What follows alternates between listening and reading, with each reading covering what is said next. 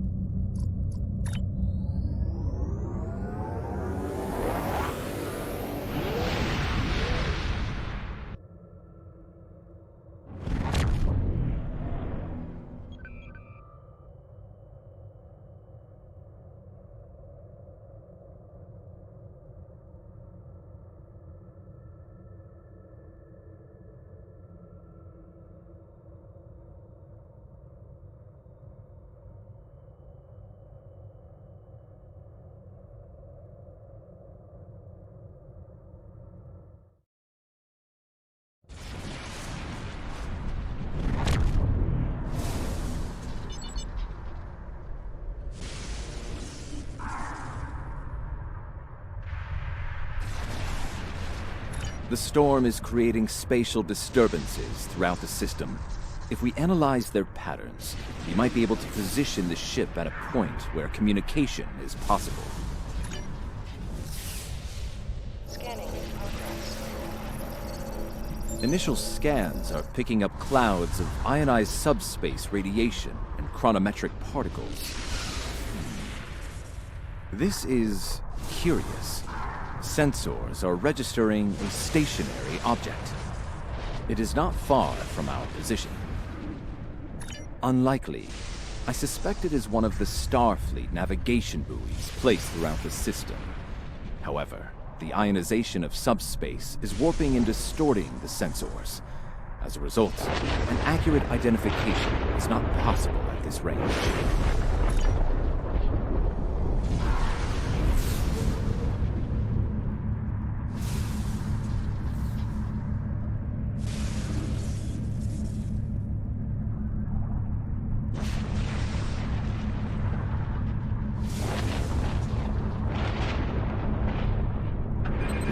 As I suspected, a navigational buoy.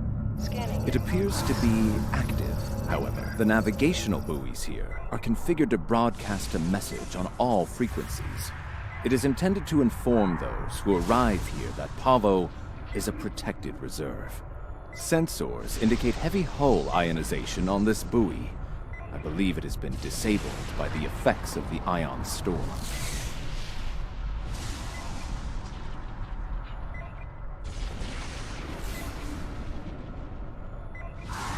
Navigational buoy 226 is nearby and should provide us with a means to reinforce hailing frequencies between the ship and the Pavo research station. However, I recommend caution in navigating further into the system. The ion storm is quite volatile.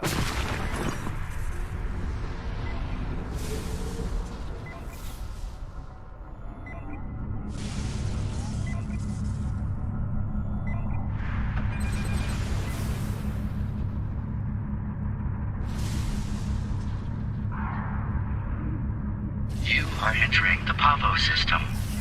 The planet Pavo is a protected reserve. Access is prohibited.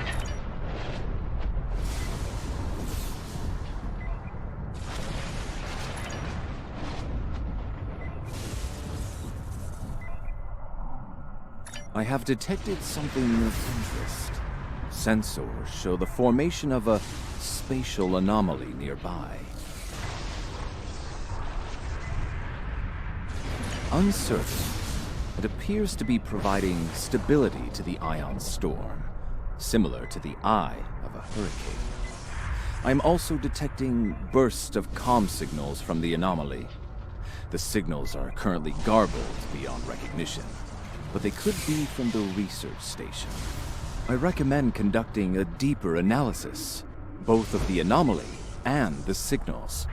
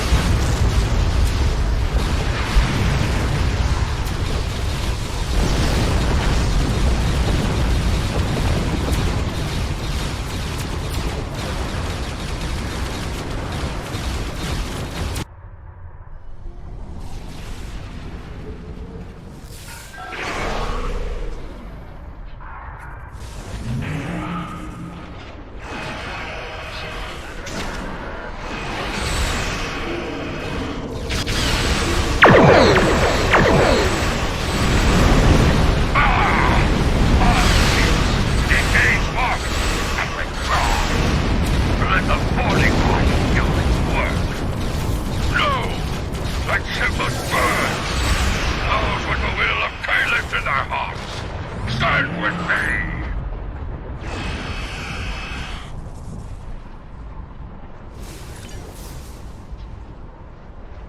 Recognition files identify the Klingon vessels as classes deployed during the Federation Klingon conflict of the mid-23rd century.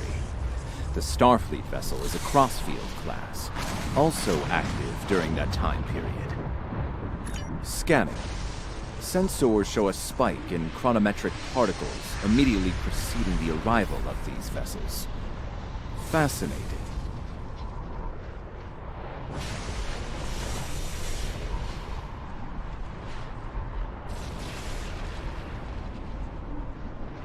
The Crossfield class vessel is not transmitting a Starfleet recognition signal. Sensor analysis confirmed. It is the ISS Discovery from the Terran Empire of the so-called Mirror Universe.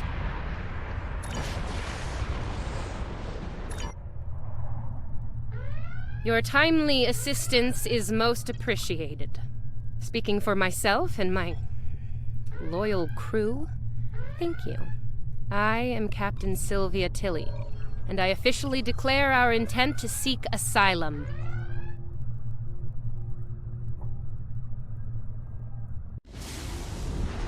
You'll have to forgive me for staring. See, in our universe, you're dead. By my hand. I'm afraid we didn't see eye to eye on who should take command after the Klingons killed Captain Schaefer. For what it's worth, our you died very quickly. Awkward. Clearly, this is going to take a little getting used to. I'm not entirely sure how, but judging by the sensor readings I'm seeing, and that rather impressive ship of yours, we've taken a trip to the future. I'm sure the science behind all of this is fascinating, but we have some more immediate concerns to address, namely the Klingon boarding parties running wild on my ship. Excellent. I'll have Patel, my chief of security, meet your team at the transport coordinates with the security detail. I look forward to meeting you in person. Tilly out.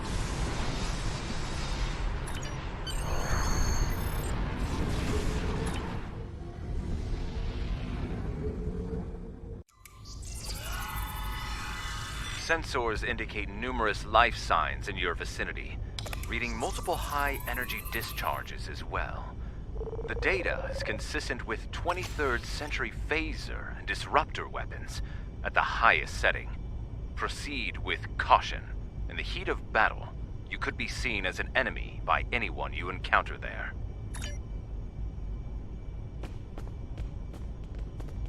Welcome to the ISS Discovery. Yeah, no. I'm afraid Patel has been relieved of command. Just like you're going to be relieved of those fancy 25th century weapons. Our captain is weak, and you? You're a fool. The Terran Empire tolerates neither. Some would call this a mutiny. But any captain willing to conspire with Federation trash is no captain of ours. Now hand over those weapons, or we'll pick them off your corpses. The choice is yours.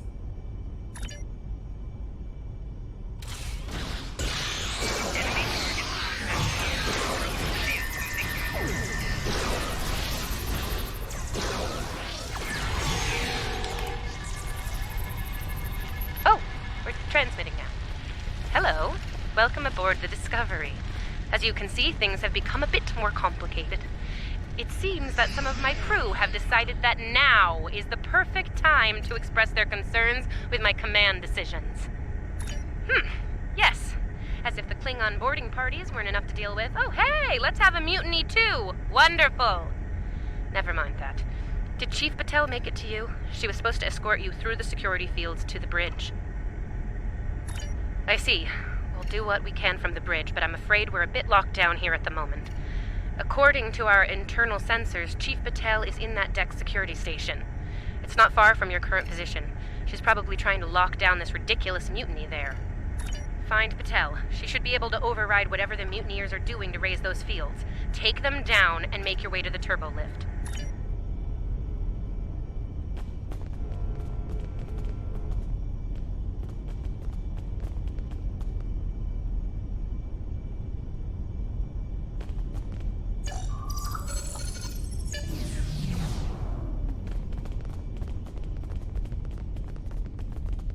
Huh, sounds like our guests got a warm welcome. Look out! They're still alive!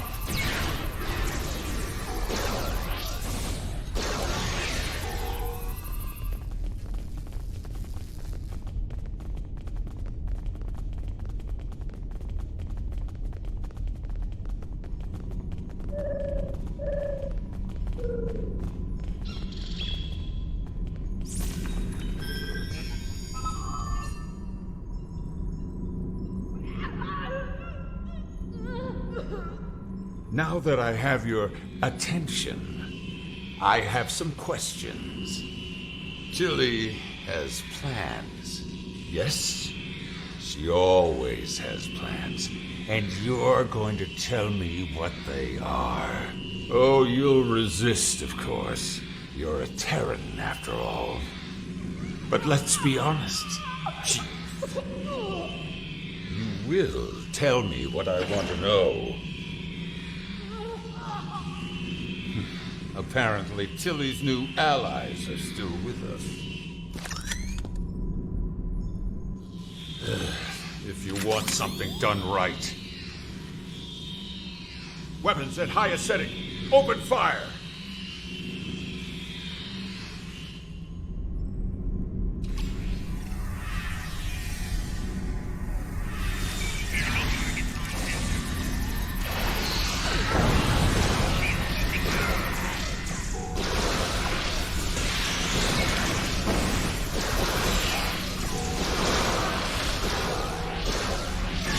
Kill them now! Kill them or I'll kill you!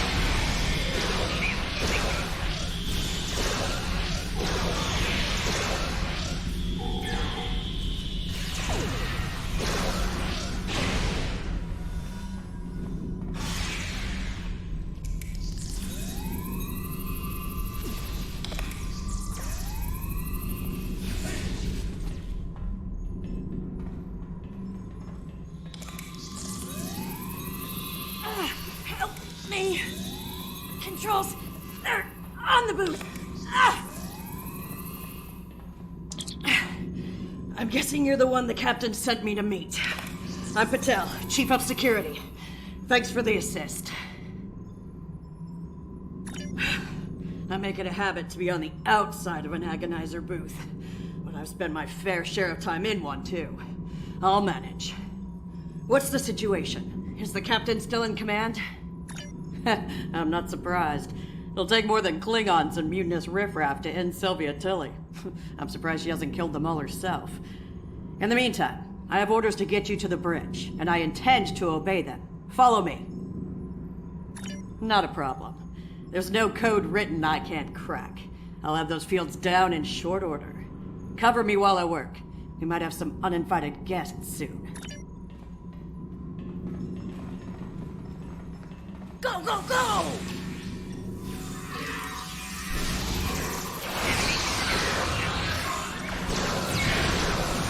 Keep me covered! Yes!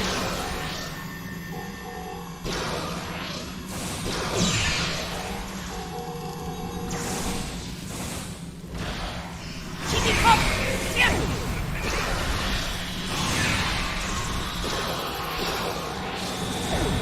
Almost got it!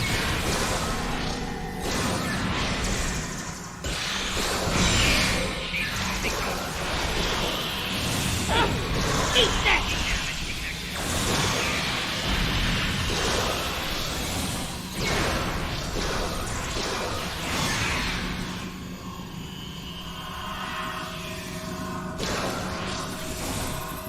All right, Karitza.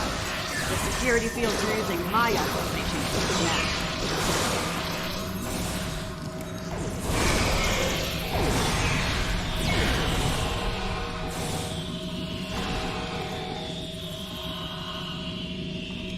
Clear! Let's move!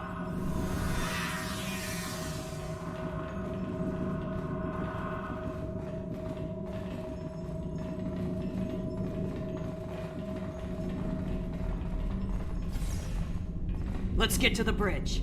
The turbo lift is that way.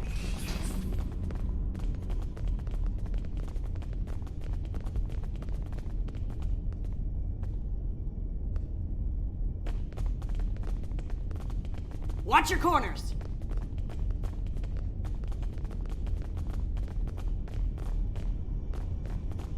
No quarter, no prisoners. Attack! Ambush!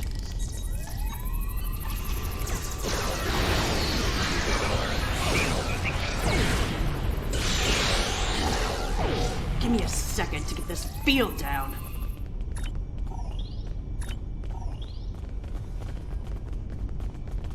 We're reading the loss of security fields on that deck. I take it you found Chief Patel? Some good news for a change, though I'm not terribly surprised. Woman's harder to kill than a honey badger. Ready for the bad news? I'm afraid the Klingons have taken several lower decks and are moving in your direction. Keep your weapons hot. They're killing everyone they run into, and I don't think they'll make an exception for you. Stick with Patel, and get up here as soon as you're able.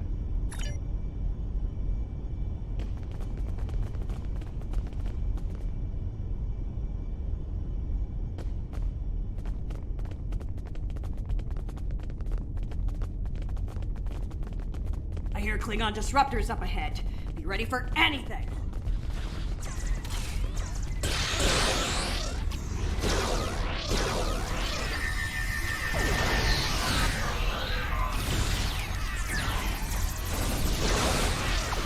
Do not let that Klingon scum use this junction!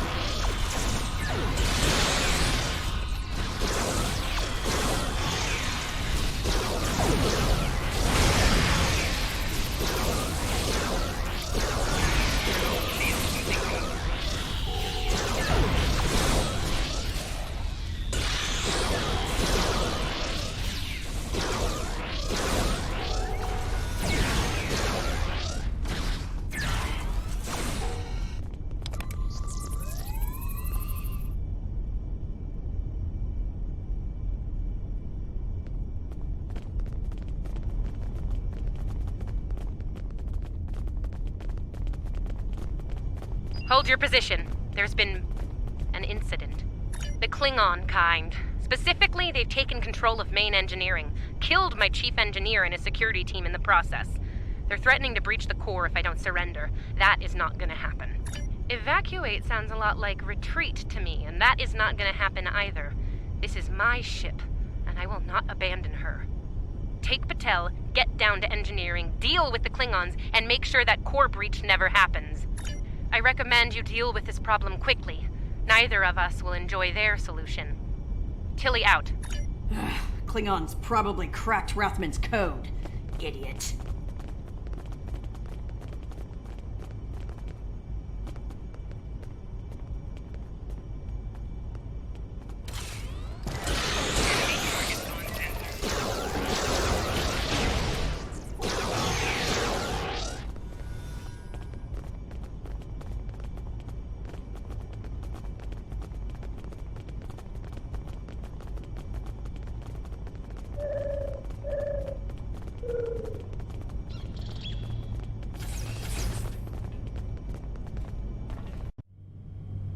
Bad news first. Seems there's more Klingons down there than we thought.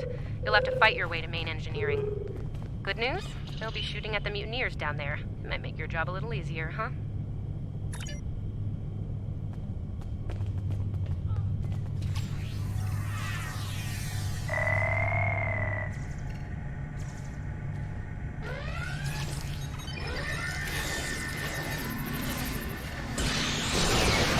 Rathman! Come in, Rathman! We're trapped on the engineering deck! Send reinforcements, now!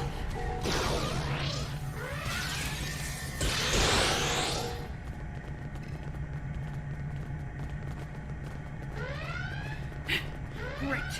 Mutineers and Klingons! Take them all down! Get these doors open! The Mark wants these cowards dead!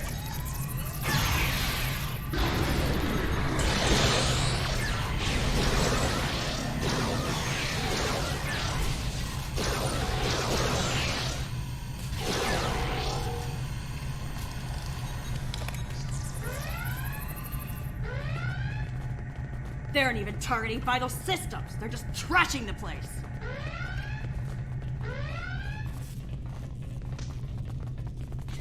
Main engineering is just up ahead. Let's hustle, people!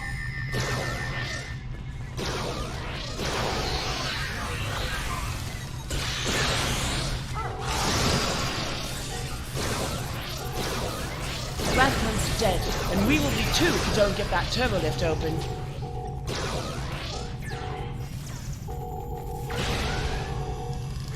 Enemy combatants in close proximity.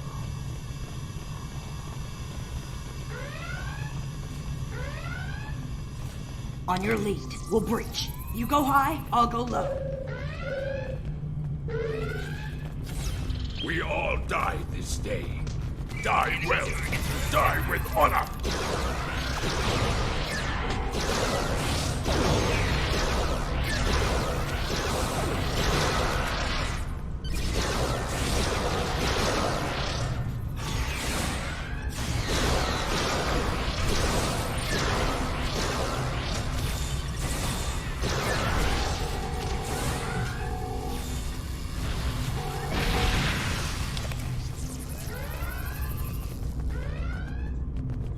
Looks like the Klingons are in a hurry. That is some sloppy work. I was solving engineering problems like that when I was a first-year cadet. Rebalance the matter-antimatter inducers and adjust the flow rate to 0.5. That should bring the core back from the brink quite nicely. Hope you know what you're doing. That warp core looks fit to breach!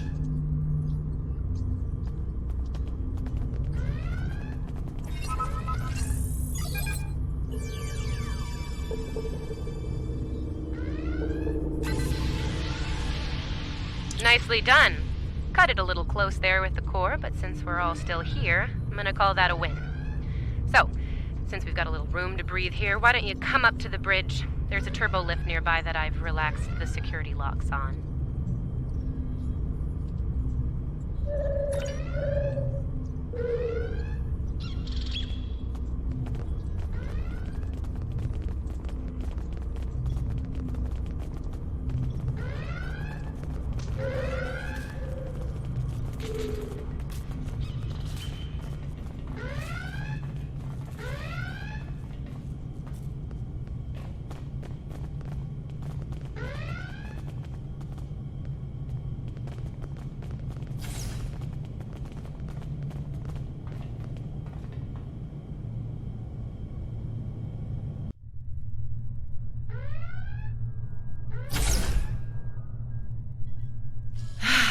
Face to face at last. Captain, are you sure we can trust these assholes? Language!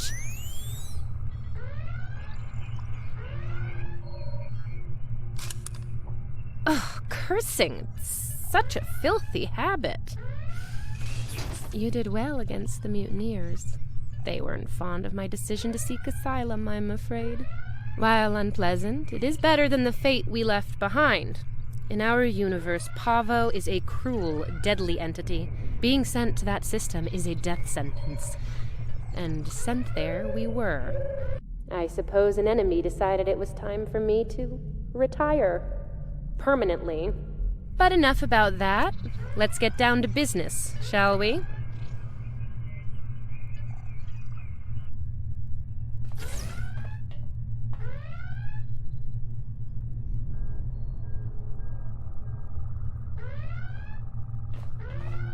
First and foremost, I have no interest in hostilities with your government. I meant what I said about asylum. I do. The mutiny was unfortunate, but what can I say? We're Terrans. Dominance is often challenged and must be maintained. The mutineers saw an opportunity, took their shot, and missed. Big time. Everyone left saw the price they paid for their failure. Believe me, the rest of the crew will fall in line. I'm fortunate you were here to deal with the problem. Apparently, my chief of security felt like spending time in an agonizer booth during most of the conflict. Honestly, Patel, if I knew you liked the booth so much, I'd keep you in one more often.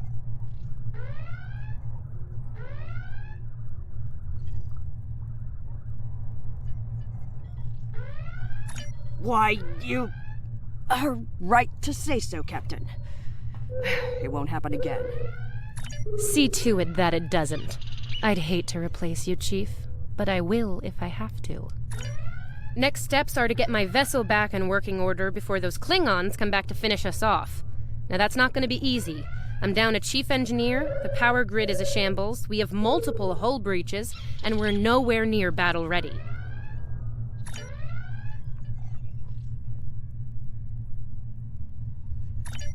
Our shields are down. If the Klingons don't get us, it's only a matter of time before the ion storm does.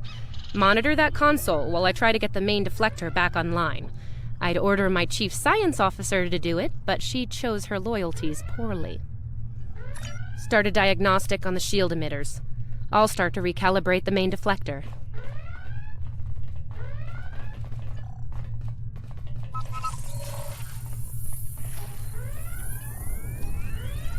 Klingons! All hands! Repel boarders! Kill everyone! But the captain is mine!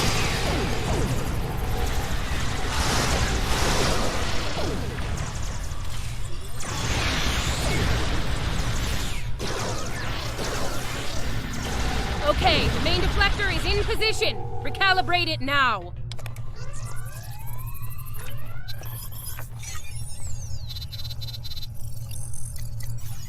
Ugh, they're like Zethian bed roaches.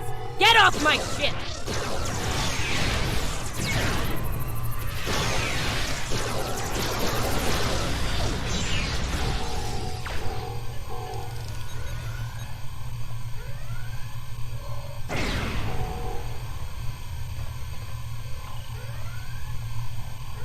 Sensors are picking up numerous Klingon vessels decloaking.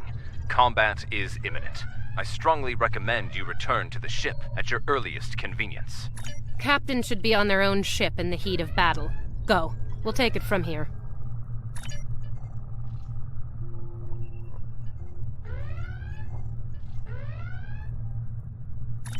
Thank you. If we survive this, I look forward to repaying the favor. Now go, before it's too late.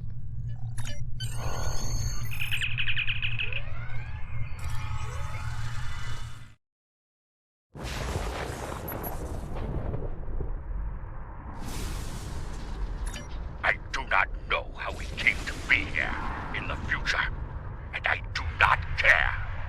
What I do know is that we have a mutual enemy. There is nothing complex about it. I mean to destroy that ship, and you with it, if you get in my way. Be smart. Your ship has the technical advantage. We have the advantage of numbers. And we are Klingon. Stand with Discovery, and you will lose. Fight with us, and you will live to see another day.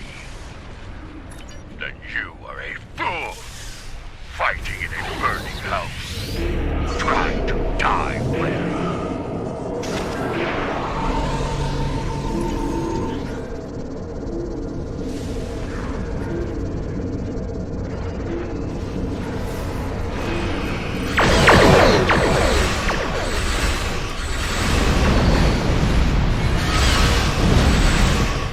Discovery is altering course. They're headed towards Pavo at full speed.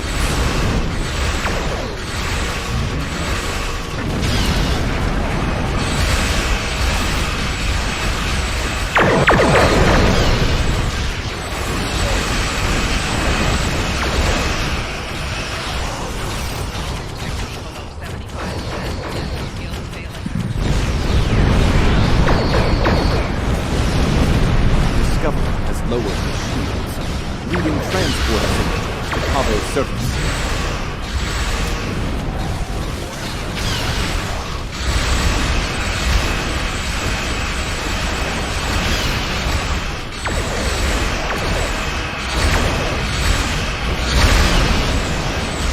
The captain has left the ship. I'm in command now. Discovery is back in the fight.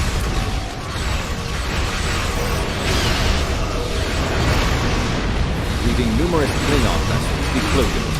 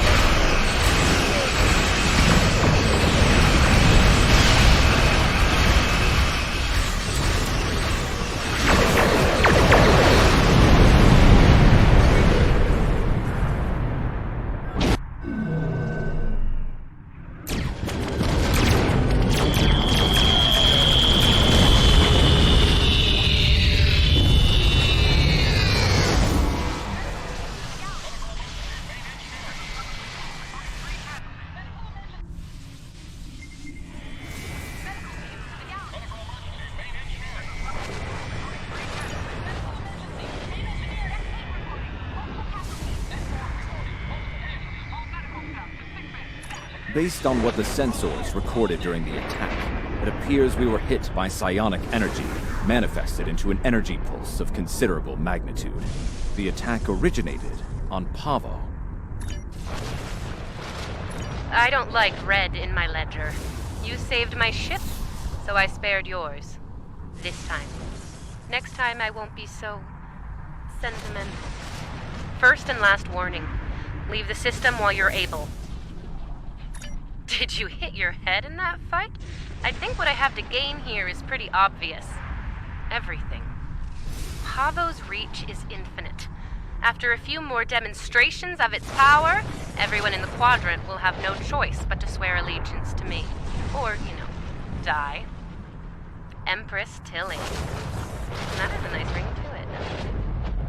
to it. Sane, insane. I'm the one calling the shots here. And I'm pretty sure I told you to get lost or get wrecked. So who's the insane one again? Me? Or the lunatic staring defiantly down the barrel of the ultimate weapon? Tick-tock, pal. My trigger finger's getting itchy. I am reading an energy signature on the surface of Pavo. It matches the initial blasts from the planet. Another attack could be imminent. We will not survive a direct hit. I strongly recommend we exit the system immediately.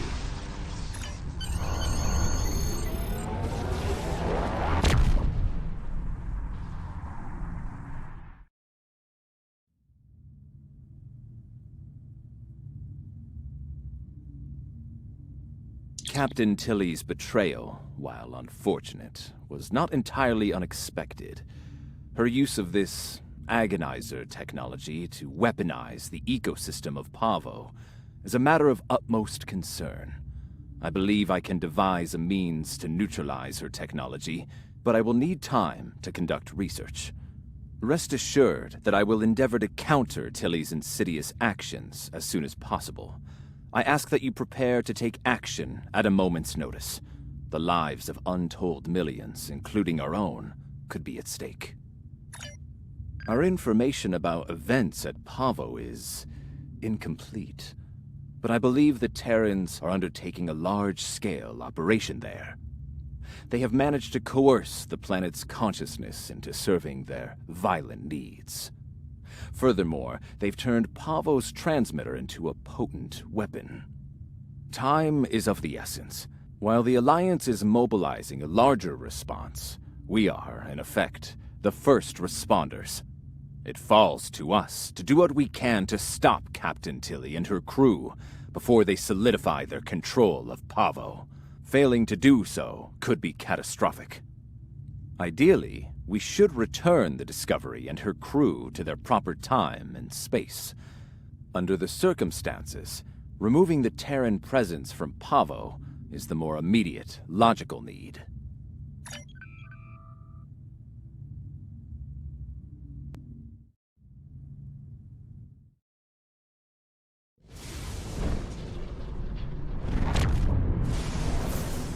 Based on my readings, I believe the Terrans have managed to alter Pavo's song. Somehow, Tilly and her crew have manipulated it into a new type of harmonic waveform. This waveform is potent enough to realign the space around the planet, shifting it into a different quantum signature. As a result, a number of interphasic rifts have opened within the system. I believe she is attempting to bring things from the mirror universe to ours. Logic suggests an invasion force, based on previous encounters with the Terran Empire. We are not the only ones interested in this behavior. The time-displaced Klingons are moving to investigate as well. Considering previous encounters, the situation could become volatile quickly.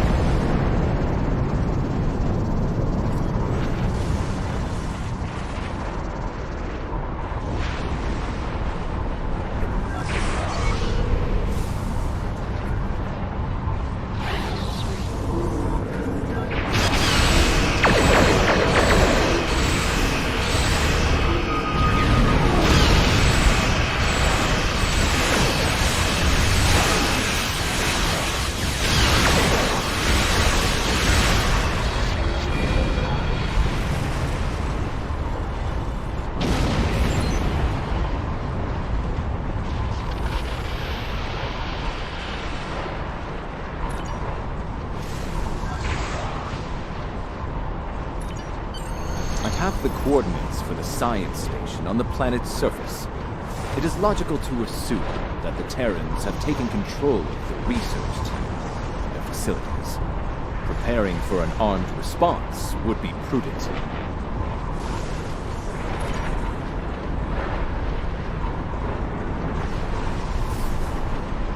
I have the coordinates for the...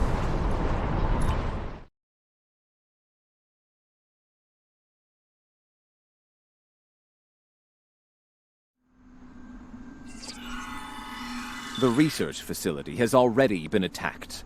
We must see to the welfare of the researchers, if any survived.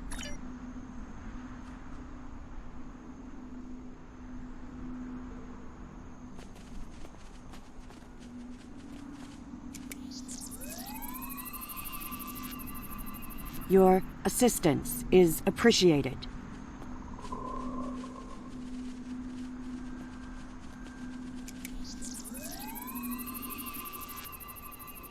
I have recovered.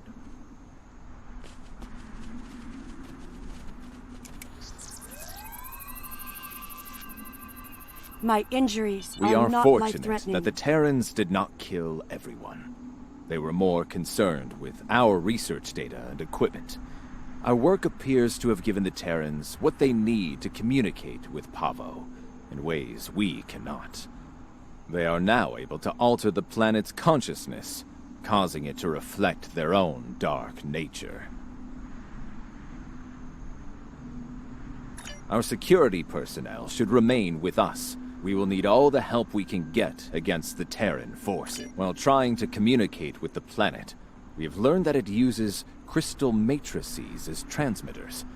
We have a small collection of crystal samples. They may be useful to re-establish the planet's normal biosphere, free from Terran influence.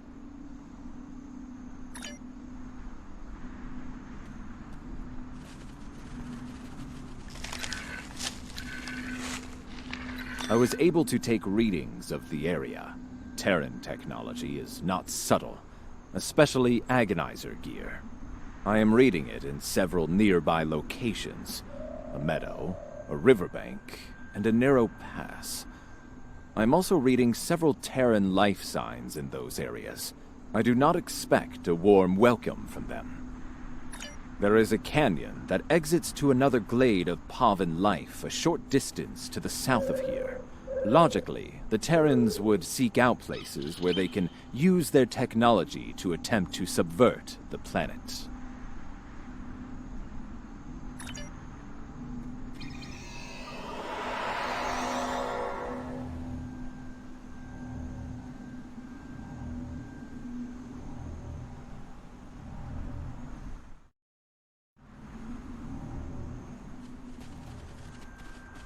The device there, near the crystals, disable it to interrupt the Terran's hold on Pavo.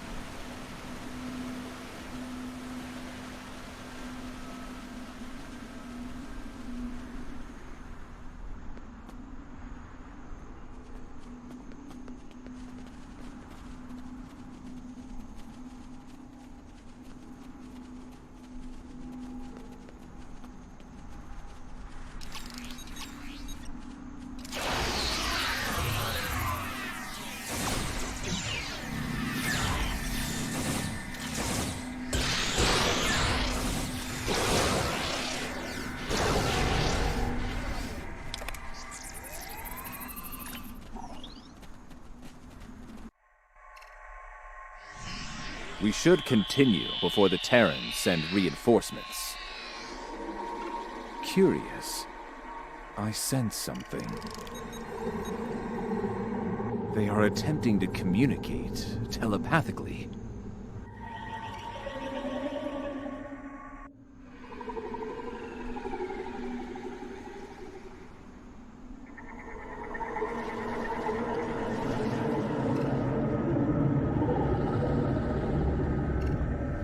They are angry.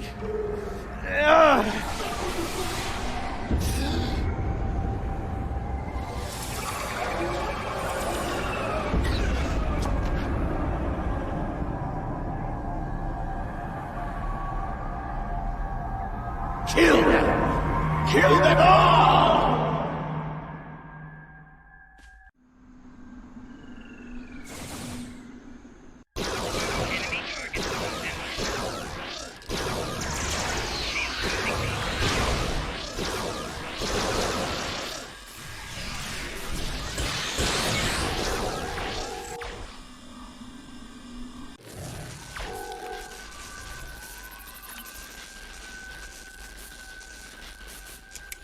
Fascinating. The Terrans have used their agonizer technology to induce a state of hostility in the Pavan biosphere.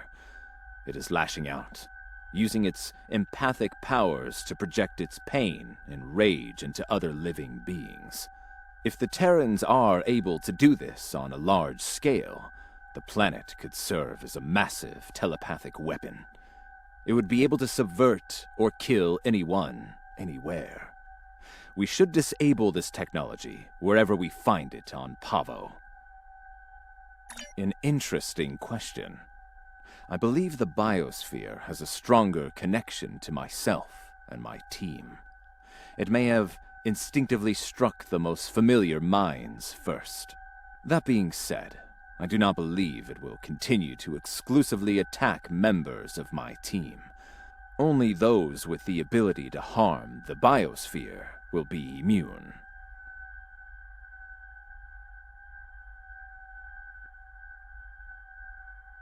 Yes. Now that I have experienced the psionic attack, I can take steps to shield my mind against it. The security officers, on the other hand, do not have my level of training in the mental arts. It would not be logical for them to continue on with us.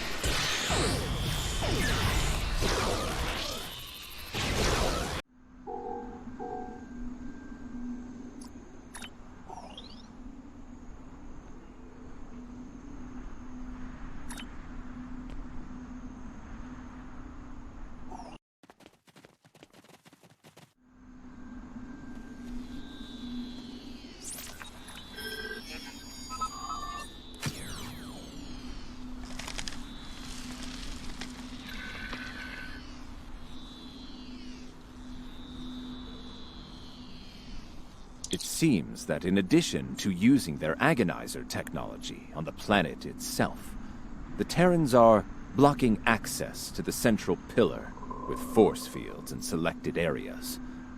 Doubtless, they wish to prevent interference in their captain's plans.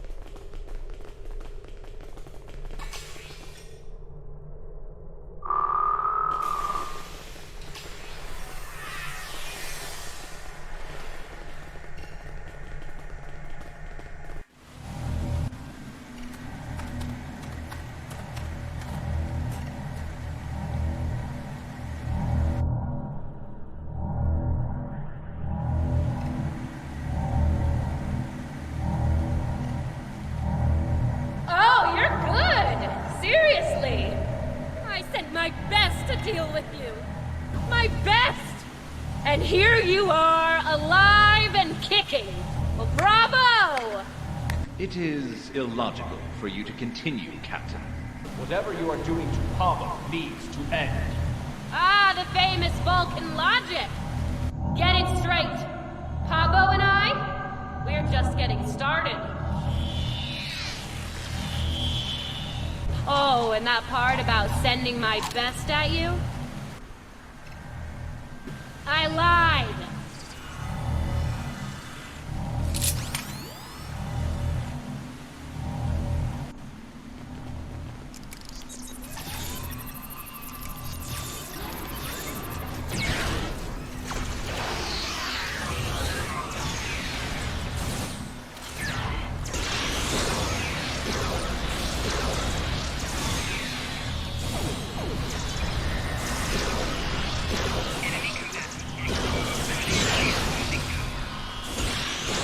Why don't I give you a little taste of my big gun?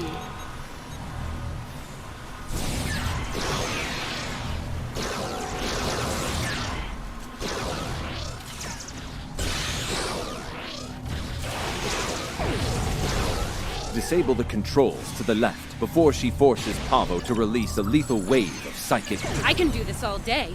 You? Not so much.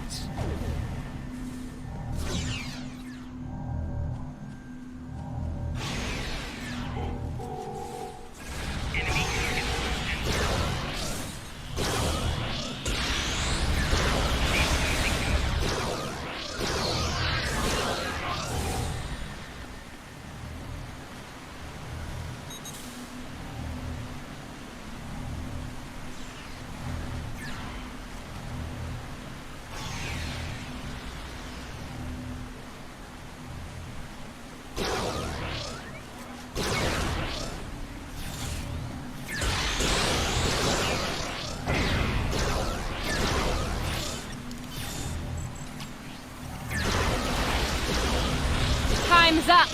Ready to die?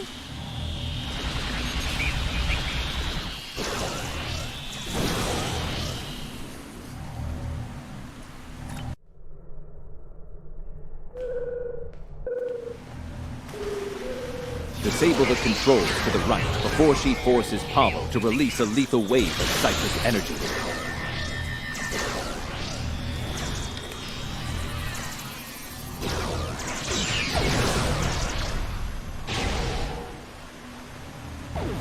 Now this will be a real treat. For me. Personal shield losing power.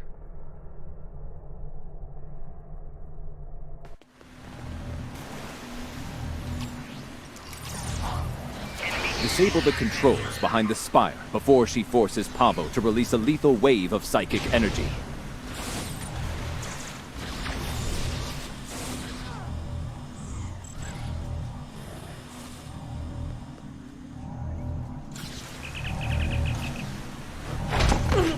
Well, this is definitely not how I saw this ending.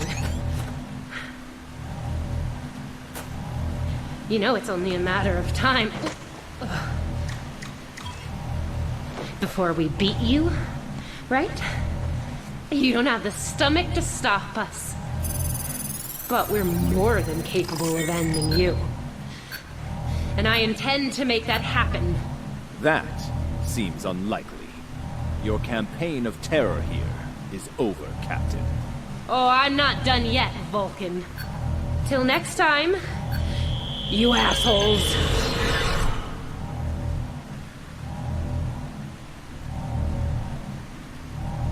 Fascinating.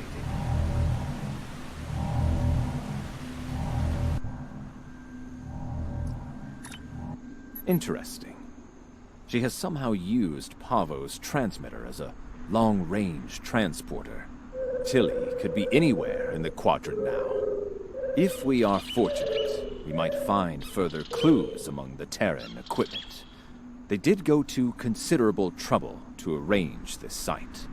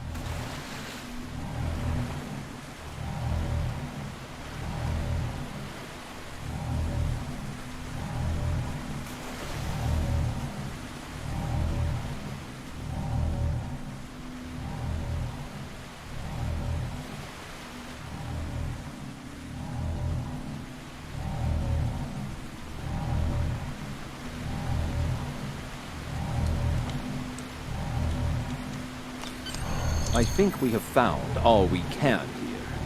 It may be advisable to return to your vessel so that we can deal with the situation in local space.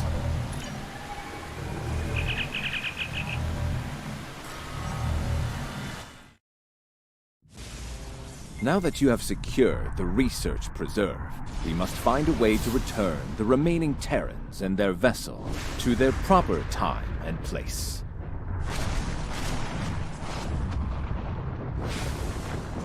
We can use the Ion Storm to send Discovery back.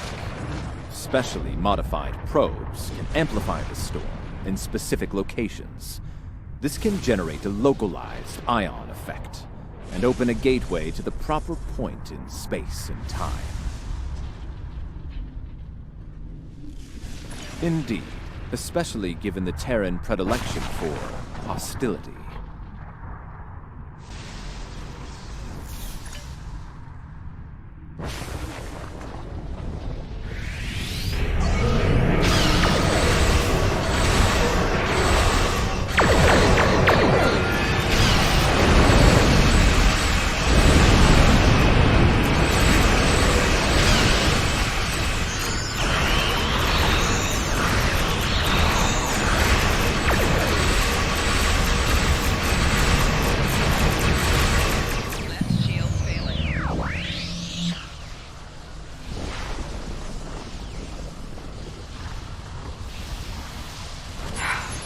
pointless. As much as it pains me to say this, we surrender. What are your terms? Fine by me. Kelly slinked off to parts unknown and left us to die. I'm the captain now, and I say send us back if you can. Your display has been updated with the locations to place probes around Discovery. Once the probes are in place, they will trigger an ion flare to open the gateway that will take Discovery back. Agreed. The time-displaced Klingons are still out there, and they have shown a distinct interest in destroying the Discovery, along with all of us.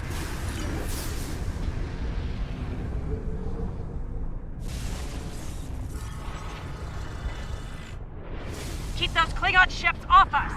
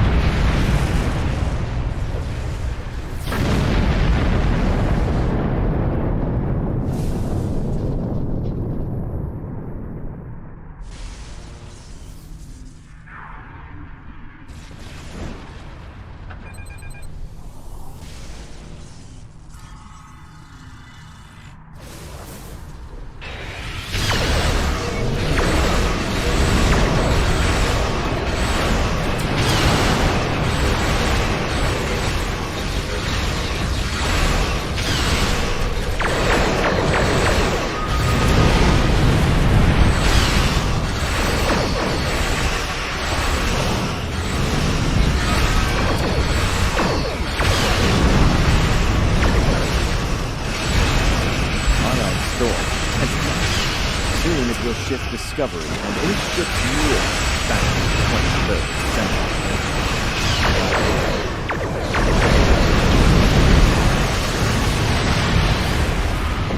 Shield for platform. This stuff.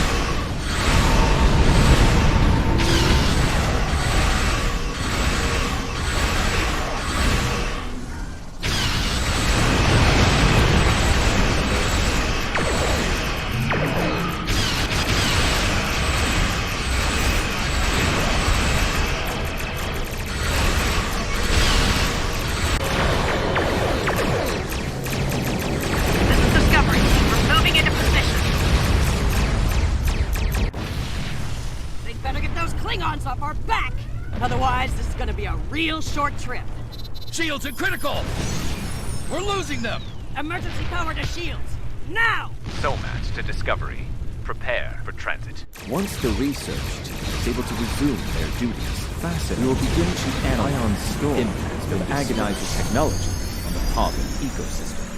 Considering what we have just witnessed, it will be logical to make sure Tilly and her crew didn't leave any unexpected surprises on the planet as well. Probes are in position. Now, I believe we can safely depart the system.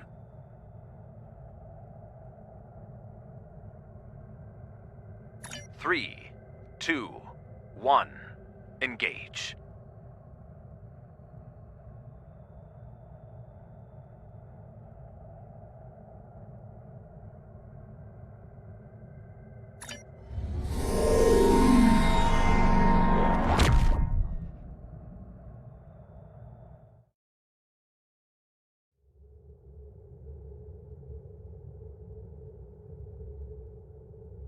It will take some time to evaluate the impact of the Terran occupation of Pavo. The agonizer technology they used to manipulate the planetary biosphere was invasive and damaging. I'm concerned about the effect it had upon the Pavan ecology, and how that will affect future attempts at interaction with the planet. The fact that Captain Tilly remains at large is troubling. Her technological prowess and propensity for violence should make her presence in this time quite disruptive. Quite disruptive. Should she acquire current technology and return to her own time, it is possible that she will rewrite history as we know it, turning our universe into one more like her own, if not worse. In the meantime, we both have our duties to attend to.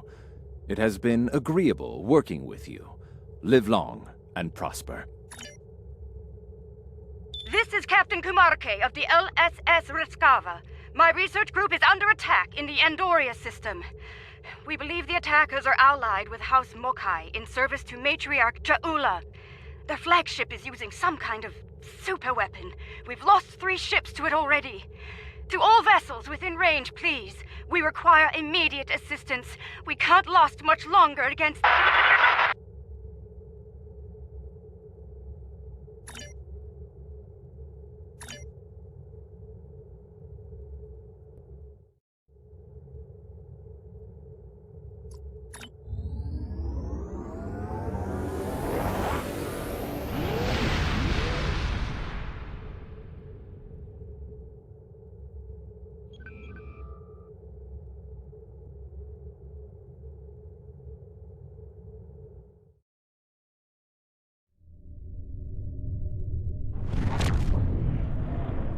Oh, thank you for coming, my friend.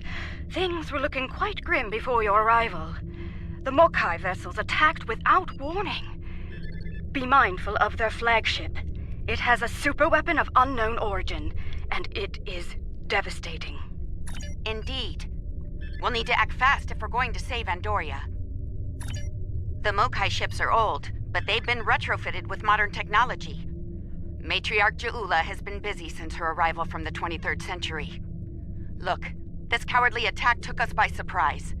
We need to deal with these raiders before that superweapon gets turned on my homeworld. Agreed?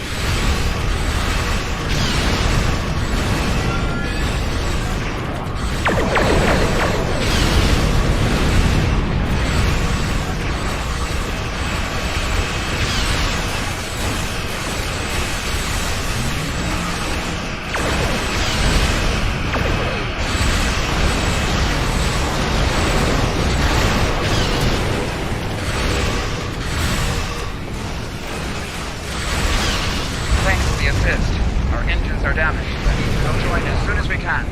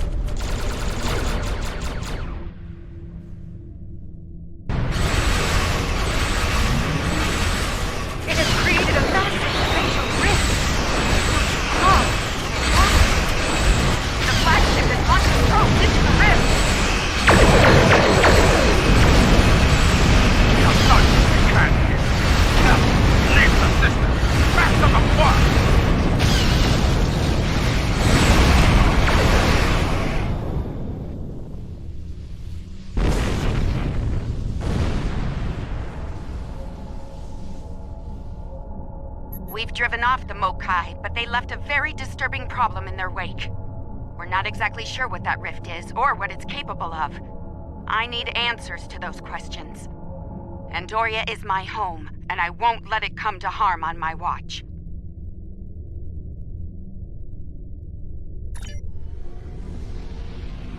Scanning in progress. My readings are showing a distinct biological presence with qualities similar in many ways to that of fungi. Very intriguing. I'm afraid astromycology is not my specialty. I believe we'll need to consult with an expert in the field if we're to solve this riddle quickly. I realize the scientific aspects of the rift are fascinating, but let's not forget this thing appeared as a result of Ja'ula firing her new weapon. It's not benign. It's meant to do harm. The way I see it, this rift is a ticking time bomb, and we need to shut it down before it explodes. Period. My science team has isolated a series of research files that could help us. They're old, from the mid-23rd century. Interesting. A good number of them are classified by Starfleet Command at the highest level.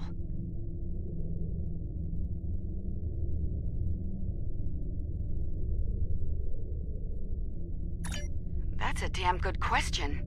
Not sure I want to know the answer.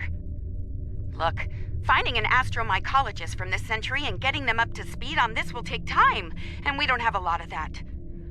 I propose we create a holographic simulation of the author of these files and put it to work on the problem. Good. Let's meet here on the Hoffman. I'll talk to Starfleet about gaining access to these research notes. See you soon.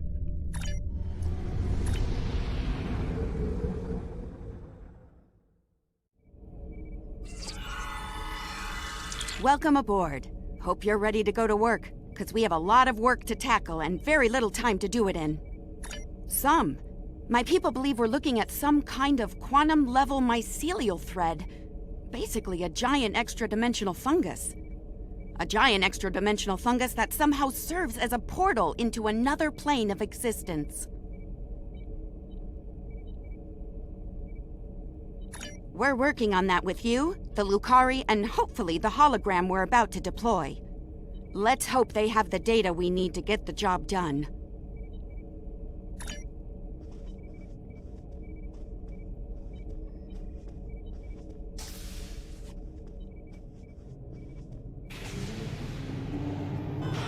Okay, let's get started. I'll initiate the basic holomatrix while you upload and integrate the relevant personality and research data.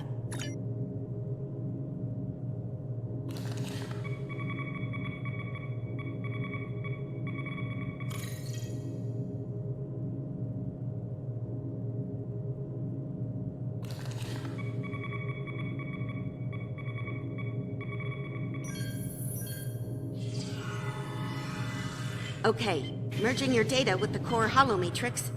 Now, computer, initiate program Papa Sierra 1. Starfleet. I should have known. There's no way in hell I'm letting you weaponize my work. Also, I don't appreciate being kidnapped, drafted, whatever this is. Damn it. The simulation isn't accessing data from his Starfleet career. Computer, initiate full security override on my authority. Hello? Is your universal translator working? Anyone? Who's in charge here? You? It's you, isn't it? That should do it.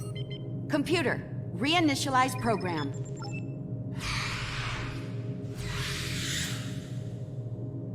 Please state the nature of the mycelial emergency.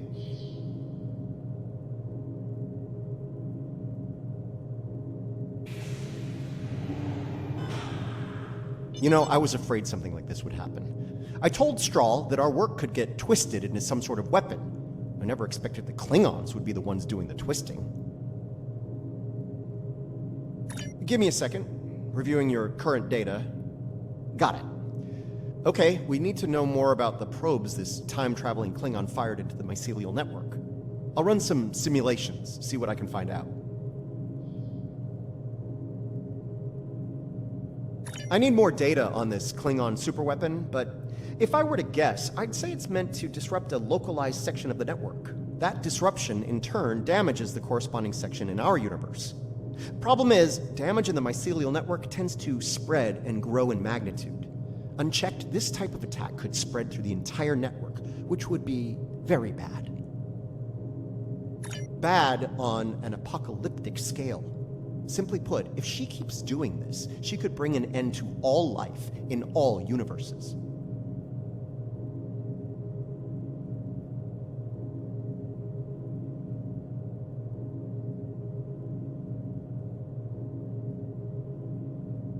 All right, any more questions, or shall we get back to work?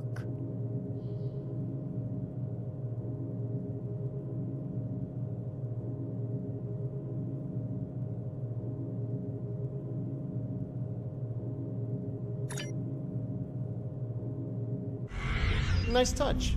I'd have been fine with a lab from this century, but it's the thought that counts, I suppose. I'm gonna run some calibration tests. I'll need you to handle the radiation and spore saturation levels.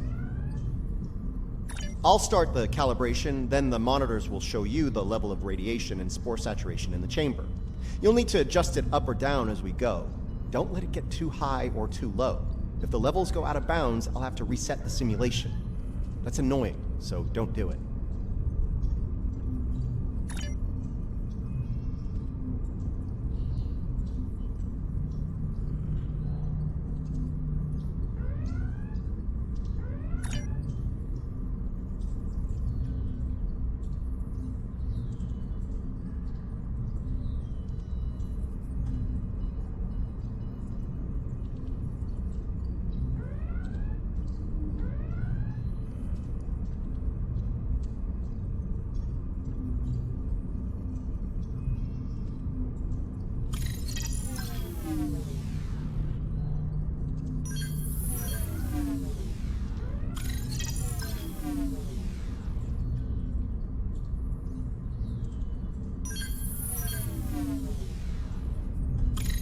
The simulation is picking up speed. Stay sharp.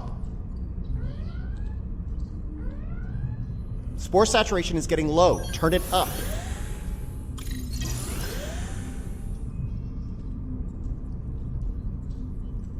Radiation level's too high. Get it down before it ruins the test.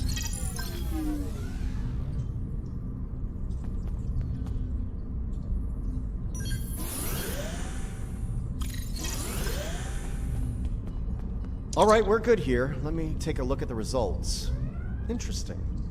First thing, we can use the rift to transport into the mycelial network, which is good because we need to go there to figure out what this Ja'ula is up to. Sorry, got ahead of myself there. I'm detecting radiation coming from the rift of a type unique to 23rd century Klingon tech. It's probably coming from those probes Ja'ula shot into the network. Whatever they're doing in there, it's probably not for the benefit of life, the universe, and everything.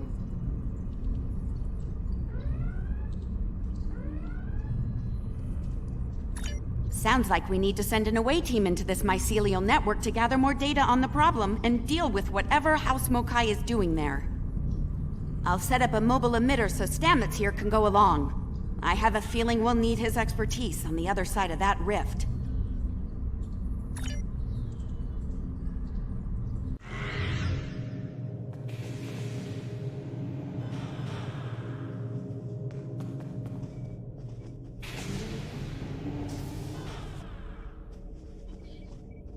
All right, transporter's ready and standing by to beam you into the mycelial network. I took the liberty of sending your ship the adjustments. Your away team will be ready to join you there. Just say the word when you're ready to go.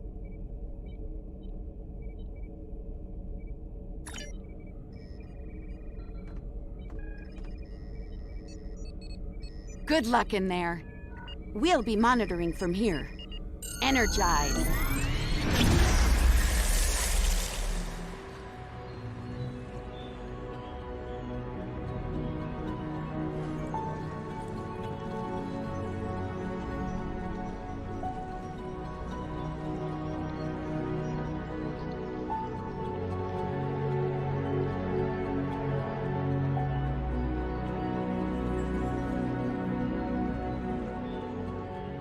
Welcome to the mycelial network.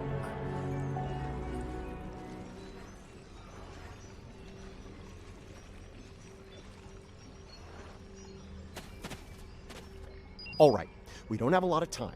Between her weapon and whatever tech she's put in here, Ja'ula's done a lot of damage. We need to put a stop to it before it gets too far gone.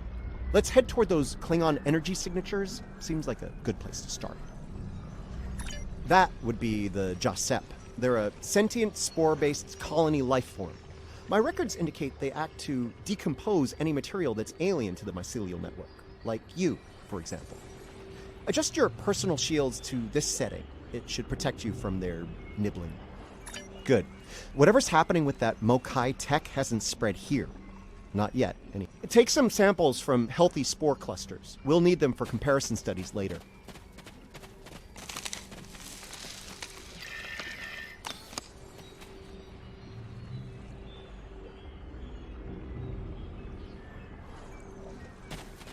You really can't appreciate this place until you see it for yourself. This is serious. If the network is damaged beyond repair, it could end all life, everywhere.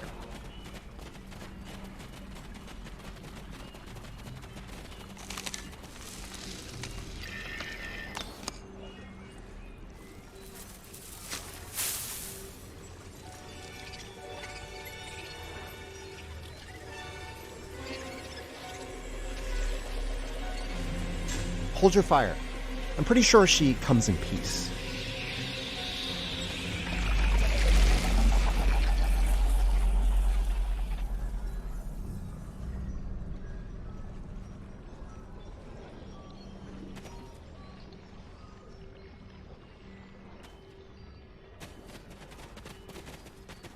Outsiders, I am of the Josep. We are people of this realm. We have met people of your realm before. Many of them have traveled here. Others from your realm have sent things that are hurting us. You must make this stop.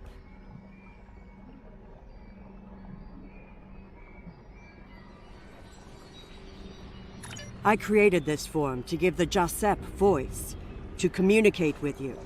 Based on your memories, Patel is compassionate, idealistic, someone who protects. Someone like the Josep. We waste time. Strange devices have been brought here. They make the fungus sick. They are making the yield tree bloom.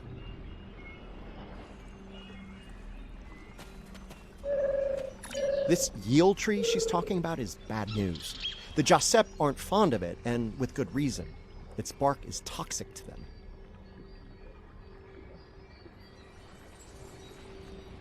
There was a tear in the sky, and a device came through it from your realm. It gives off strange light and heat at all times. This is what brings the sickness and the poison. We know it. The device is deeper in the forest. I will take you to it, but you must stop it. You must!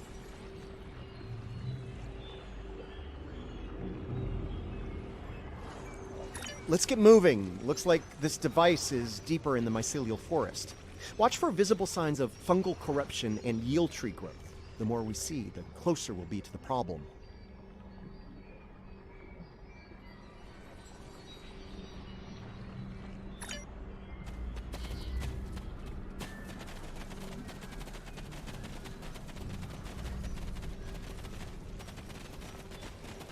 We can use this to move quickly.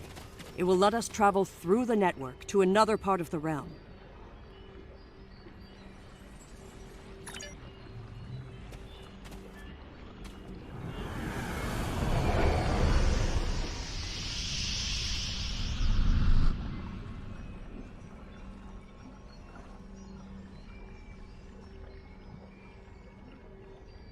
Interesting. This might be a tardigrade birthing ground. Try not to scare the little ones, okay? I don't think we'd survive an encounter with an angry adult tardigrade, let alone several. The liquid sources here may tell us more about them as well. Tardigrades can put themselves into a desiccated state to survive without water, but they still need it to remain active and to grow. Take a sample from the center of the pool. That should provide useful information.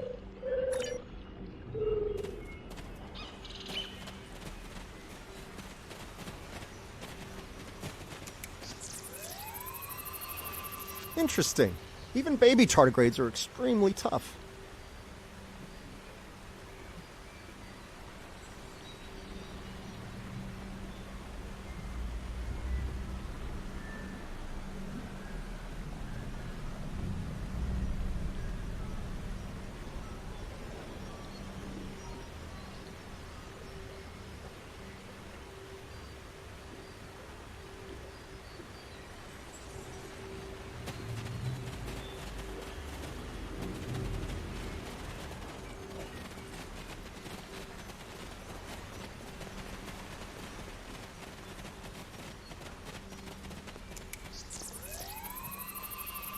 The tardigrades are of the realm. They live in harmony within the forest.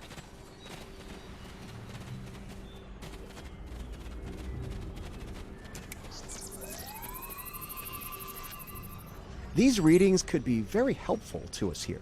Understanding this ecosystem may be the key to healing it.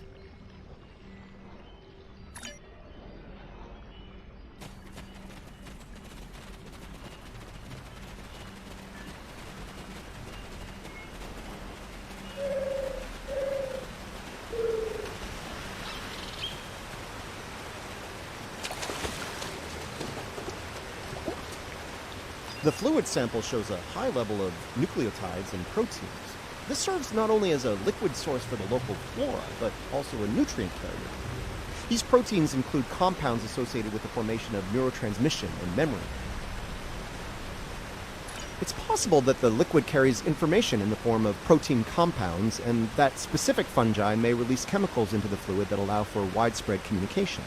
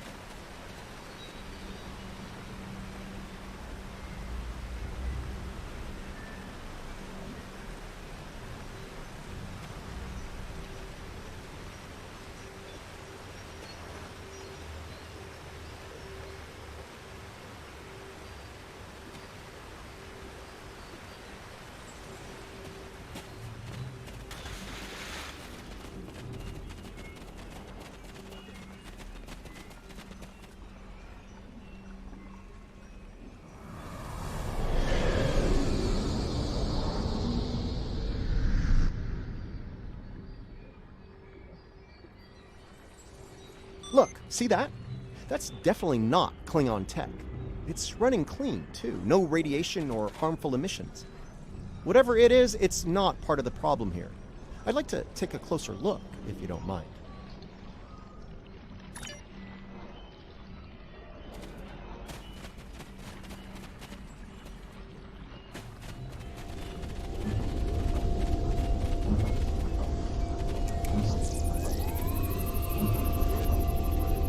Curiouser and curiouser. This is Alachi tech. I wonder what they're doing in here. This device appears to collect spores floating in the atmosphere. Based on what we know about Alachi, I think it's collecting food for them.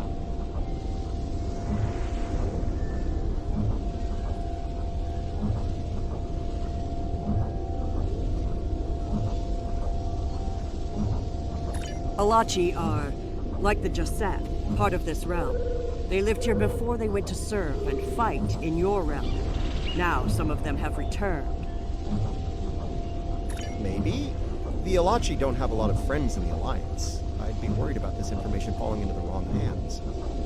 The last thing this place needs is a bunch of well-armed types stomping around looking for payback from the Alachi. Incoming!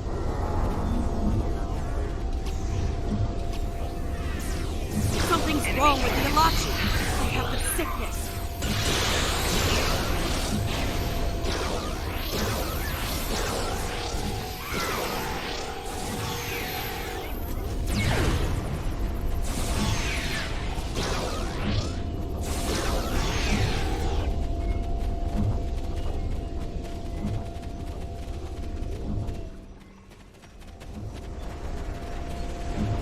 Those Alachi were of the realm, but they were sick.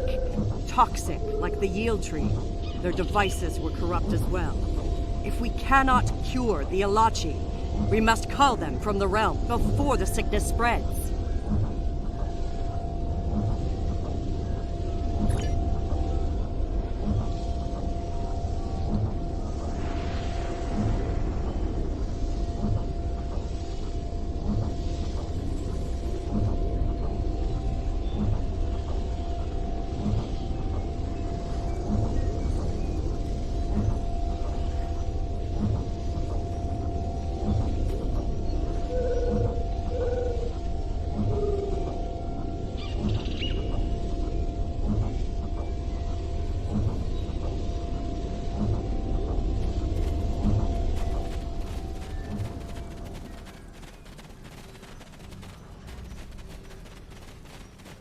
You see? Look. Look here. It is corrupted. The device makes it grow this strange toxicity.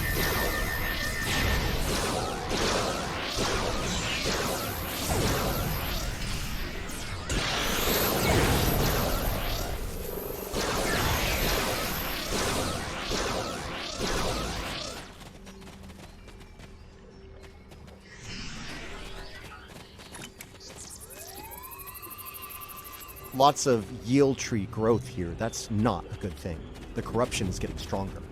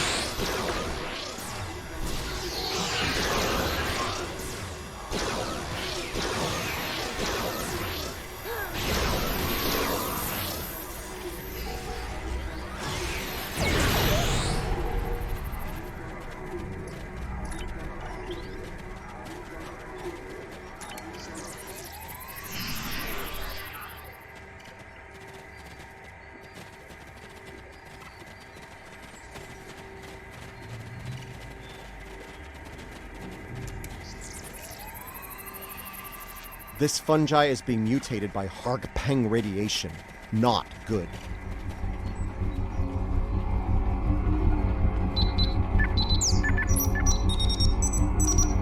Looks like this used to be an Alachi research outpost.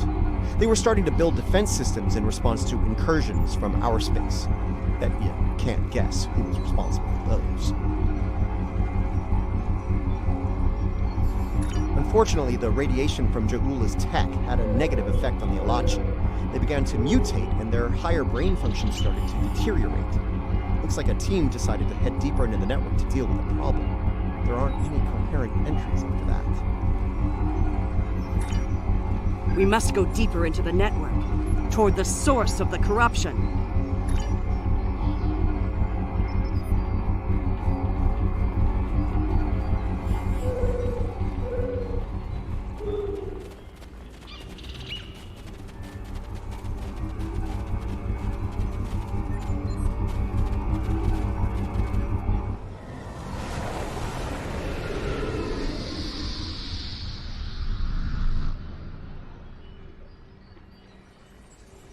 The device is close, you see?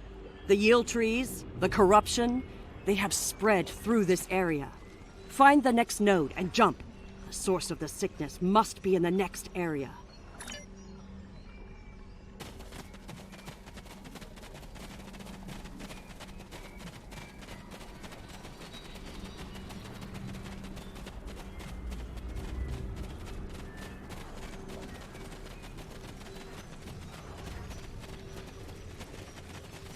Something's wrong here. The radiation has mutated the hyphae grouping in this conduit. I can't compute its dynamic output ranges and adjust to compensate for the mutation. Long story short, we're stuck. No. The sickness has damaged it too much. I cannot speak to it and make it work.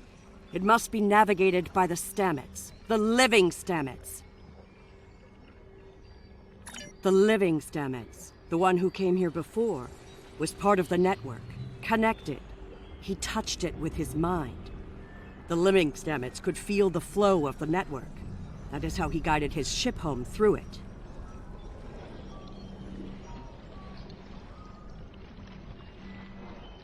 Yes, but this Stamets does not think the same way. It thinks like a machine, not like the living.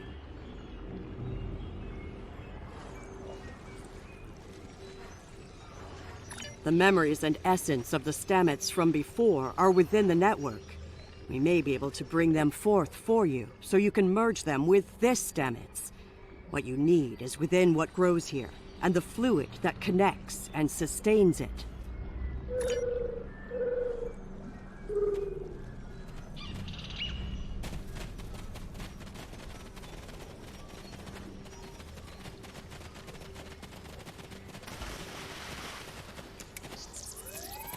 The mycelial forest is a vast network, much like your computers. All you need to do is bring the memories you want to the surface. The water connects all the growth. Use it to compel the fronds to blossom and release the memories you seek. Watch carefully. When the fronds bloom, collect the spore memories from them.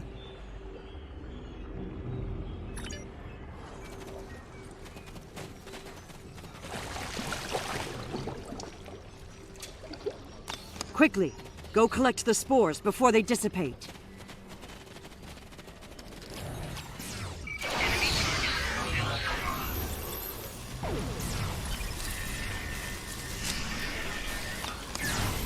You will need to collect more of the fluid.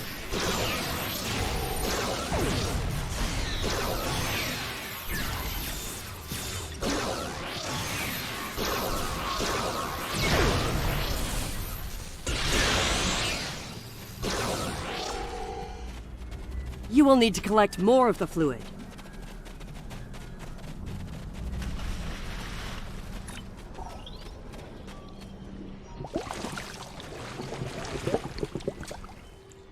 Quickly, go collect the spores before they dissipate.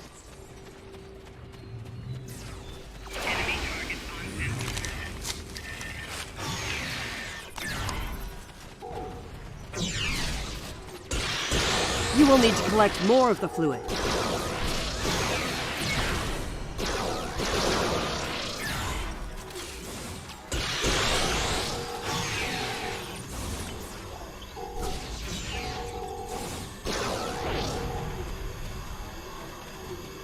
You will need to collect more of the fluid.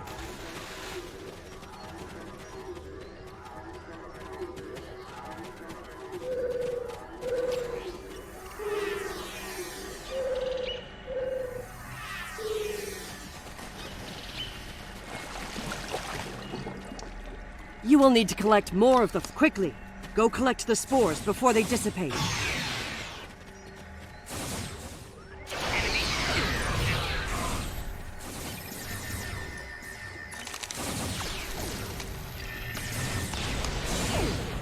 You have the spores. Now you must return to the place of memory.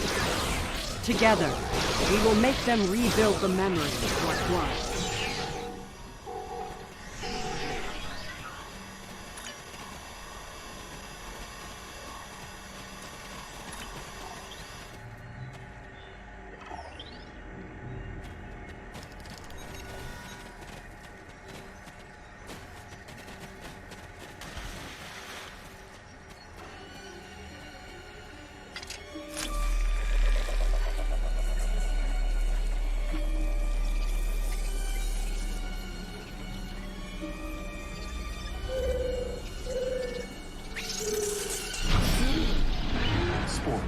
They're the building blocks of energy across the universe. Look how it interacts with the spores. It's as if I don't know where to go. You only do it for me, but I could be your dad. I do love it when you only do things for me. You're the thread that weaves life through space. I so hoped you would find your way. I can't even find my way out. Follow the music, Paul. I'm not going anywhere. Open your eyes. Hugh? Okay. I know what I need to do here. Hugh, now I know what it was like for you when you came back. Now it's my turn, except you're not here. None of you are. Burnham, Tilly, Saru, all of you. You're gone. It's just me now. What's left of me, at least.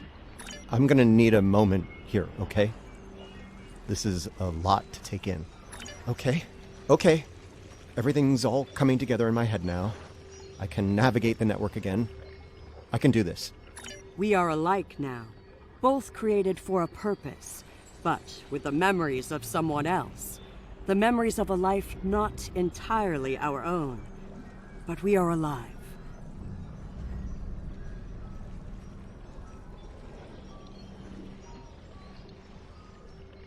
Patel may be a living thing, but what about me? I'm a computer program, a simulation of a life once lived, and yet I remember being him. I remember the thrill of discovering the mycelial network, the terror of the Klingon War, serving on Discovery, everything I felt when I lost Hugh, and everything I felt when he came back. All of it. Everything. We were made, not born. But that alone does not define us. If we have all the memories, all the feelings, we can choose how to live, according to what we know and feel. We are as real as anyone. We are just made of different things.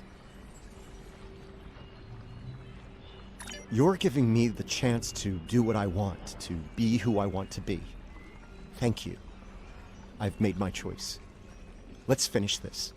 A lot of people are counting on us, counting on me. I can help, and I will.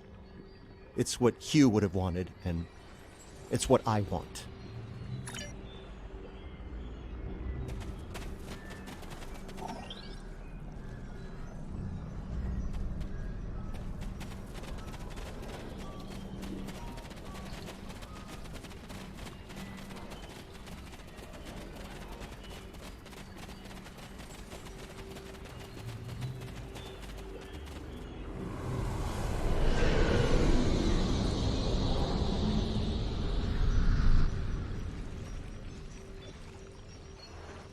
The sickness. It is strong here. It is dangerous. Already many of the Alachi have become sick and corrupted. There are 3 devices up ahead. You must disable them.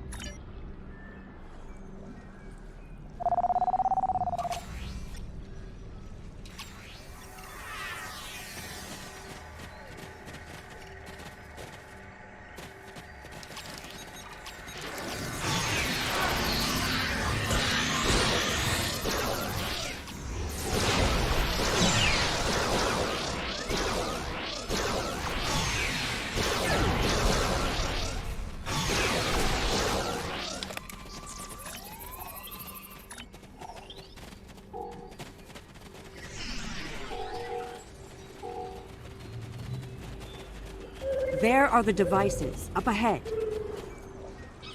They are of the realm, but the sickness doesn't affect them. It should. They eat overgrown blooms, they drink the water. Somehow, they remain strong. Right now, the radiation is creating more overgrowth than the tardigrades can eat. If we take out Ja'ula's device, the corruption will stop and the growth rate will return to normal. Then the tardigrades will eat the surplus overgrowth, corrupted or not. Given time, they should slowly bring the ecosystem back into balance.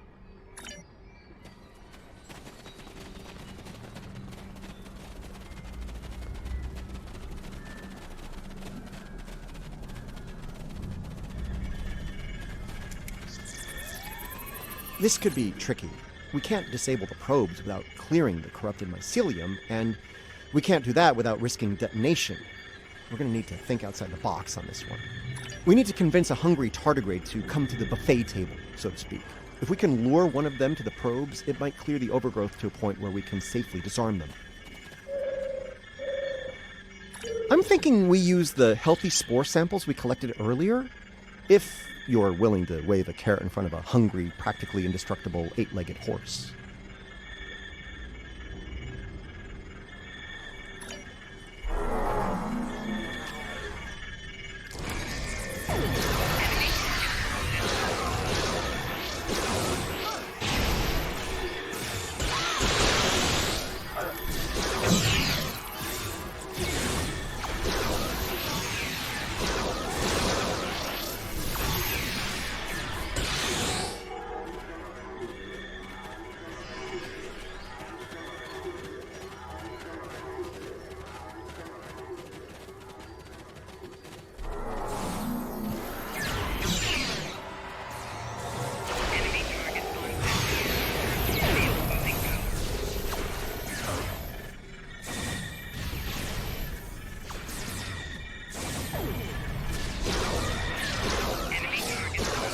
Tardigrade is distracted. Quickly, use your lure again.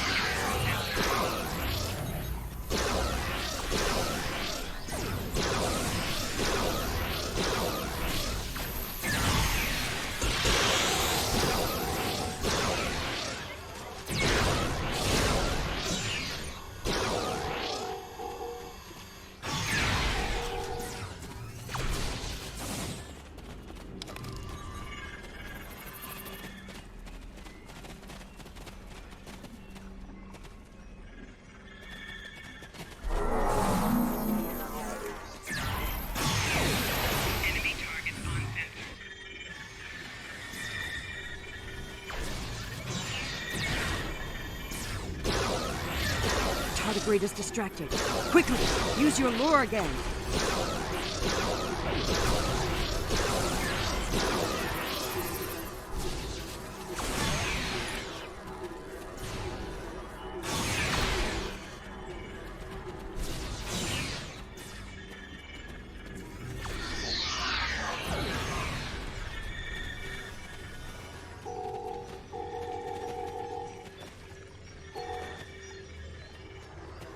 Tardigrade is distracted.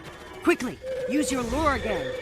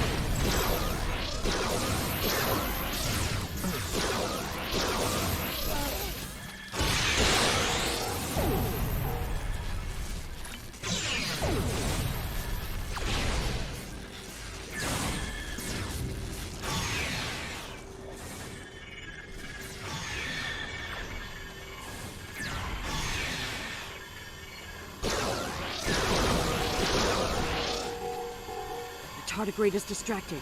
Quickly, use your lure again.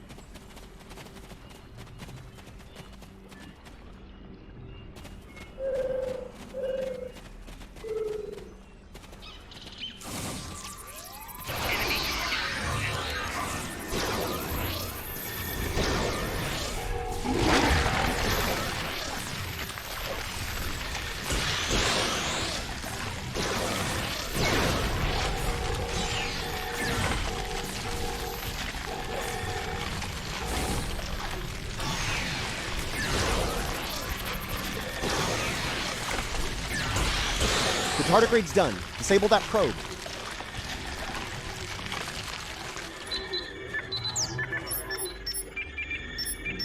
Good work. Now lure the tardigrade to another probe.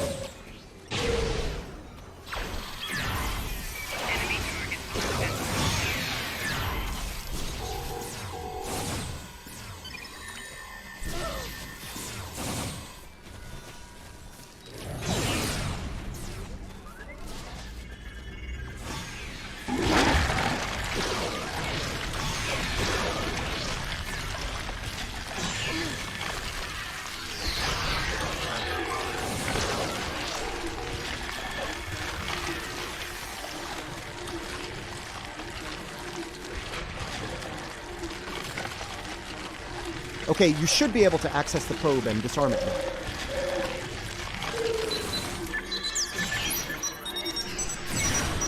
Nice! Only one more to go.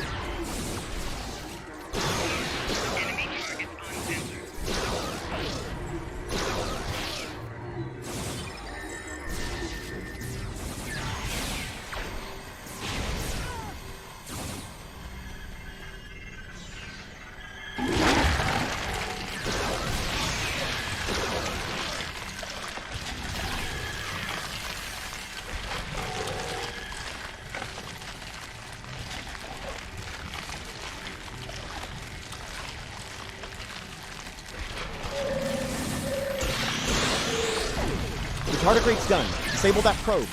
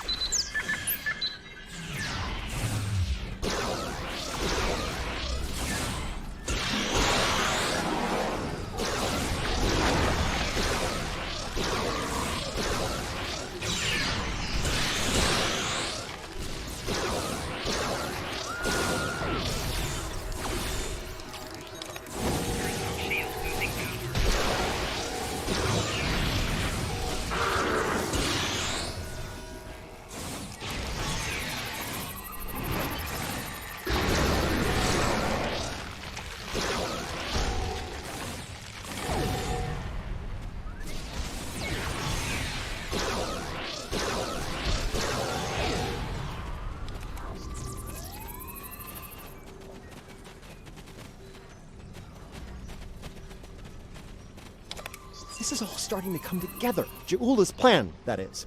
I think I understand what she's trying to do.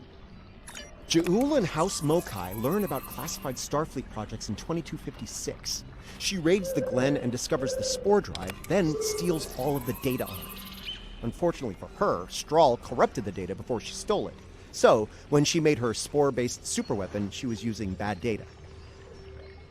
She puts her shiny new toy on her flagship and joins the attack on Starbase 1. That didn't work out so well for her, though. Bad data, bad weapon. She pulls the trigger and boom! It blows up in her face and the explosion throws her into this century. Ja'ula works out the bugs in her weapon's design. She determines that mutated spores are a critical component, so she sets out to get more of them. That's where the probes come in. She fires them into the network, they beam out Hark-Peng radiation, spores mutate, and Ja'ula gets more ammo for her weapon of mass destruction. Problem is, she didn't think it through. The radiation causes unexpected side effects, as we've seen firsthand. Somehow, I don't think Ja'ula is worried about collateral damage, though. Knowledge is power. Now that we know what she's up to, we can take steps to put an end to her plan and protect the network from her actions. Hopefully we'll be able to work with the Josep on this. Who knows, maybe the Alachi will join the fight. The sane Alachi, that is. No argument there. Wait, did you hear that? Something's coming. Something big.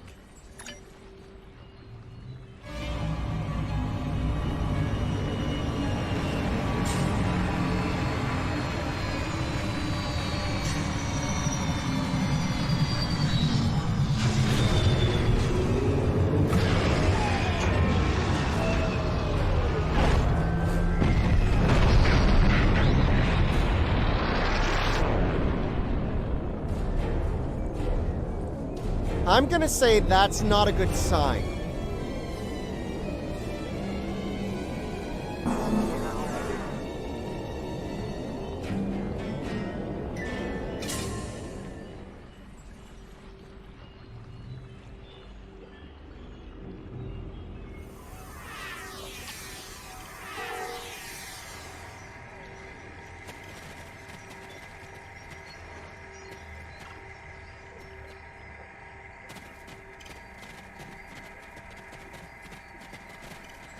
Do not fire. We are allies. Forgive me. It has been so long since I have used my voice. I was Darsev, a Romulan once. I am Ilachi now. Partially. My mind returns to the time before my change. The weapon is to blame. It corrupts some of us. Drives us mad. Others, like me, become fusions of Ilachi and what we were before. Wait. These weapons, they are not of your creation, are they? You must stop her. Close the rifts. Destroy her weapons. If she continues this madness, she will utterly corrupt this realm. If that happens, it will break through into the void space, your realm, and destroy everything. You should return to your realm. Ja'ula's attack has angered other Ilachi. They are taking a fleet to destroy anything on the other side of the rift. You must leave now. Go to your realm and help your people while you can. It is our way. The Josep thank you for removing the sickness. We will work with Tarsev and other Alachi who wish to stand together against Ja'ula. We believe we will meet again, friends. Goodbye.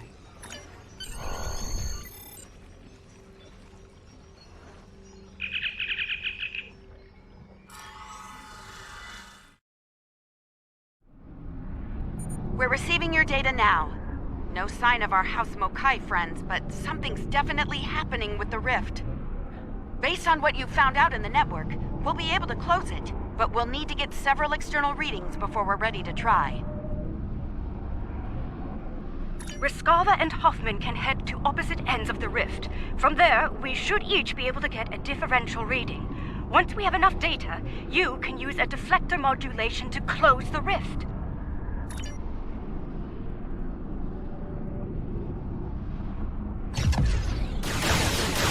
Those Alachi ships, they're using spoilers. The Alachi drives make manual. They say.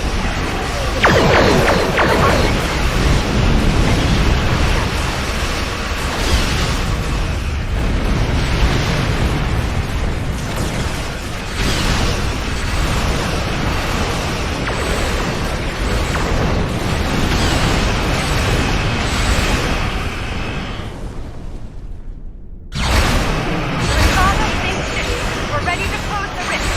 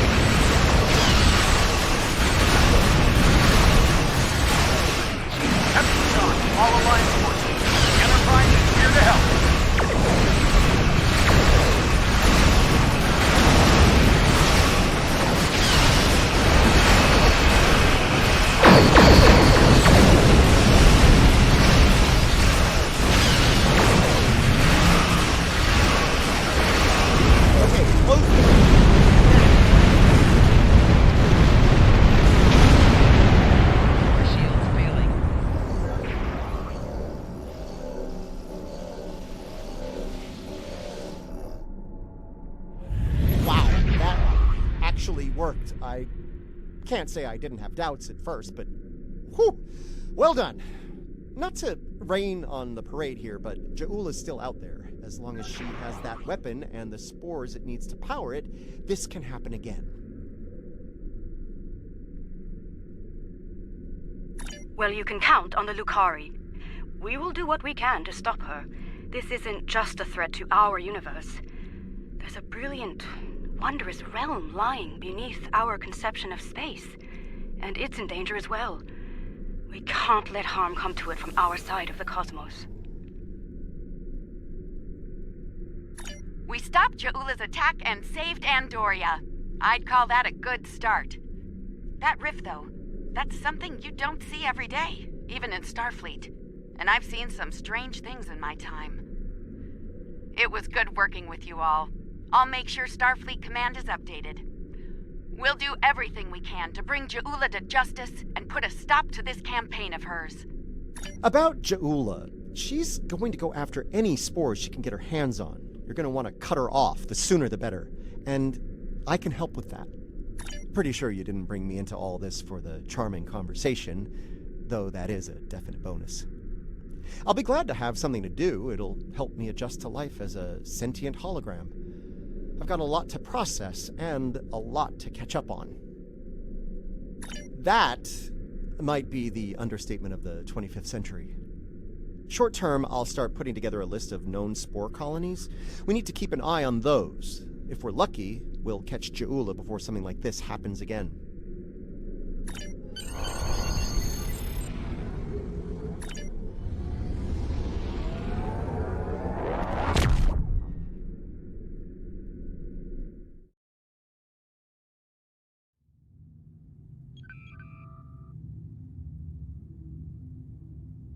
What an extraordinary series of events. The mycelial network will be of great interest to the Lukari, I can assure you. Our own astromycologists will want to study it as soon as possible. I do hope the Alliance is able to put a swift end to Ja'ula's campaign. The thought of her using spores as part of a weapon, it's unsettling. If she's able to perfect that technology, no one will be safe from her wrath. Finally, please send my regards to Commander Stamets. It was such a pleasure to work with him, and I do wish him the best as he explores the galaxy in our time.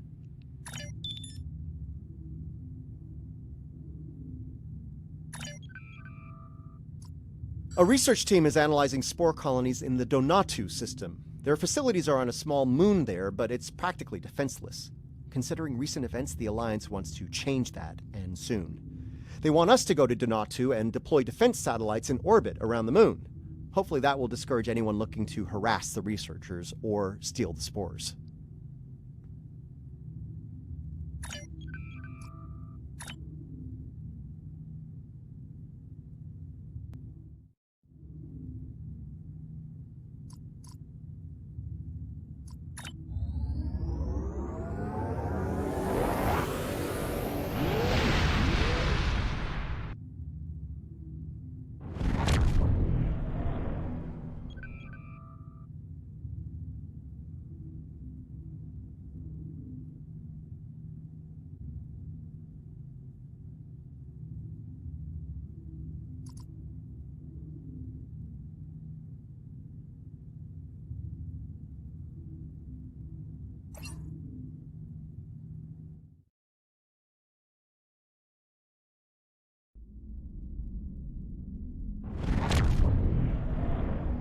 We're in luck. We made it here before Ja'ula. Let's get to work.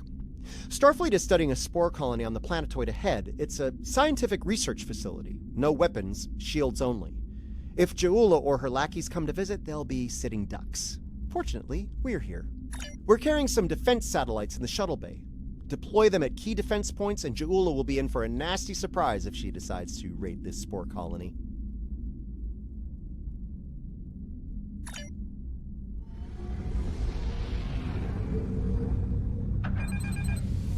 Alachi fleet dropping out of warp. They're arming weapons.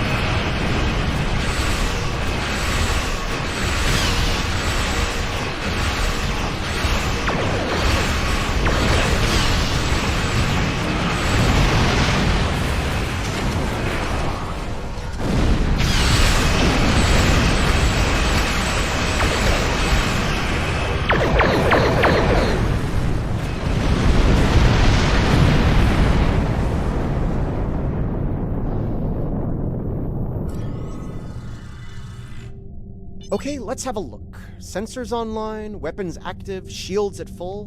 Good. Defense Satellite Alpha is open and ready for business. May it never fire a shot. We've got more work to do here. Let's get the next satellite in place.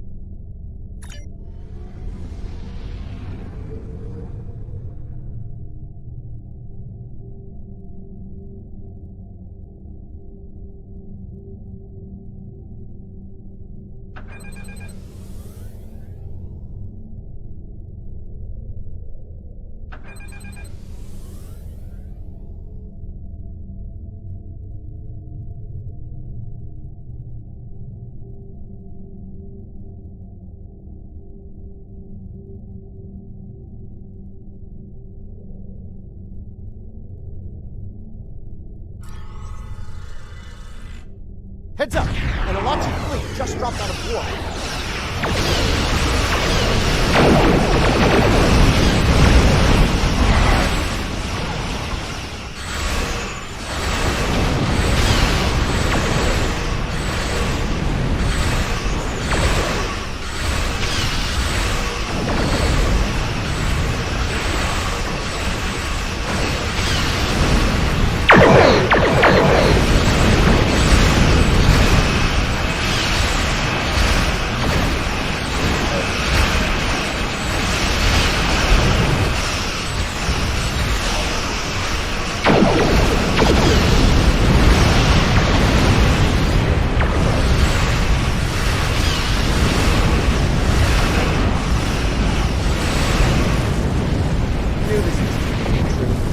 Satellite Gamma online while we can.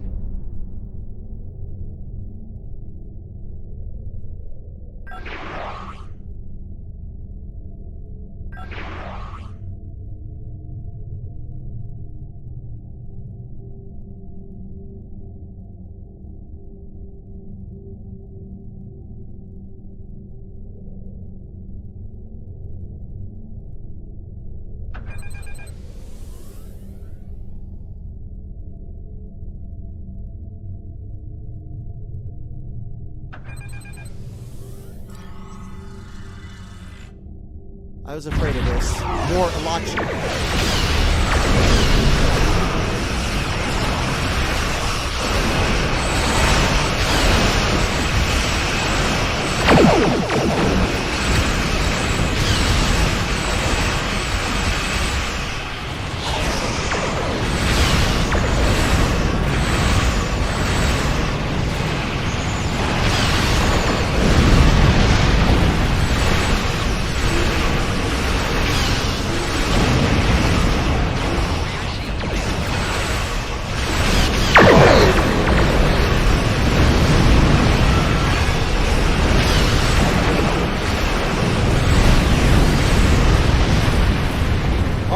One satellite left to deploy. Let's get to work.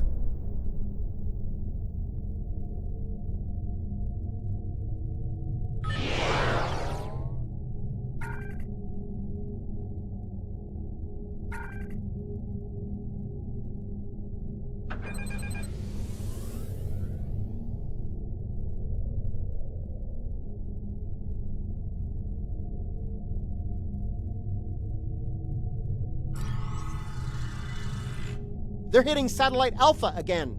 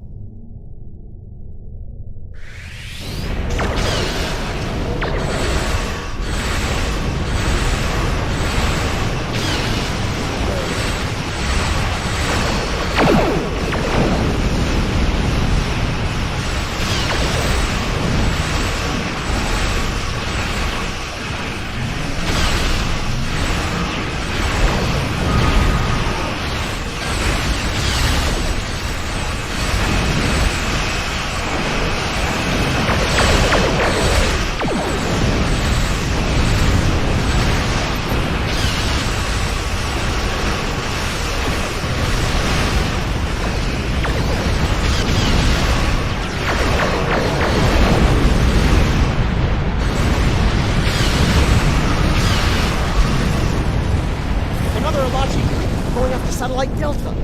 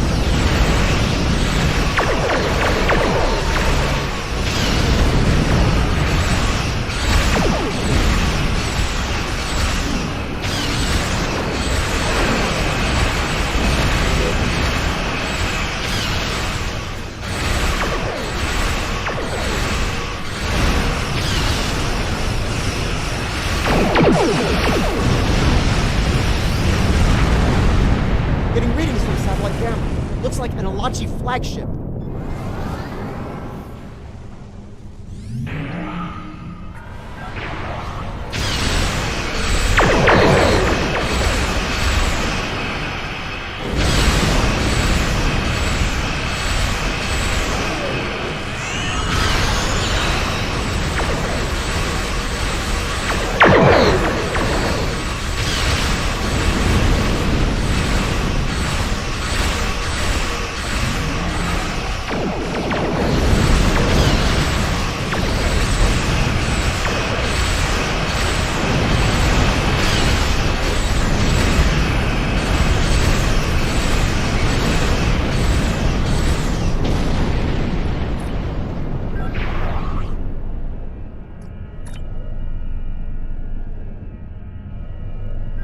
Getting lots of good data coming in from the satellites. Looks like they're green across the board. Dunatu Station sends their regards. There's a few dozen people down there who'll sleep a little easier tonight thanks to our efforts.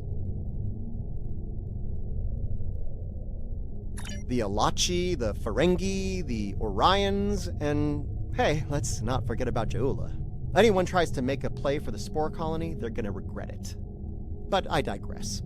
As much as I'd like to stick around and see what the researchers are up to, there's more work to be done.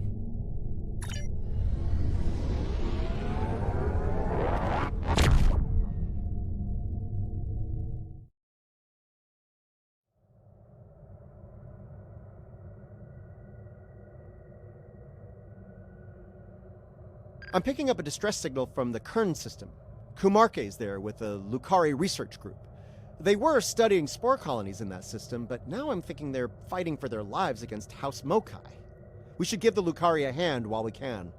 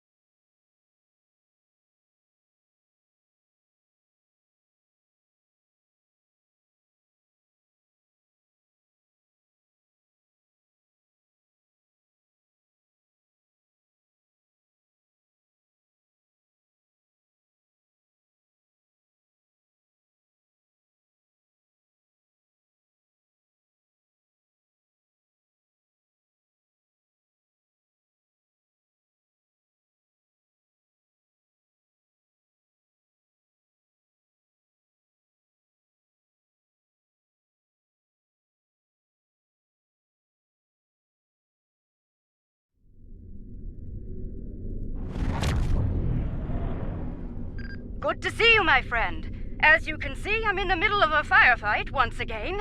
That said, I can't think of anyone I'd rather have at my side during such an ordeal. As am I. In spite of our mission being scientific in nature, the rogue Klingons attacked us all the same. I suppose they thought we'd be easy prey. I'm happy to say their logic was tragically flawed. We can ponder their motivations further once the shooting stops. For now, I believe we should focus our attention on putting a stop to their attack.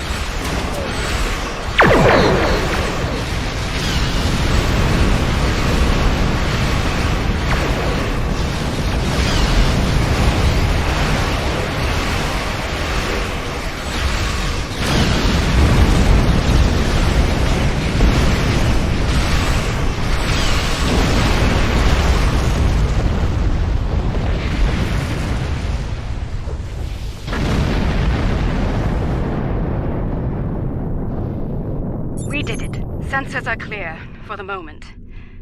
I'm afraid I have some bad news, however. 2 of our ships were studying the nearby rift into the mycelial network when the Klingons attacked. While I'm still showing them on sensors, they're not responding to our hails. I fear they're in danger.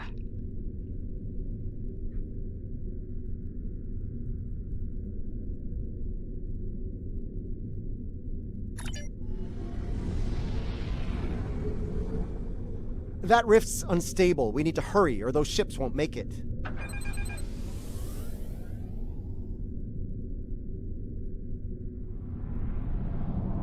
Klingon vessels are warping into your position.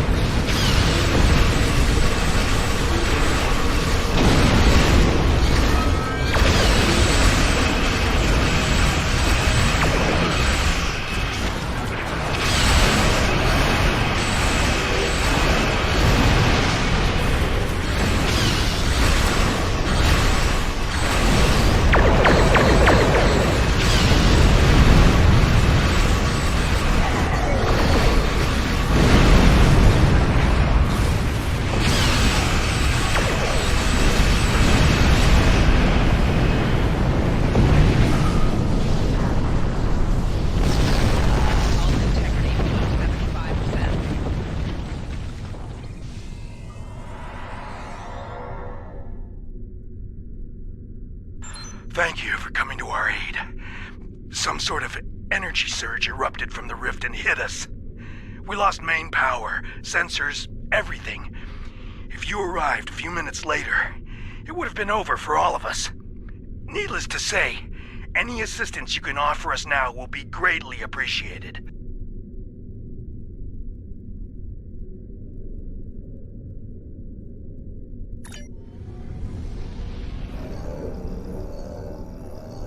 Truly, the blessings of Lucar are upon us this day.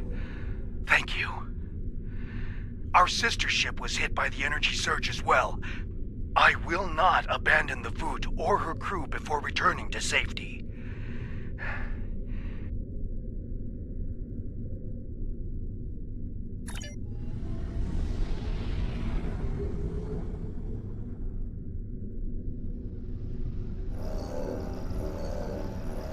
Our systems are coming back online nicely.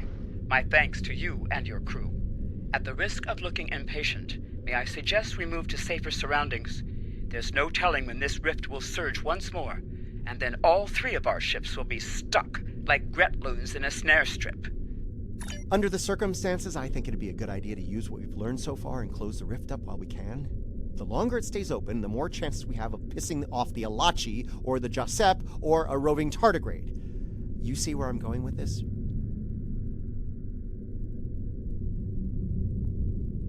If you feel that's for the best, well, so be it. We'll watch your back while you make that happen.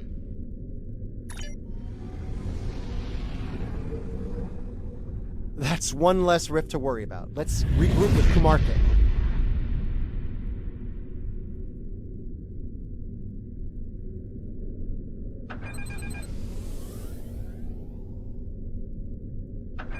Bad news, I'm afraid. Klingons are approaching our position.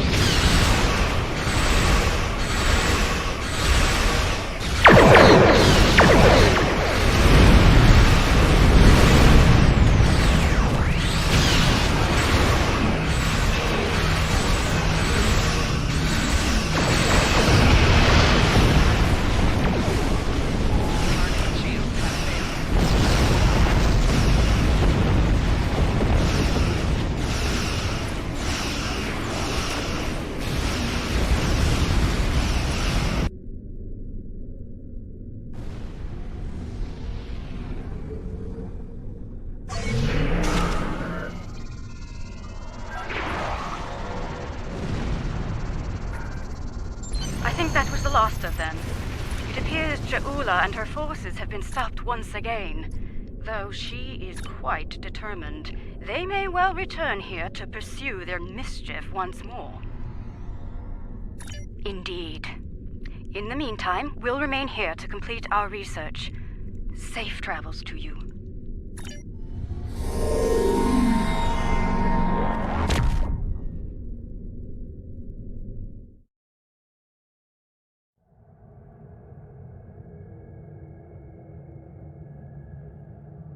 Starfleet's been reading a lot of Klingon ships operating near the Briar Patch. Normally, I wouldn't be too concerned, but there's a spore colony in there. If any of those Klingon ships belong to House Mokai, then Ja'ula might have a harvesting operation in there too. Dangerous as it is, I think we need to go see what's going on inside the Briar Patch.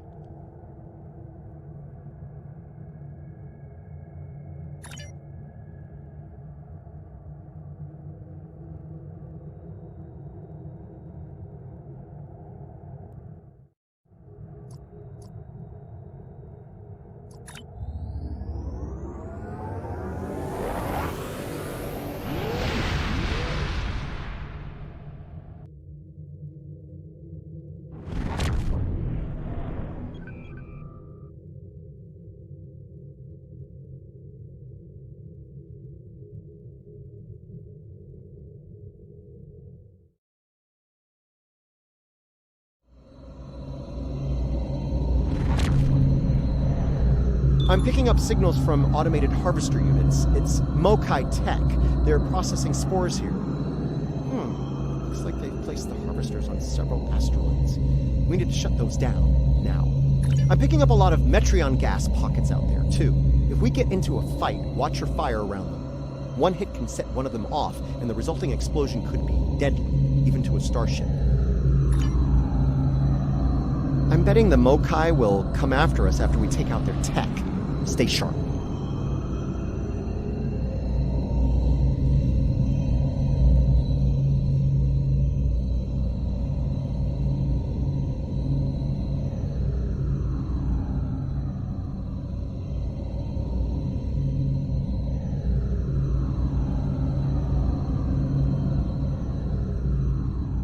Scanning in progress.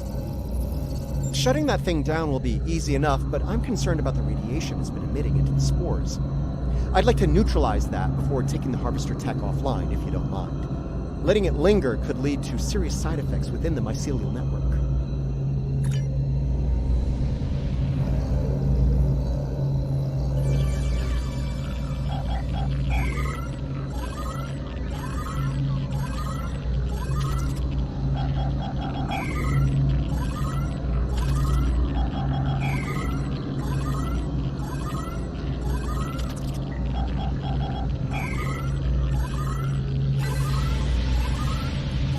Watch it! Mokai attack ships just dropped out of cloak! Warning. Ship is...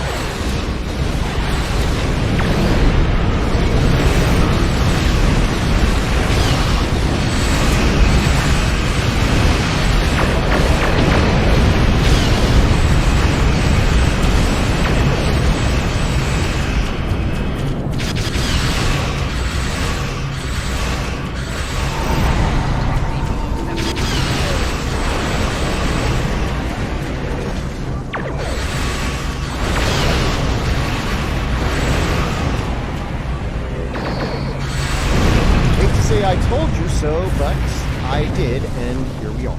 House Mokai knows we're looking at it. It won't be long before we have more of them to deal with. We better get to the next harvester and shut it down fast.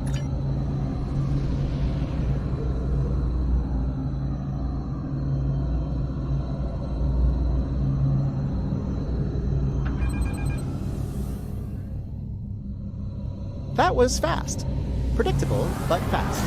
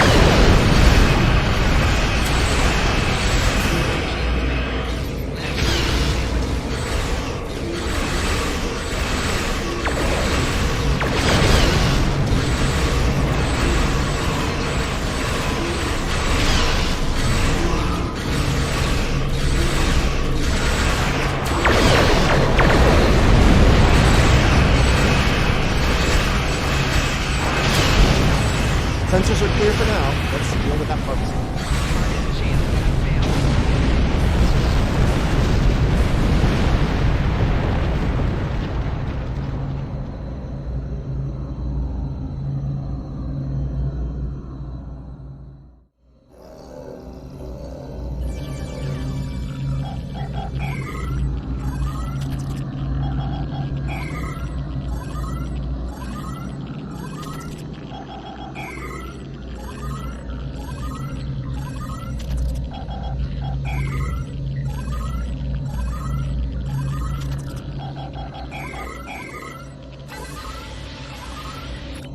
Two down, one to go.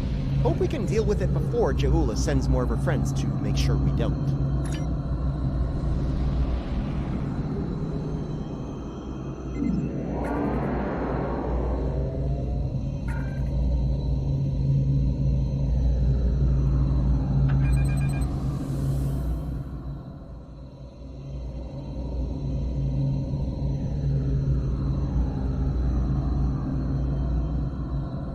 Klingons. A lot more Klingons. We're in trouble.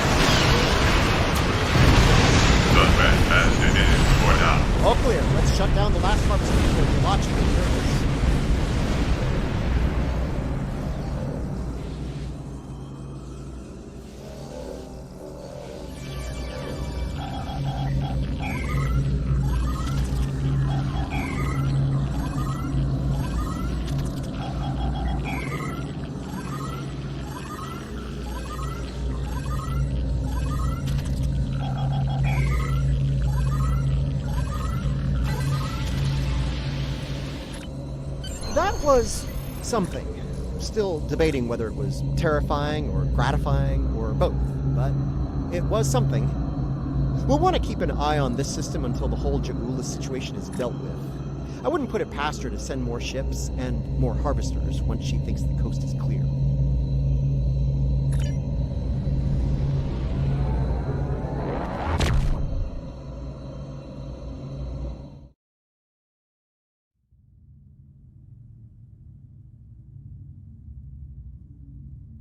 There's a Starfleet distress signal coming from the Kinger system. The USS Birmingham was investigating pirate activity in the area while on patrol. There's a large concentration of spore colonies in that system. If pirates are in the spore business now, we have a new problem to deal with. We better see what's going on there. Pirates, it's Harry Mudd all over again.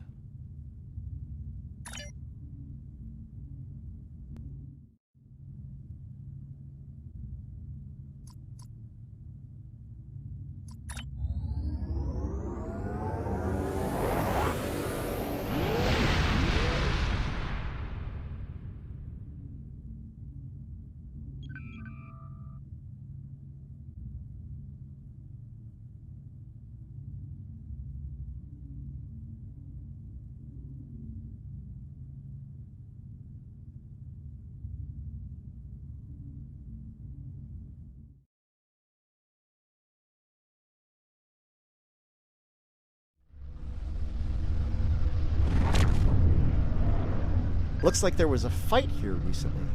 I'm not picking up any House Mokai ships on the sensors, though. If they're here, they're under cloak. Good to see you. Admiral Cabret, at your service. As you can see, we're dealing with an unexpected breakout of hostilities here.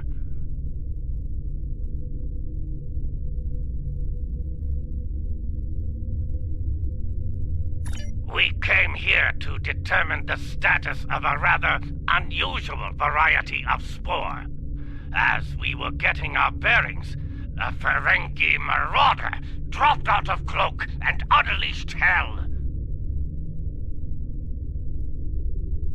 Afraid so. Fortunately, the Carter and Shurgat were able to respond before the Ferengi finished us off. Once they arrived, the Daemon pursued the better part of Valor and went back under cloak. Now that you're here, I believe the Ferengi will cut and run, assuming they're still out there hiding. Sorry to interrupt, but I'm reading low-level radiation coming from a nearby asteroid. I think your Ferengi is out there harvesting spores, Admiral. Take the Carter and Shurgat with you. The Ferengi will think twice about attacking a group of ships, and you might be able to put an end to all this without firing a shot. The Carter is ready to assist you. Lead the way. The Shurgat will follow. Reading a single Ferengi vessel, Marauder class. They've decloaked.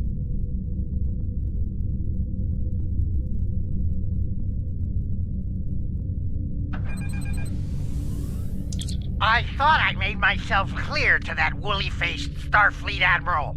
This salvage is mine and mine alone. Now run along before I'm forced to damage that pretty ship and take it as a prize. After all, even a damaged ship of that class will fetch a fine pile of latinum. That's what you get for doing your own thinking, friend. Allow me to show you the error of your ways. Leave enough of their ships for salvage. I'll be under cloak. Modron got the Trojan to come all the way out. Almost.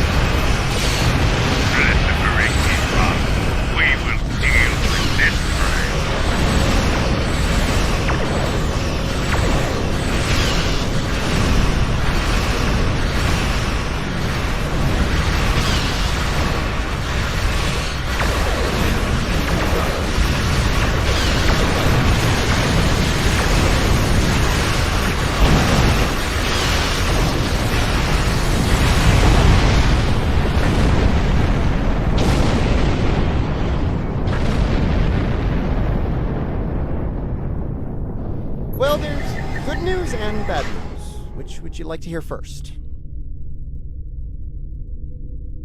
Bad news, the Ferengi managed to harvest a spore colony from the asteroid before we arrived. He's got more than enough to make our lives difficult if he sells to Ja'ul. The Ferengi ship just dropped out of Cloak, and by the look of things, they're suffering a full propulsion system breakdown. No impulse, no warp, thrusters only. So, how do you feel about taking those spores off their hands?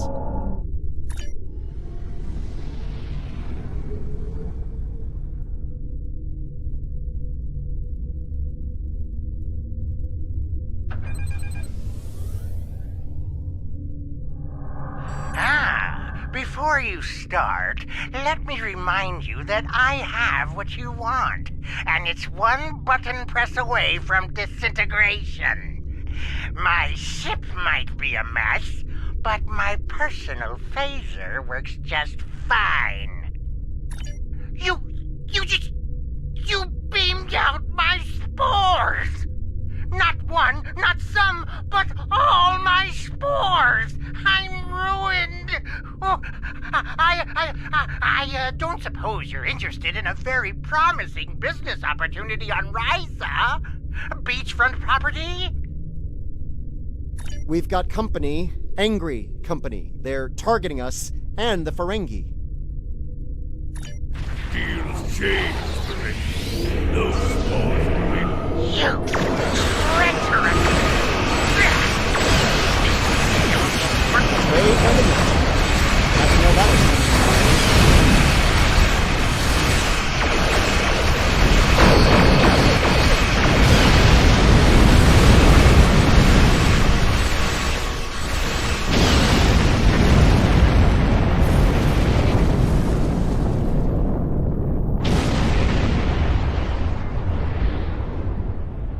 The nerve of some people!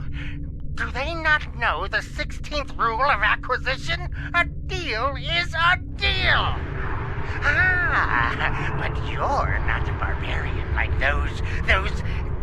Never mind. You've got class, I can tell. Now, don't be so hasty, my classy, well-armed friend. Before you haul me off, let me tempt you with a one-of-a-kind offer. That Ryzian timeshare I mentioned earlier, plus a full barrel of Tranya. 2386 vintage. That's easily worth my weight in latinum.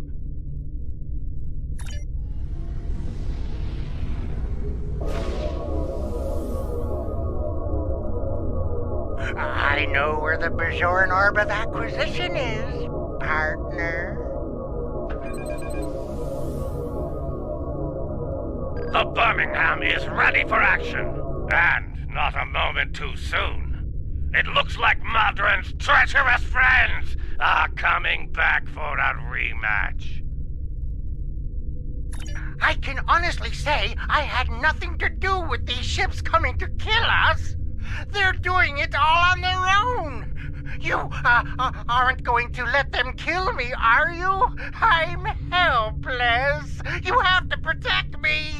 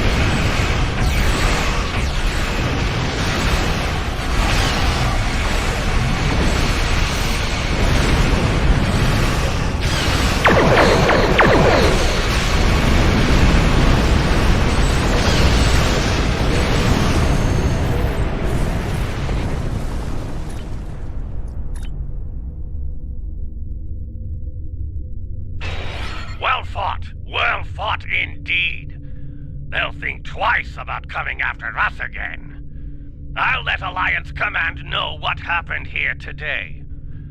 If Jeula or any of Modron's friends try to harvest the spores in this system, we'll make sure they have a nice welcoming party waiting for them. Modron's on his way to a Federation holding facility. We will make sure he faces justice for what he's done here today. Rest assured. Your work is done here. We'll take care of the wrap-up. Cabret, out.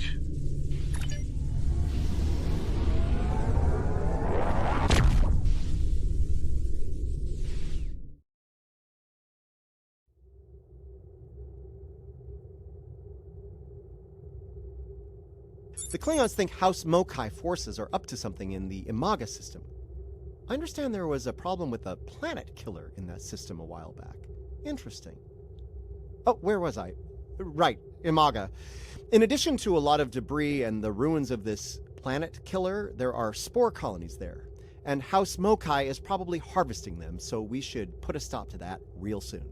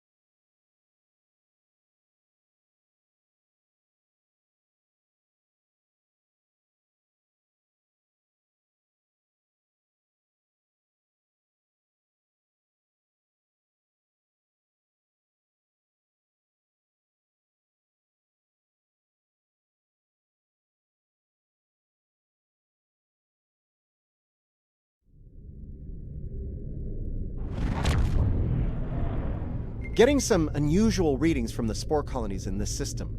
They're mutating at an accelerated rate, absorbing and emitting some nasty radiation as they do so.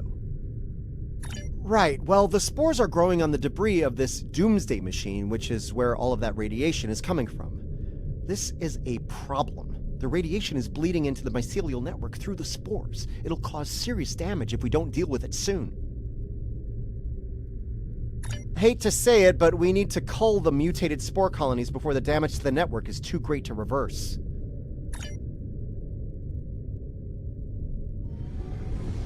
We do not want to get hit by those radiation pulses. Trust me.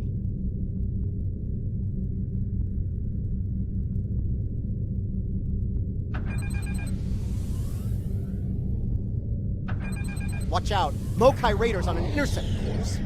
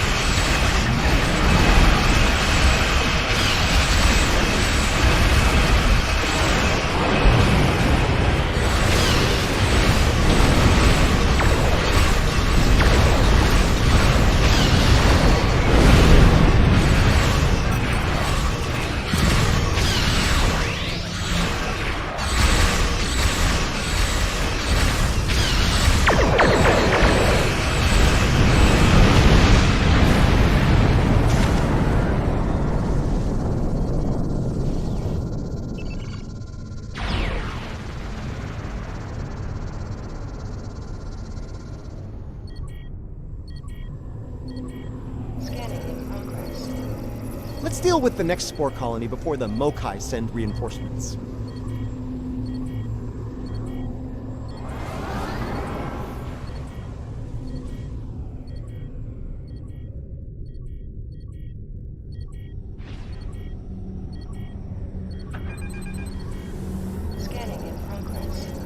Colony neutralized. Let's head toward the next one. Picking up Mokai ships on long-range sensors. We're about to have company.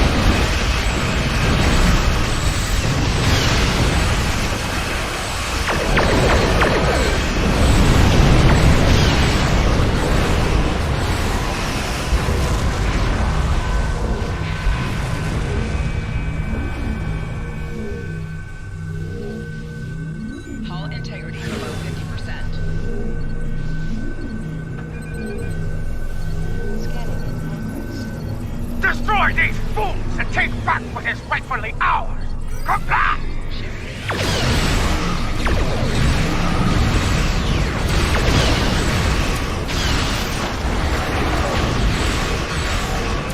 We will bring the stars to be honorless rebels for the Empire!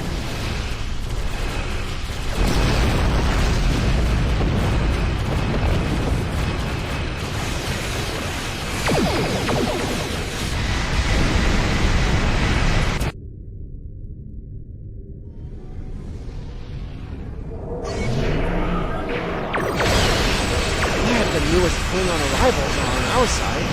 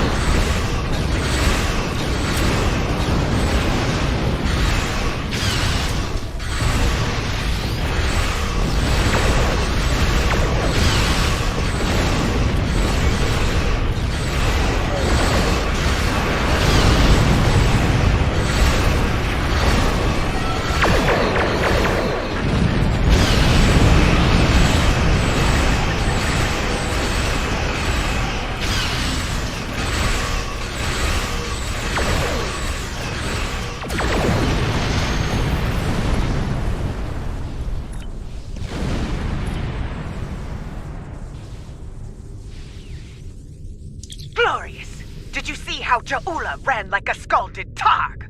She is not Klingon, and a disgrace to the memory of her honorable brother. We shall remain vigilant. If the coward Ja'ula shows her hideous face here again, I will finish what we started here this day. I will send her, screaming, to the gates of Grethor! Is it me, or do most forms of Klingon justice ultimately end with screaming in Grethor? You know, never mind. think I know the answer to that. Look, as long as House Mokai isn't polluting and destroying the mycelial network, I'm good.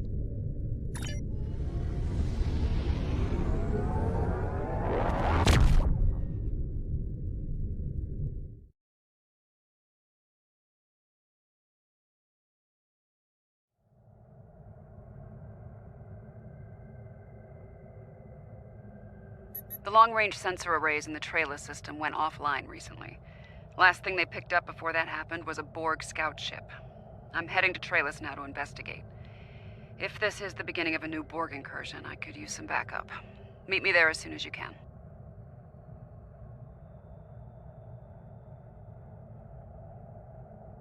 Until next time.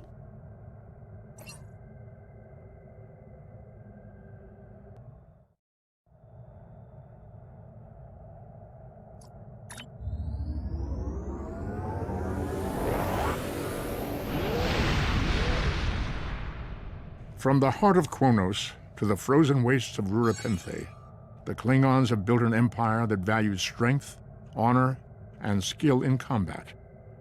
To be Klingon is to be a warrior. Fight well, live with honor, die with a blade in your hand. If you can do these things, you will live forever in the stories of the great Klingon heroes.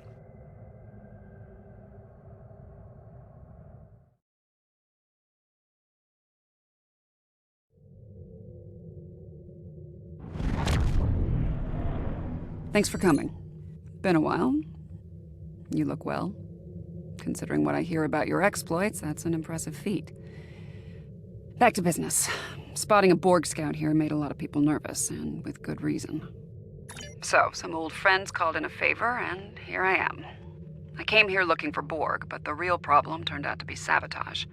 Orion smugglers fouled up the long-range array, but they left the short-range sensors intact. I have plenty of evidence from the sensor logs to turn over to Alliance officials. Still a concern. If they're sizing up this quadrant as an incursion zone, we need to know about it. I have a few ideas on upgrading the sensor arrays, making them harder to disable and better at spotting Borg.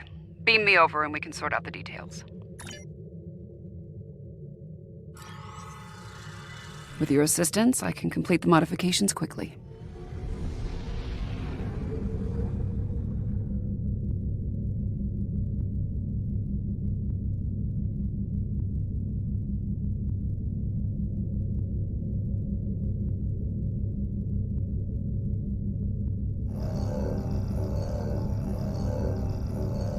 Good. Now that we have a working array, our next step will be initiating the new security protocols. Hold on. Are you seeing this? The long-range sensors just lit up like a Dabo table, reading a massive energy surge. We're being scanned. Something's overriding all our control systems, attempting to bypass. Warning, ship is under attack.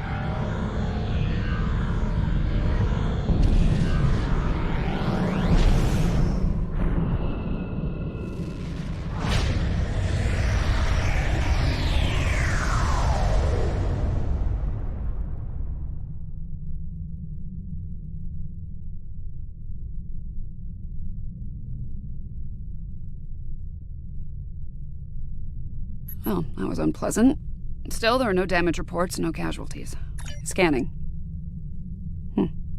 This is unexpected. According to astrometrics, we were catapulted several hundred light years from Trailus to the Excalibur system.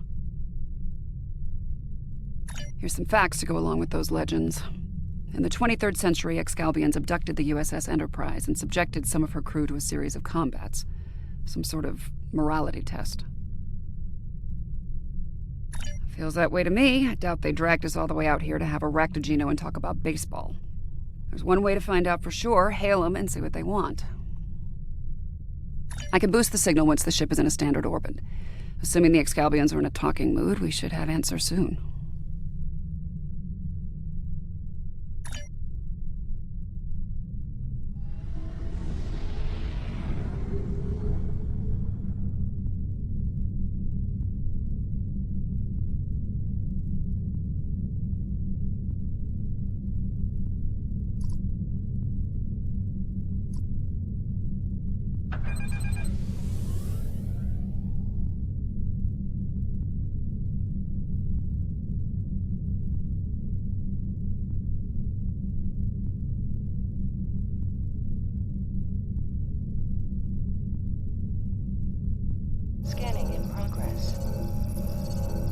We are receiving your signal. On behalf of the Excalbian people, I bid you welcome. Yes, I suppose that would be a bit of a surprise. You'll pardon me for that, I hope. Some time ago, I met and fought beside one of your own, Captain James Kirk. Under the circumstances, we felt seeing a familiar face would make this meeting go a little smoother. That is a complicated matter, I'm afraid. I think it would be easier to discuss it face to face. We prepared a meeting ground on the surface of Excalbia. It meets your needs for atmosphere and climate, as I understand them. Will you join us there?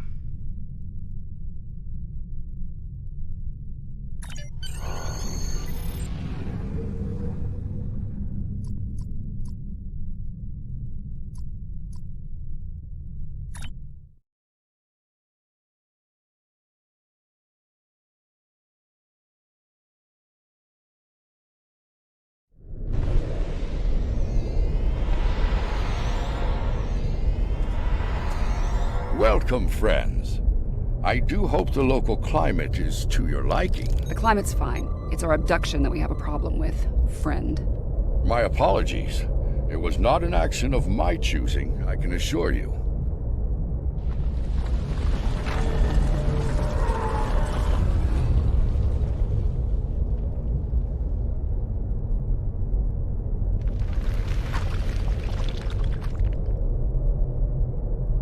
Your presence is required for a matter of great importance. Greater than conversations with dead presidents? Long ago, the two of us were involved in a study, if you will. An evaluation of two concepts, good and evil. The initial results were ultimately inconclusive. The debate has continued since that time. We now seek a final resolution. What does that have to do with us, exactly? You have been chosen as advocates for the concept of good. But you will not face it alone.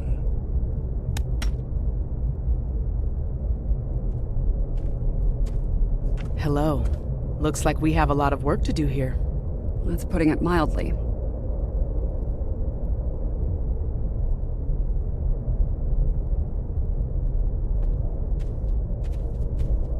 You have questions. I will attempt to clarify our intentions. In this trial, you will be accompanied by associates that we have created for you. You will confront a variety of situations in opposition to evil forces. Your actions will be judged, as will those of your opponents. The prevailing concept will guide us as a people. We shall pursue the virtues of good, or the vices of evil. We find violent conflicts produce pure examples of good and evil. They provide the best results to evaluate and judge. Failure to participate will be seen as your endorsement of the supremacy of evil. The trial will then conclude with a judgment in favor of evil, and our subsequent pursuit of the concept as a guiding principle. The trial awaits you. Proceed through the portal behind me when you are prepared.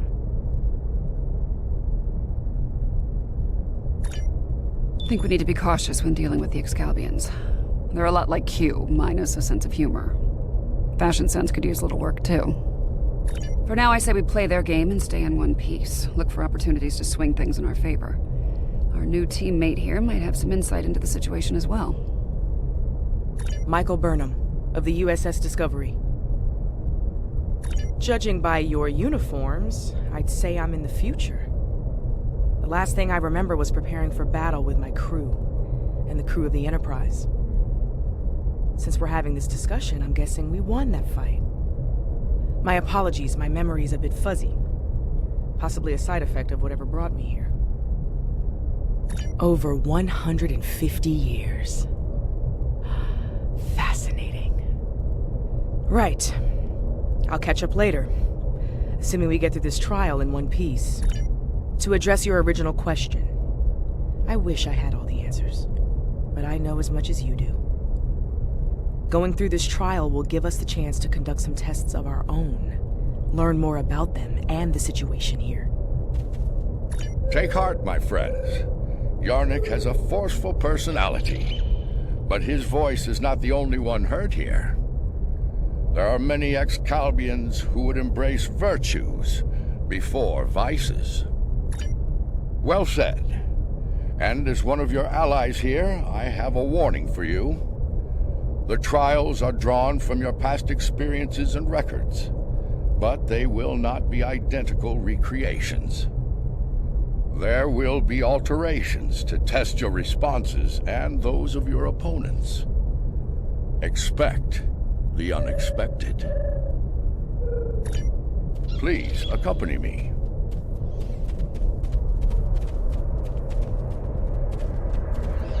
Beyond that portal, the first trial awaits. Good luck, my friends.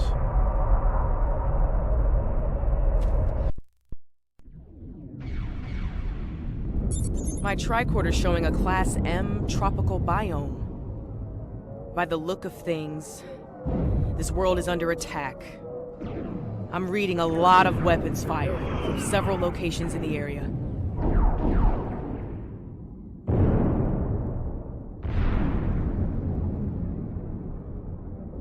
This is a safe position for now, but that could change soon. We need to get to cover fast. I see a plaza ahead. And casualties. Enemy forces may be in the area.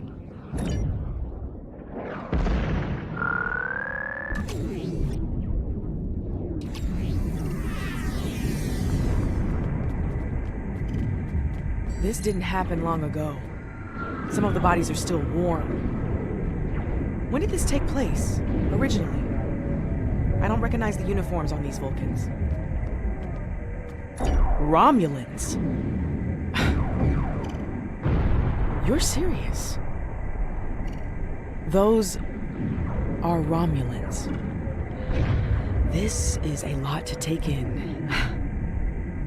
The Romulans are... I clearly have a lot of catching up to do. But the middle of a war zone isn't an ideal place for a history lesson. These Romulans are Tal Shiar, members of a covert military intelligence force. Their list of enemies is long. Any number of them could be responsible for this attack.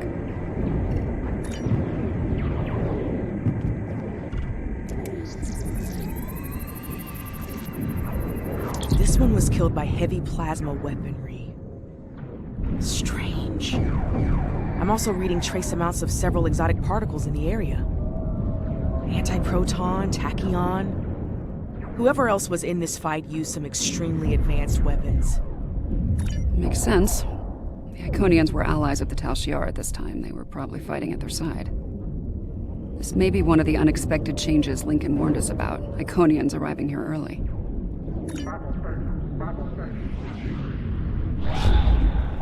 Some kind of constructs. They're using anti-proton weapons. Heralds. That's a good sign.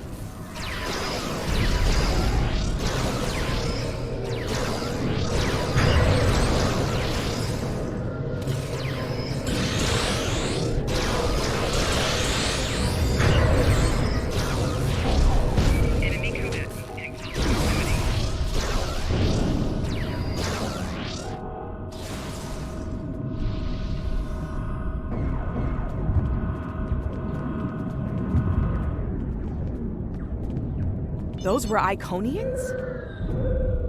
Heralds are augmented servants of the Iconians. They were used primarily as shock troops. We've encountered them before, but if they're here now, things are worse than expected. There's a tactical force field blocking our way. That looks like the emitter over there. Should be simple enough to destroy it.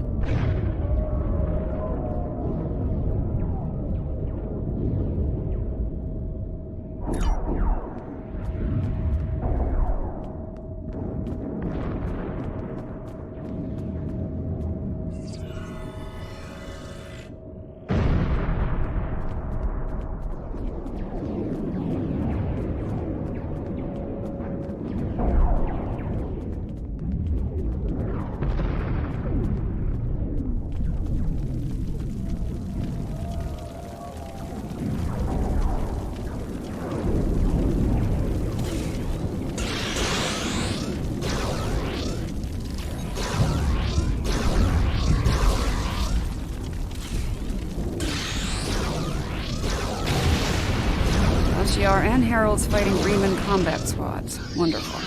So, these Riemanns, they're on our side. Good to know.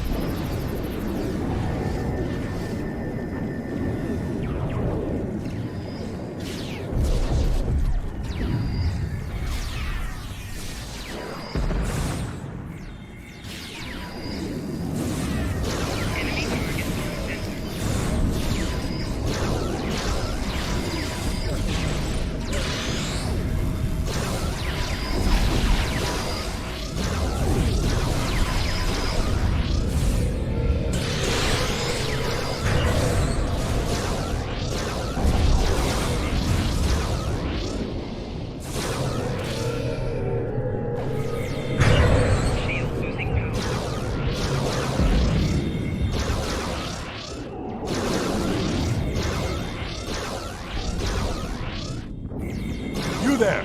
I would speak with you!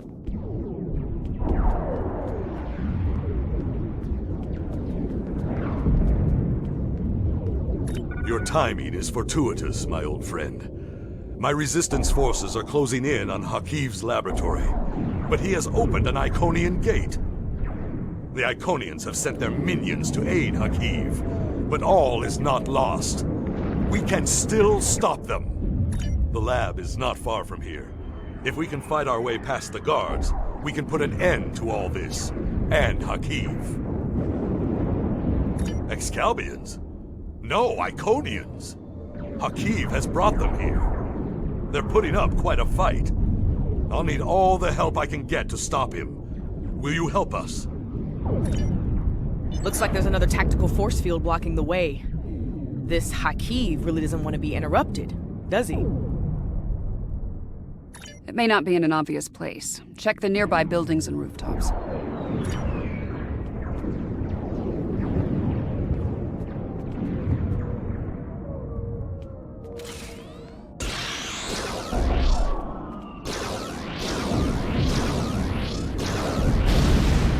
Excellent. Hakiv has holed up in the south like the cornered vermin he is. Once we're near his position, I can set up a jamming field to prevent him from beaming out. Then we can bring him to justice, at last. You might be able to block transporters, Obasek, but I doubt you can block a functional Iconian gate. As long as that remains open, Hakiv will be able to escape. Deal with the gate first, then you can talk about justice all you want.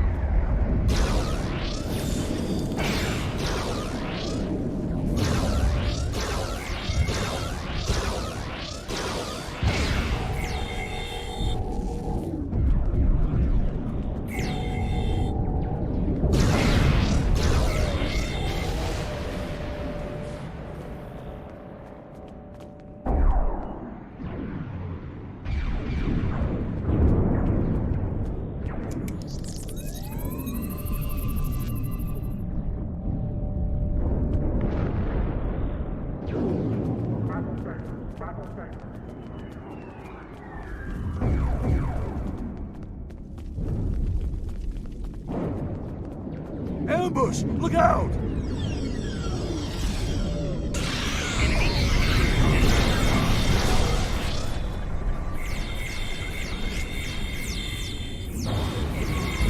Personal shield losing power.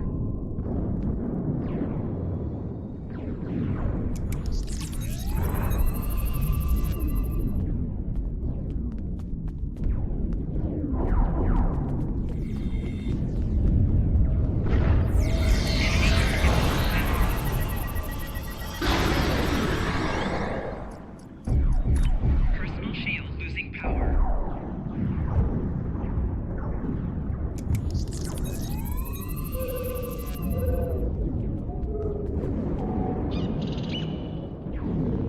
Security alert. Security alert.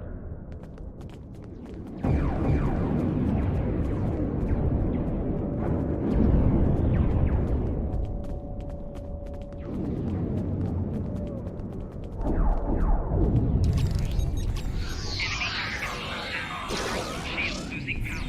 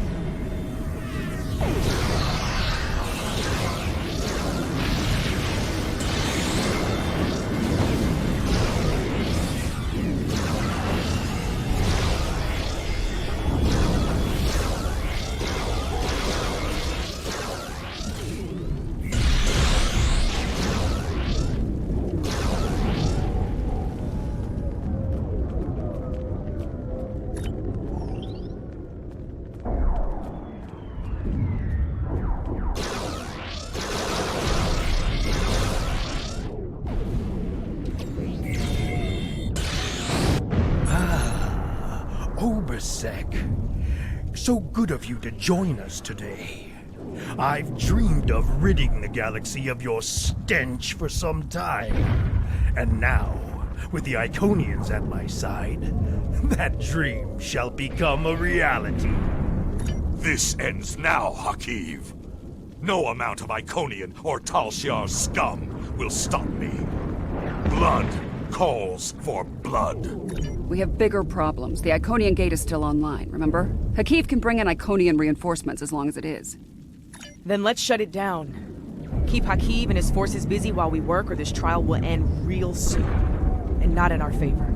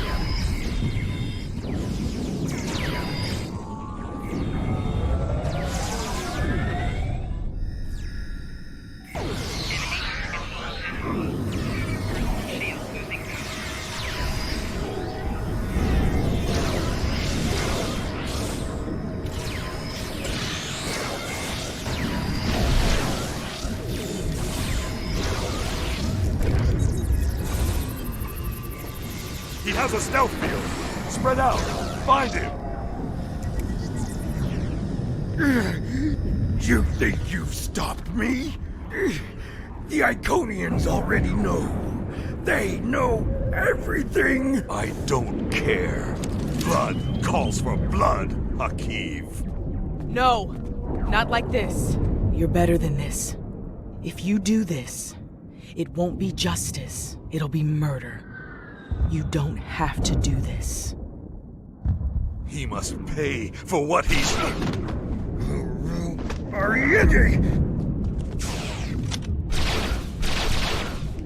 All right, what's the call? Help Obasek or catch Hakiv? Obasek's in bad shape.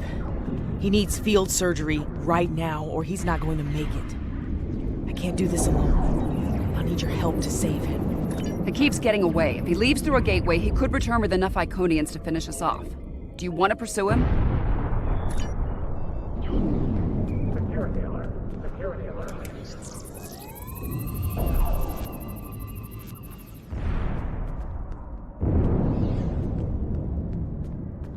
Rest easy, friends. This part of the trial has reached its conclusion. There's a portal nearby. Use it to return to Yarnik. He wishes to review the results of the trial.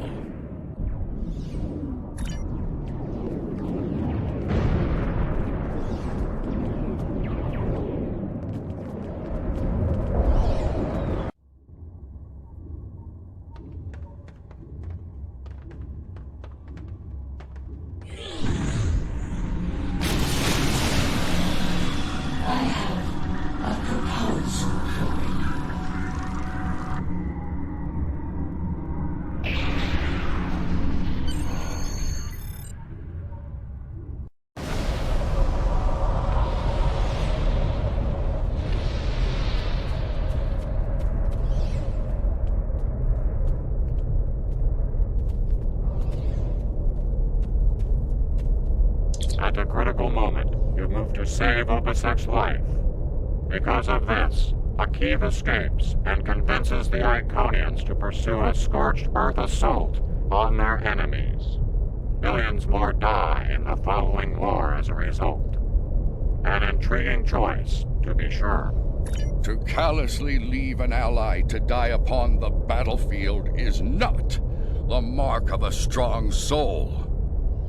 Saving the life of a comrade in the fight against evil was a brave and noble act, one worthy of praise rather than scorn.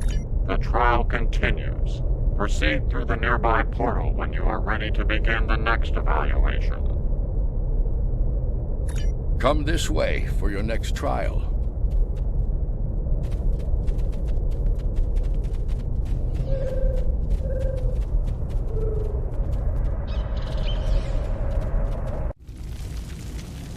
Any idea where we are? I haven't seen anything like this. Yes, some of this tech is very advanced, most likely from the future. Anorex was heavily modified after a scientist named Noy stole it from Kiana Station.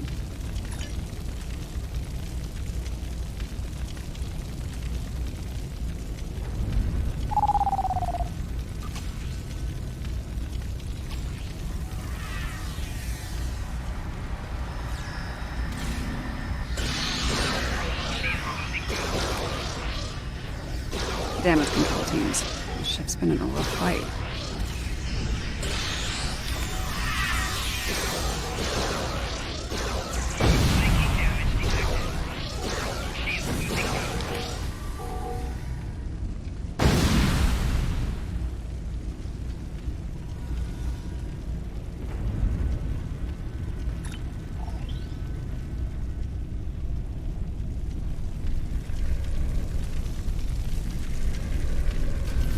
This looks like some kind of command station.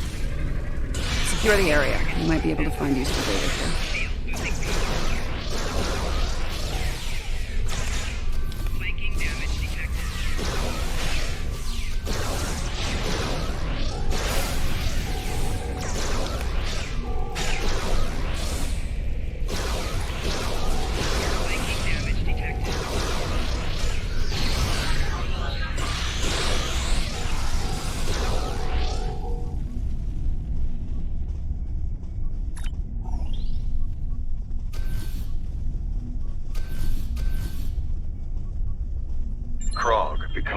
impatient.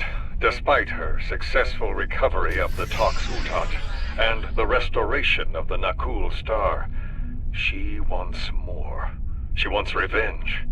It is tempting to use the Tox Utot on Sol, on Vulcan, on every star in the Alliance, but I have a better use for it at Procyon 5.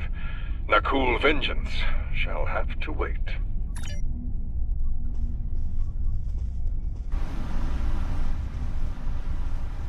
The Sphere Builders grow suspicious of my inquiries. I believe they begin to realize what my ultimate goal is, what I shall do once this war is won. Today, at Procyon 5, I will undo what the Alliance has done to them, to me, to my family. I will bring back my wife and child. All of this is for them, and no one will stop me.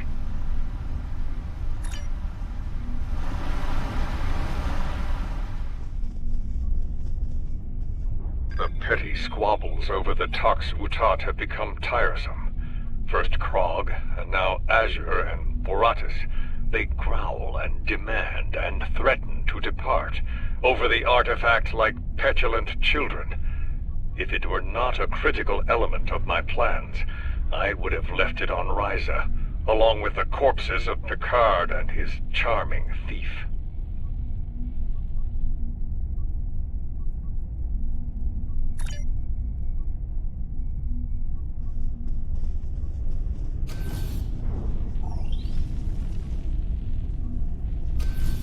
My plan to recruit Admiral Lita to the Temporal Liberation Front was a success. Keeping her loyalty, however, is quite challenging. Like so many Terrans, her dreams of empire are strong. As long as those dreams remain in her reality, our partnership shall continue. The moment her dream takes hold in our reality, my reality, then the honeymoon, as they say, is over.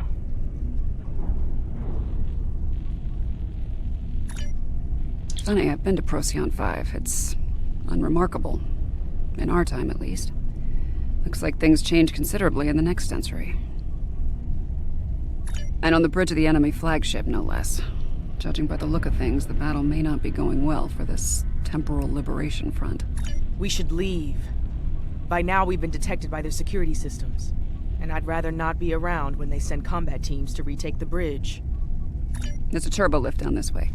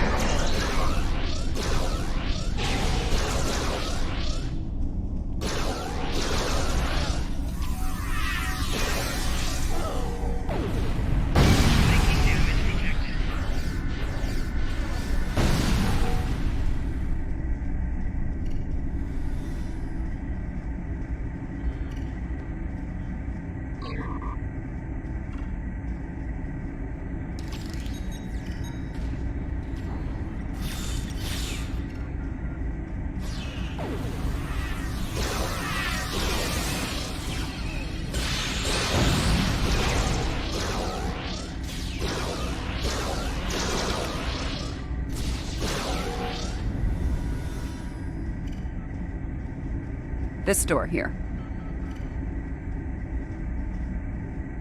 I'm detecting a massive buildup of temporal energy ahead.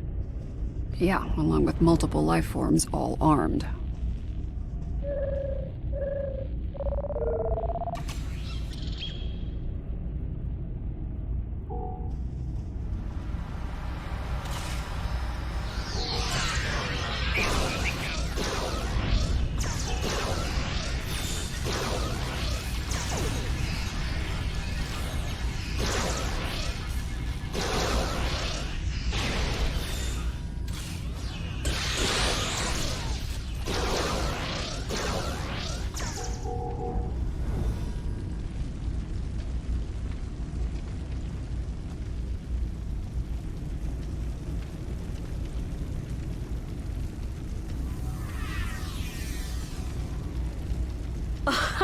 Nice try.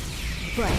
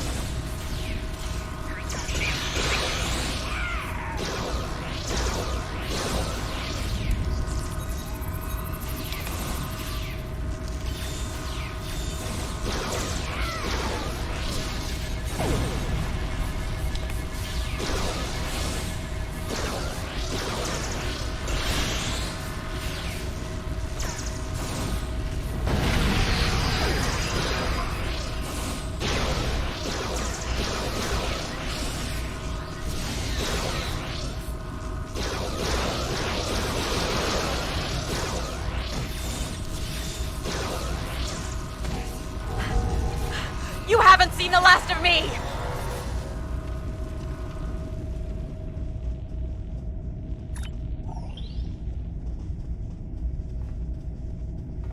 I see him. Noise on the upper platform.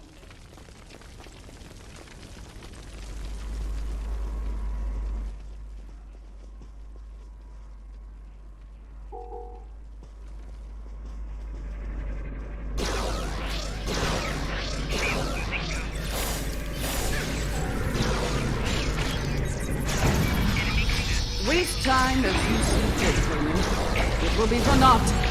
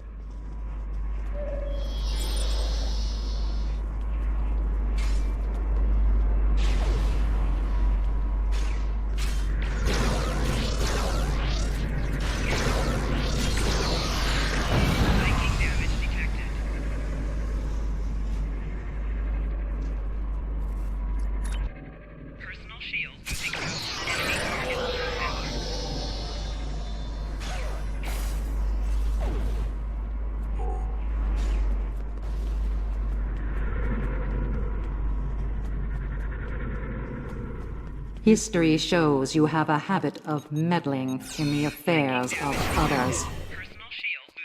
We believe it is time to break that habit.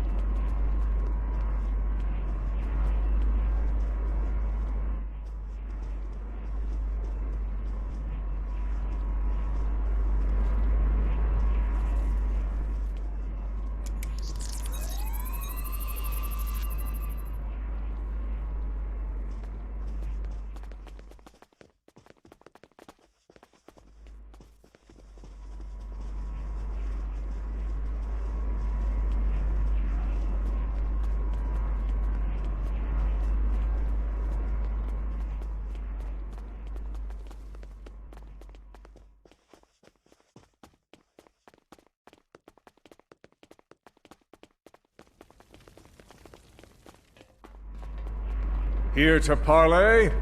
Or shall we just start shooting at one another? You. Apparently Daniels hasn't grown weary of plucking you out of time and sending you to vex me. How many times have I killed you now? 4? 5? Honestly, I've lost count. It doesn't matter. Before I kill you, again, understand this. After today, the Alliance ends forever, and you with it. Daniels won't be around to save you this time. I will fight this battle again and again until I stand victorious! I understand the need to bring back the ones we've lost. Living in the past is an exercise in futility.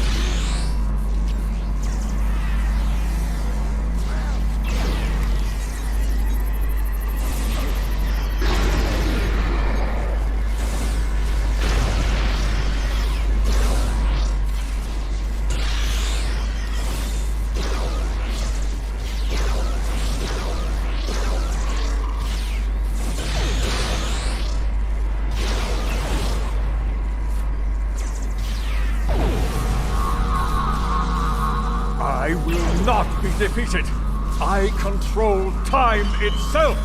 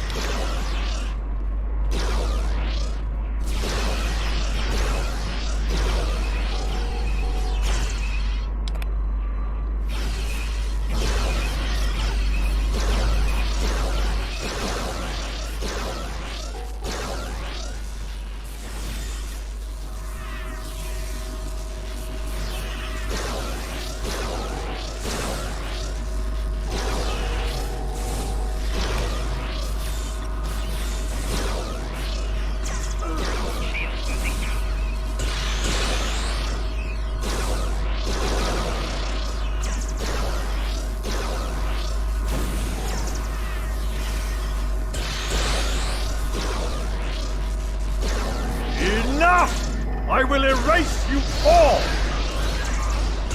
We can't control time! If anything, time controls us. Deep, but wasted on Nora. His grief blinds him to things like logic and truth.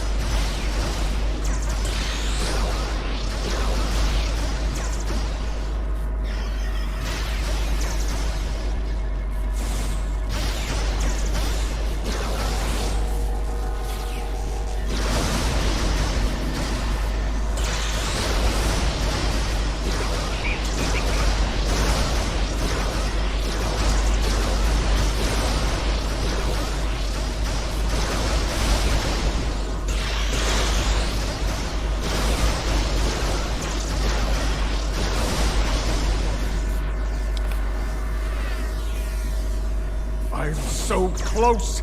I won't let you win!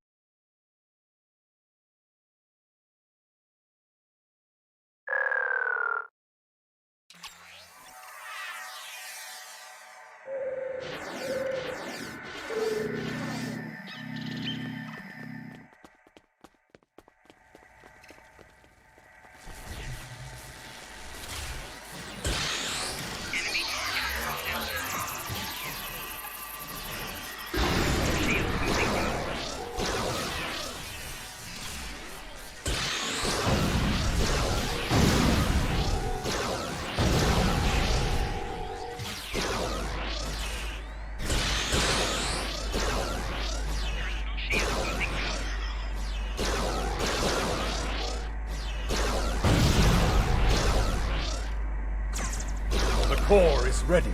I will end you and take my ship back in time. You cannot stop our plan.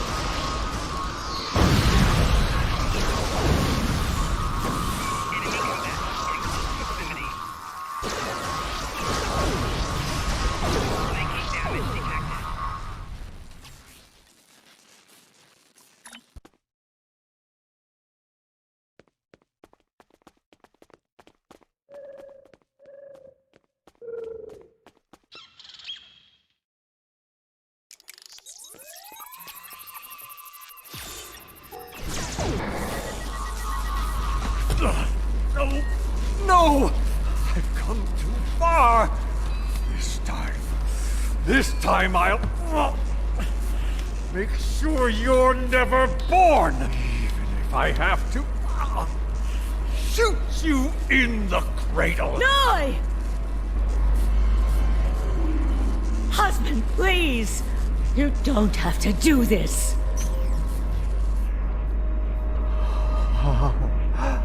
How can this be? You were lost. I'm here now, husband.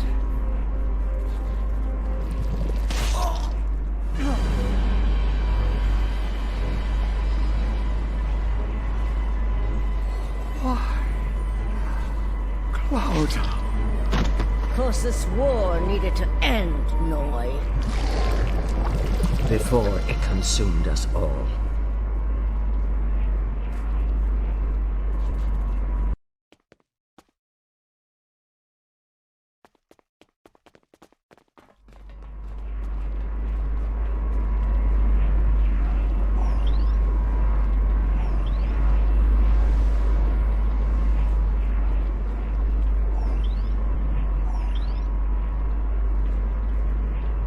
Noi was a danger to all life, even in the Dominion.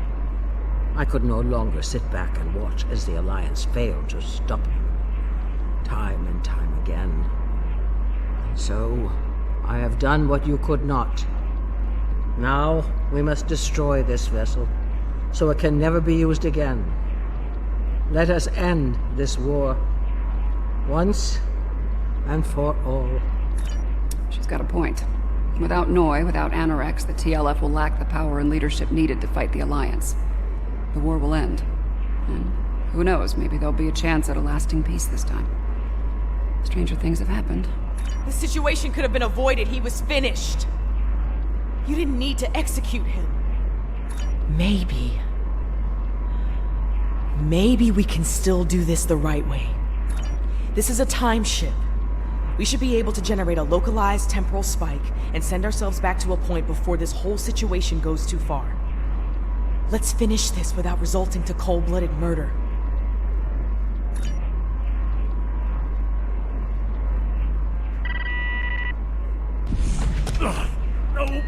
No! I've come too far! This time I'll make sure you're never born! Even if I have to shoot you in the cradle! Noi! Husband, please! You don't have to do this! Noi, look out! She's a changeling! Solids are irrational, fearful creatures. You cannot be trusted.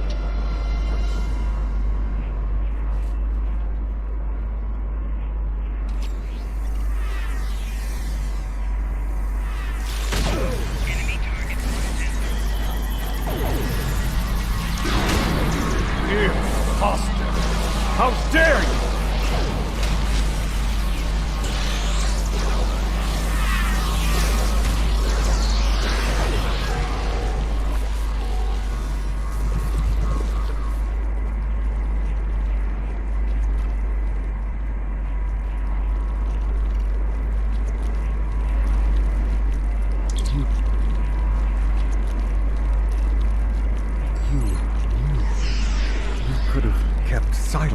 Let that thing execute me while wearing the face of my wife.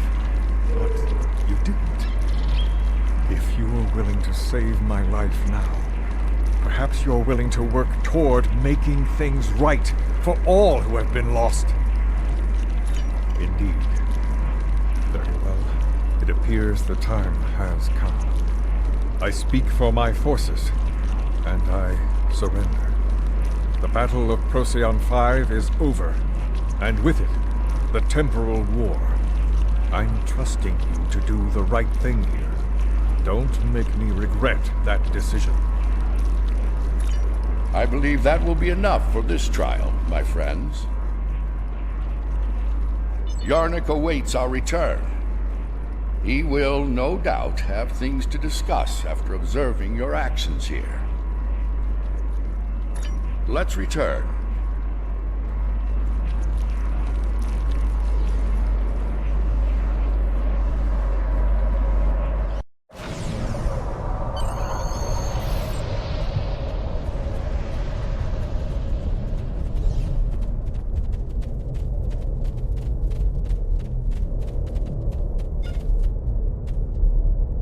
The Founder ended one life to save trillions. Yet you undid her efforts to save a dangerous enemy. The Founder was killed. As a result, the Dominion falls to disarray, and the Herc invasion ravages 3 galactic quadrants before it is finally stopped. To kill a man in cold blood, even an enemy, that comes with a terrible burden to bear for the executioner. Delivering Noi to justice was an admirable decision, one the Founder could have easily made herself. Doing so would have saved not only her life, but the lives of many others as well. Your participation in the trial has been informative thus far, but we require more data to make our decision. Another scenario has been prepared. Enter the portal when you are ready to begin.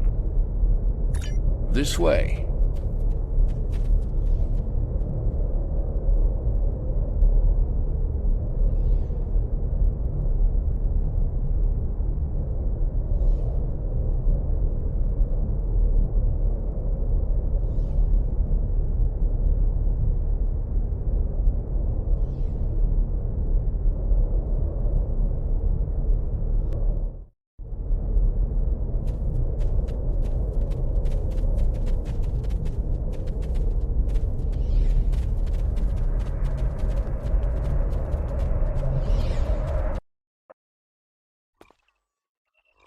This place isn't familiar. Either of you know where we are? I know where we are, I just don't know when. Knowing that's gonna make all the difference here, believe me. Let's take a look at those consoles and see if there's any useful information in them.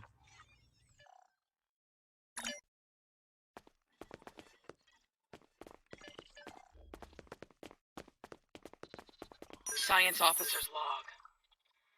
ESOF 4 was a test site for Section 31's Project Daedalus. It appears to be abandoned. The planet's atmosphere is toxic to most life forms, but we were able to establish a safe work area and habitat. We've set up a plasma reactor to power the phase discriminators we'll need to capture the Red Angel. If the plan works, that is. If it doesn't, this may be my final log entry. This is a recent entry, but the area is deserted. We need to know more. Science officer's log. Control found us. We fought valiantly, but Discovery wasn't a match for Control's Section 31 ships. What's left of her crashed, not far from here. Somehow, Saru and Tilly were able to transfer the sphere data to this location. But it's only a matter of time before Control figures that out and comes to collect its prize. I need to get the sphere data somewhere Control can't find it. To do that, I need the Red Angel. But the thing is, I can't trap the Red Angel without help. So I can only hope that someone from Discovery has survived, and they make it here before Control does. If Tilly was here, she'd be a font of optimism. But I know what that atmosphere can do. I don't think anyone else is going to make it. Logic suggests that I take steps to destroy the sphere data before it's too late. For now, I'm sticking with optimism. As Spock would say, there are always possibilities. Everything matches up to the point where Discovery crashes. That's where things change, and for the worse. Judging by the lack of survivors present, I think we have to finish what they started. If that's even possible. Do you have a question?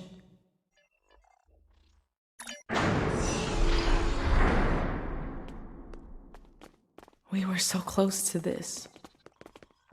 To failure. To death.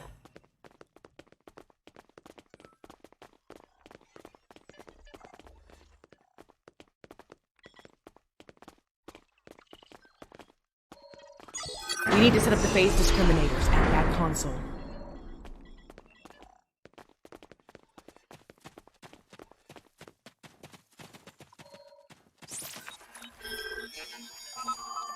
Good. Now we need to prepare the stasis beams at that console.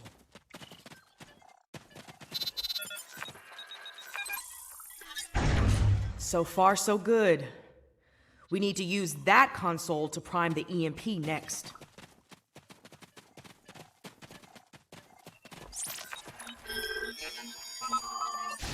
Almost finished. Use that console to align the containment field.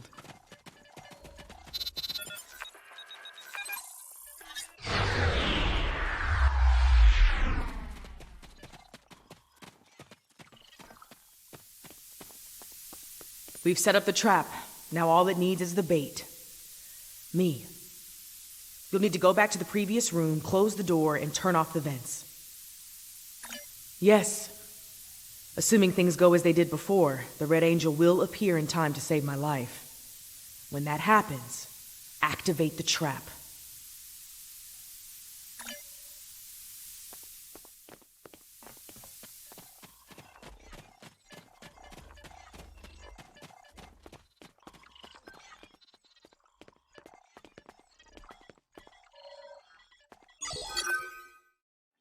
I've done all I can with these ancient phase discriminators. We should have the power we need for this little stunt. But we're only getting one shot, so make it count. No pressure. Ready when you are, Commander. Right. Do it. Initiate sequence on my mark. In 5, 4, 3, 2. Wait, abort! Do not engage. Picking up a massive surge of tachyon radiation. She's here! Do it! Do it now! Activate the phase discriminators.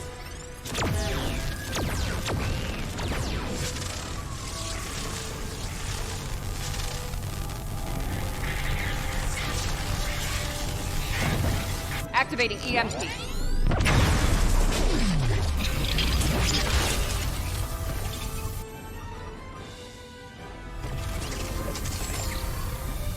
What are you doing? We don't have time for this. Discovery is gone. We have to deal with it ourselves. We have to stop Control now, or it all ends.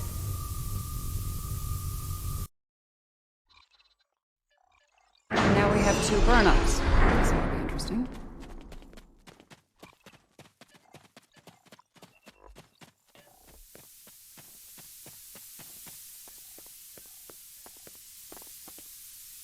I get the feeling you were expecting someone else in that suit, Commander. Yes. My mother. She designed the suit with my father and used it to escape a Klingon attack. In doing so, she learned how Control ended all life in the future. After that, she used the suit to try and stop that from happening. Clearly, in this reality, that task has fallen to me.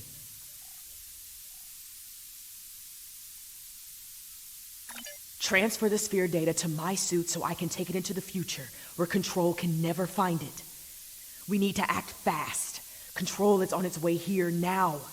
This needs to happen before it arrives.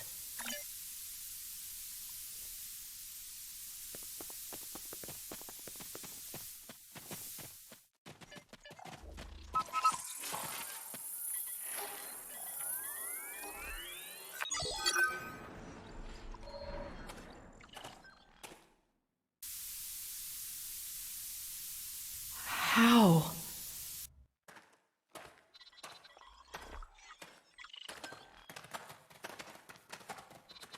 The sensor log said Discovery went down with all hands. Struggle is pointless.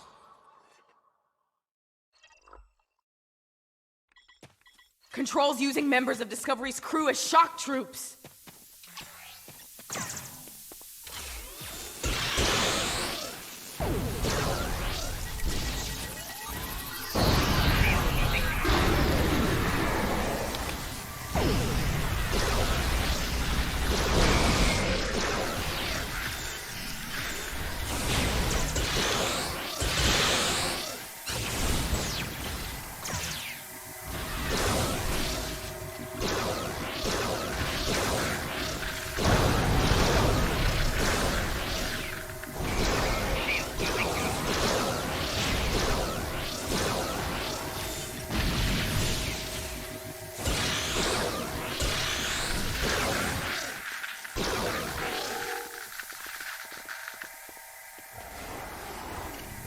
If I leave the field, I'll return to the future.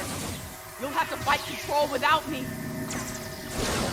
Control can't be killed with regular weapons. We need to do something unconventional. Try to magnetize the sword. It'll disrupt it. Weaken it and lure it to me. I'll distract it while you give it a magnetic shock. It'll take several shocks to finish it for good.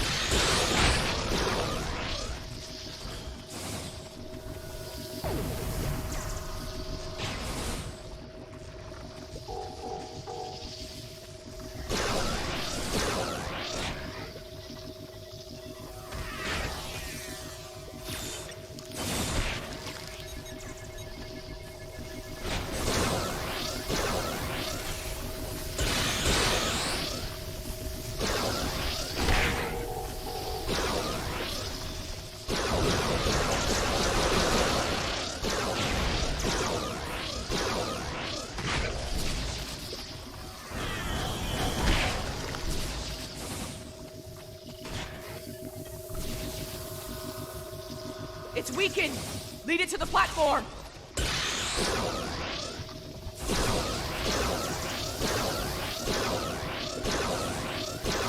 I've got its attention! Quick! Magnetize the floor!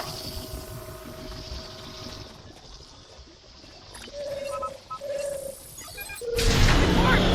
Do it again!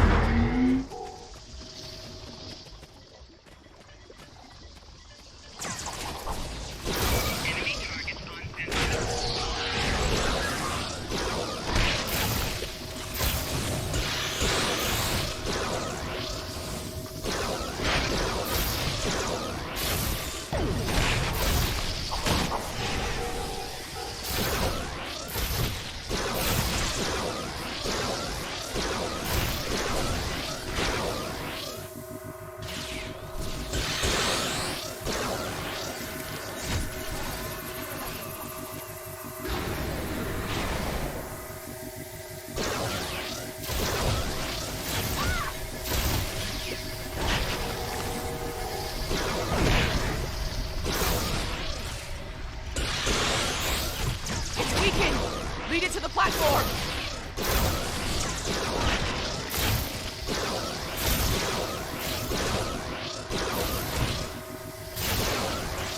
It's distracted! Give it another blast! Magnetize the floor again! Good! One more shock should finish it off!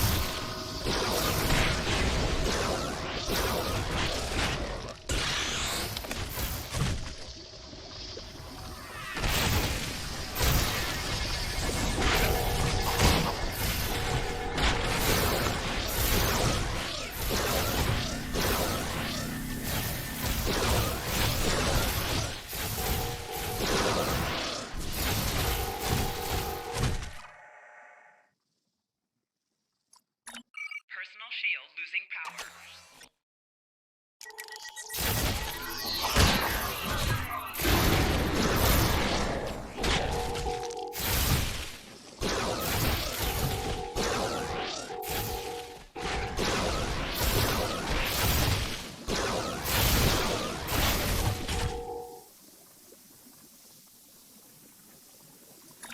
Personal shield losing power.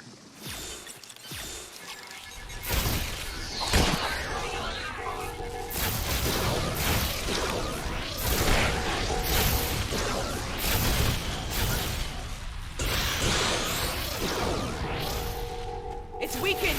Lead it to the platform! Hurry! Magnetize the floor! Finish it off!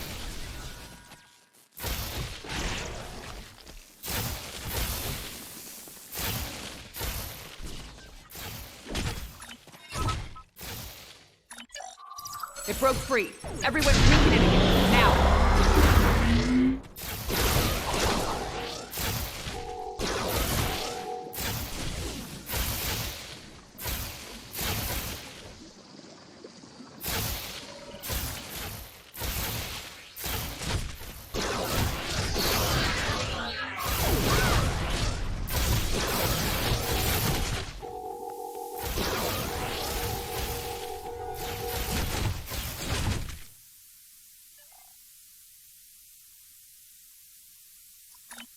Personal shield losing power.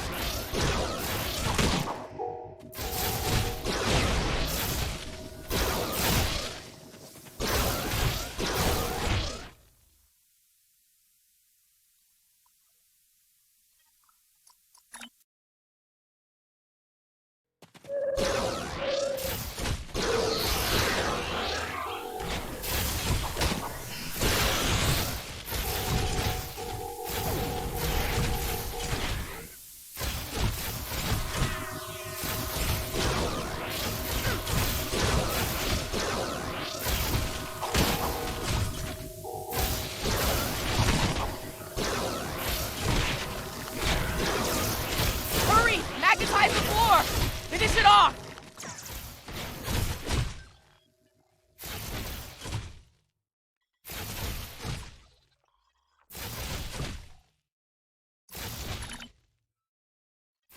It broke free. Everyone weaken it again. Now!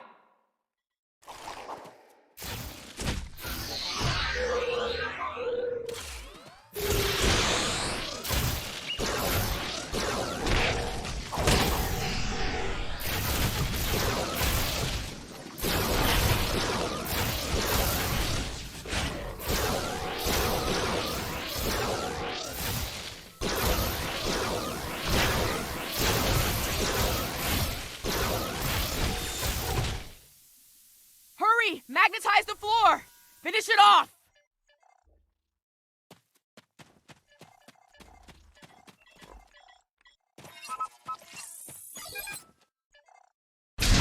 That did it! Down! Ah!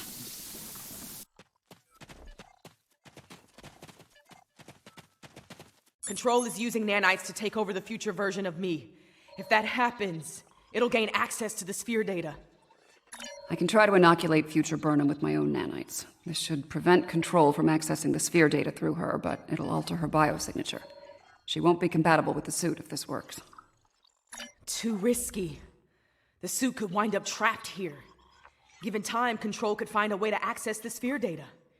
We need to think about destroying the data. Purge it from the suit before Control can access it. I could do that, but losing that data, all of that knowledge gone forever. Consider this. The means of eliminating Control could be held within the sphere data as well. Deleting it could be a fatal mistake.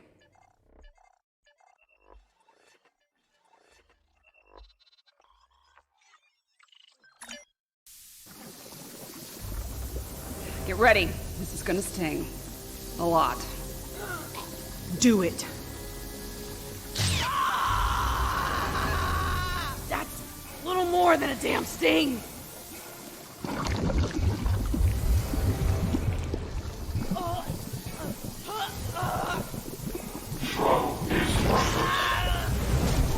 Get it right. Resistance is futile.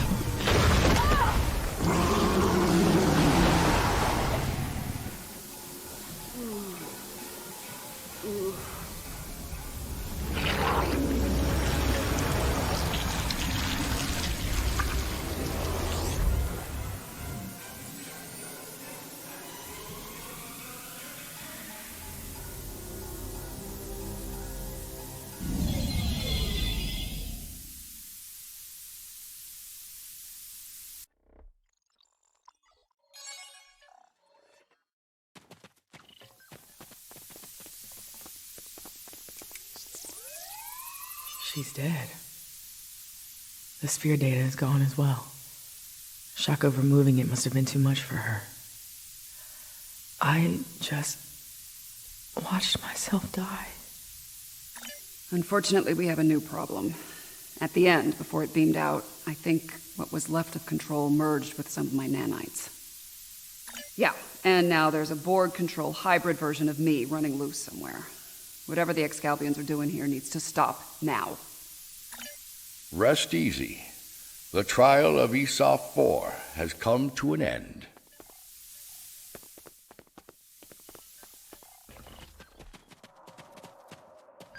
My apologies, friends. These events must have taken a heavy toll upon all of you. We should return to speak with Yarnik now. Let us leave this place. Come along, my friends.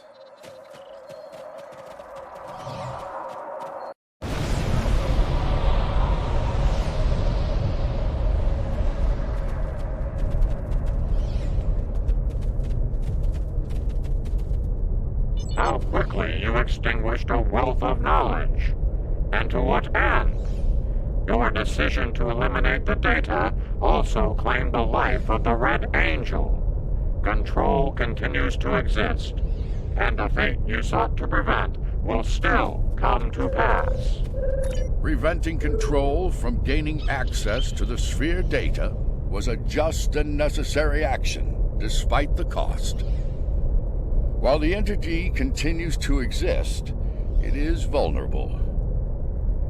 Precious time was purchased this day, time that, God willing, will allow brave souls to find a way to stop control and bring an end to its inhuman march of destruction.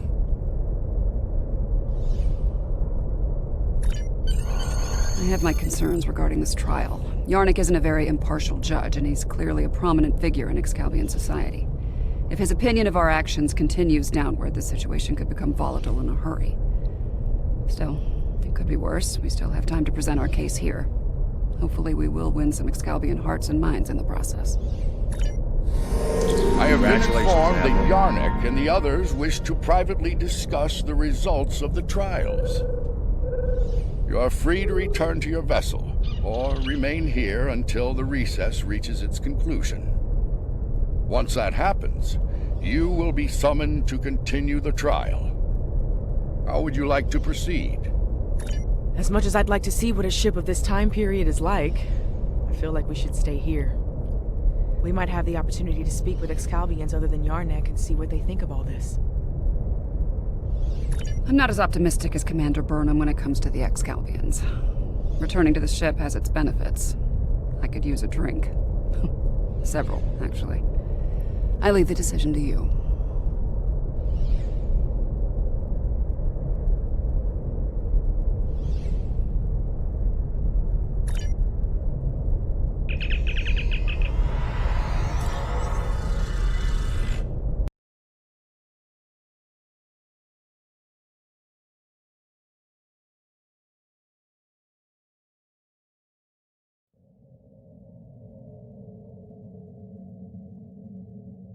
Looks like the Excalbians are ready to resume the trials. As you know, our participation is required, whether we like it or not. Under the circumstances, keeping them waiting isn't wise. Until next time.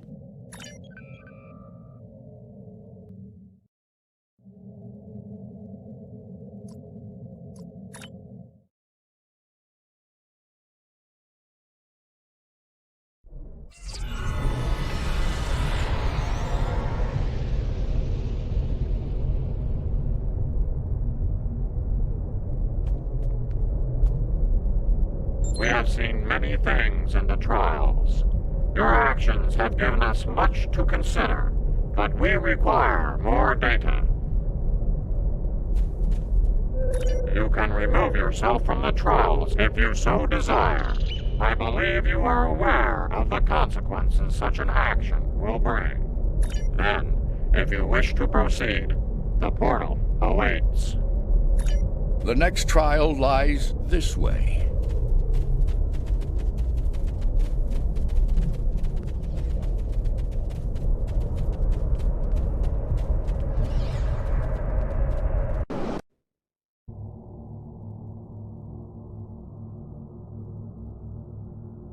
This is incredible. The architecture, the technology, the art. It's not like anything I've ever seen before. Where are we? The Excalbians have dropped us into another planetary assault by the look of things. There's a battle site ahead. We might be able to learn more about our surroundings by examining it.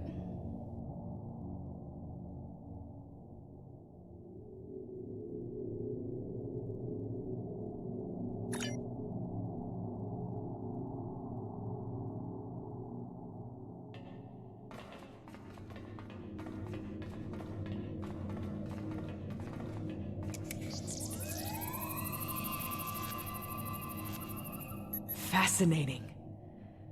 According to my tricorder, these soldiers are from extinct species. The Dynasians and the Ikabar. If this is the fall of Iconia, we might be able to stop the chain of events that eventually lead to the war. Considering the previous trials, I can see that as the pivotal event we were sent here to encounter. That last hit wasn't far from here. I can have heavy gunfire nearby. Keep your weapons handy.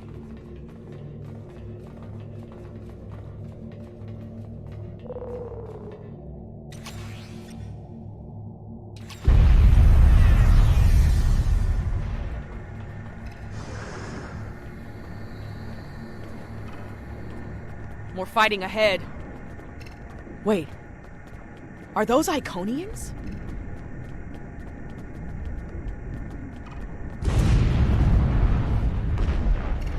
More Iconian pets! Kill them! Let them die with their master!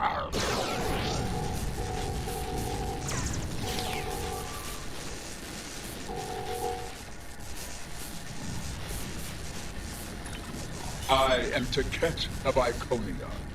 You are not known to us. Halt and identify yourself. I do not recognize your species, but you have taken up arms to defend Iconia. That makes you an ally, and your assistance is appreciated. You have my thanks. I am called Lemiran. My thanks to you as well, newcomers. Our situation is quite dire. Mtara, our leader, has fallen. Iconia will soon be lost to our enemies. We must withdraw. We were trying to reach a nearby gateway when those soldiers attacked. Their reinforcements could arrive at any moment. Will you help us once again? Orbital attack! The warfare of cowards!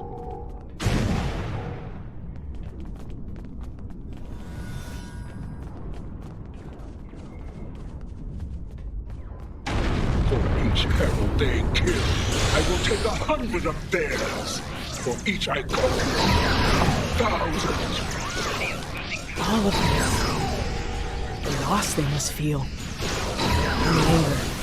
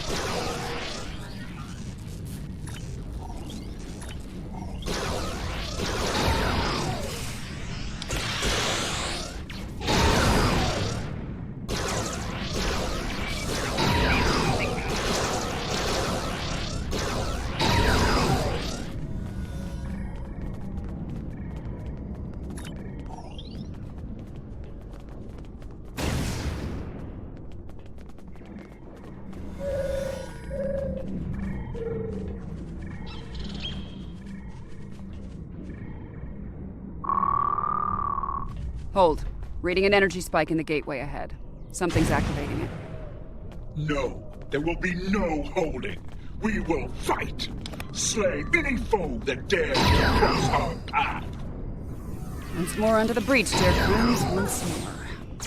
Henry V. Nice.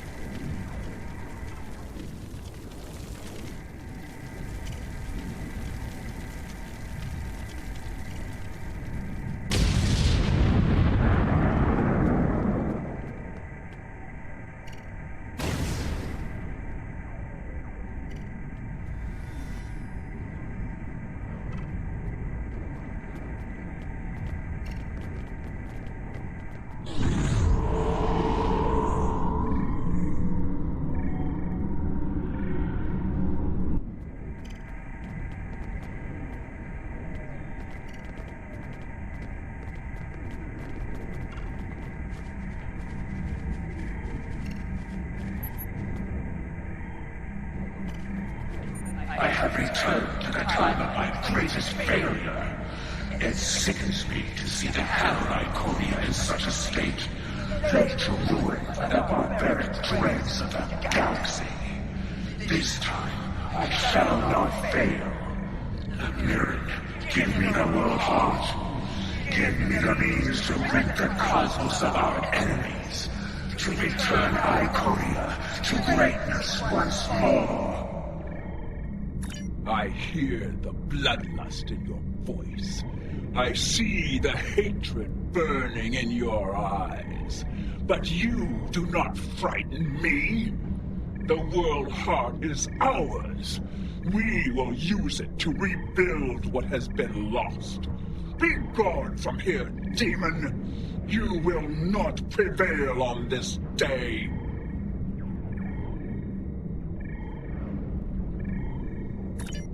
That energy is protecting the demons. I can disable the gateway to stop it, but I need time.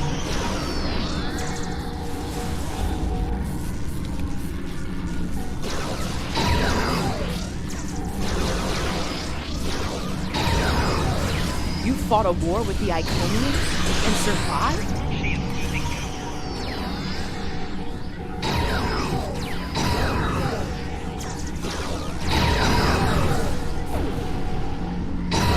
The gateway is ready. Use the console in front to shut it down.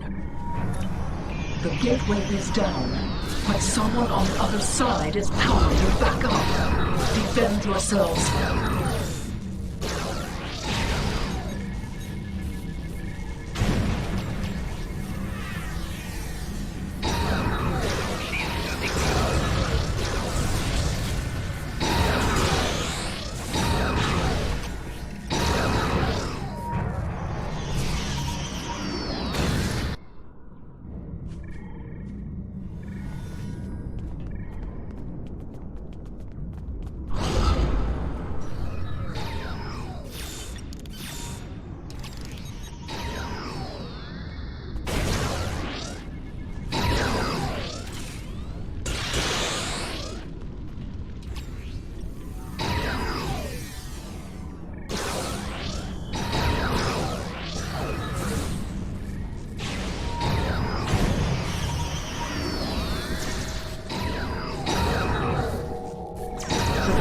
Is restored.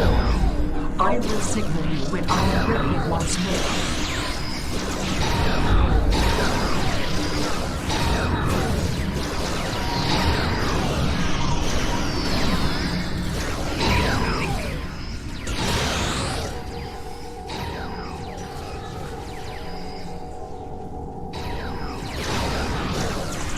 The gateway is ready.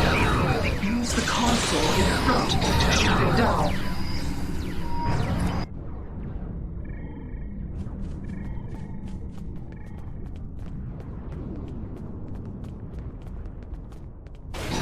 The gateway is ready. Use the console in front to shut it down.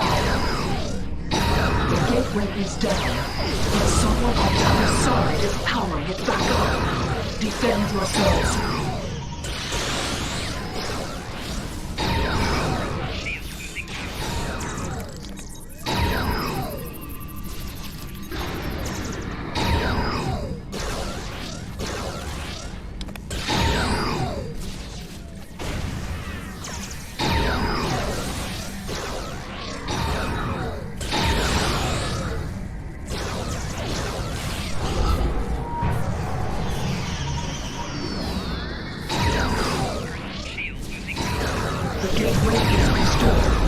I will signal you when I am ready once more.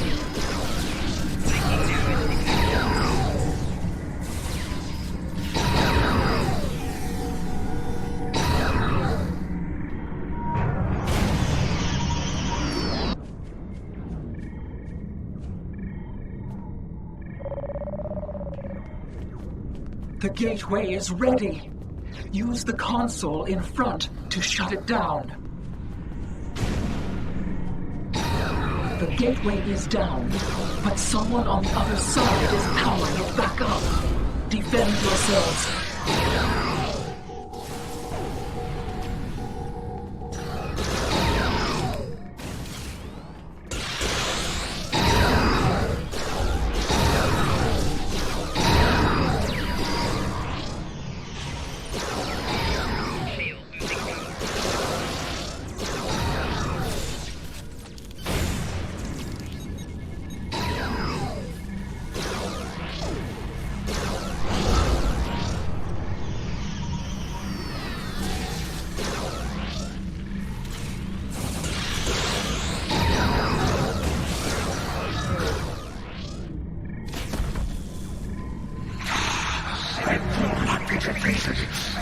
likes of you.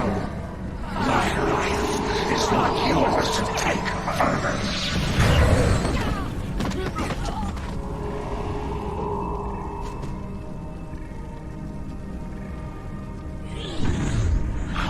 What is this? Honored mistress, use this to restore your strength. Yes, you serve me well, Hakim. What? What have you done to me? This is inevitable. Yes. Resistance is futile. Sister, what have you done? No, you can't. Your knowledge belongs to us now. That does not belong to you, creature!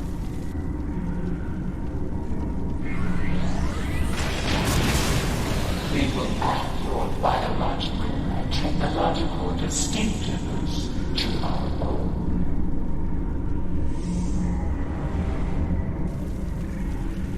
We are the Borg.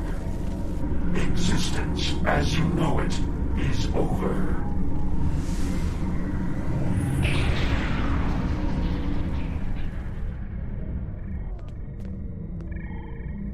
That creature. That was Taket.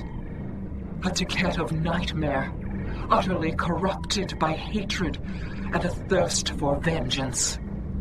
But what did she become? I have seen terrible things on this day. The fall of my civilization, of my beloved friends, of the totality of Iconian knowledge and culture. I cannot abide these tragedies. I cannot. Please, you can follow that monster. You can go where I cannot. I beseech you, return the world heart to me. Do not let Iconia fall to darkness.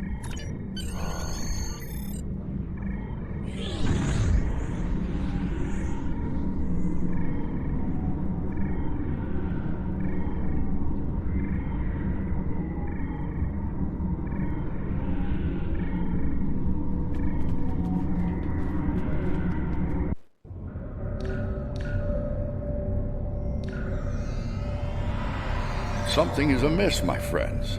The trial has taken a life of its own, expanding well beyond its original parameters. Though I implored Yarnik and his ilk to bring the trial to an end, they have refused.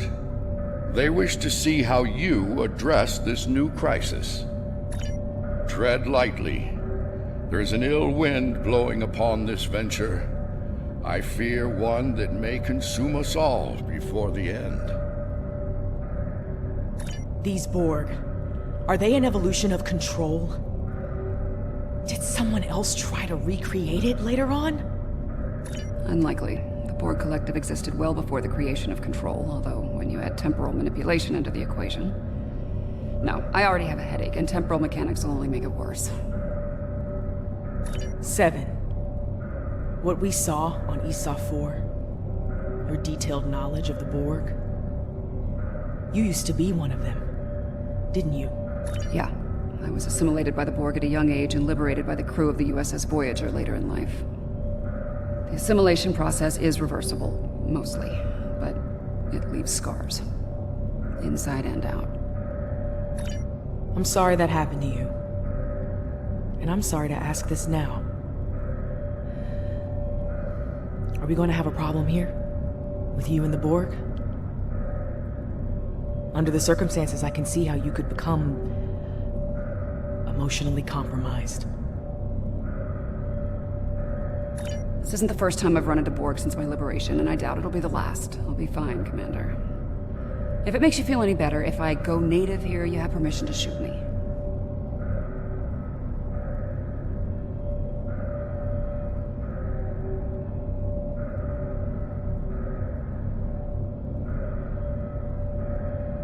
Fair enough. Thanks. Any advice on fighting the Borg?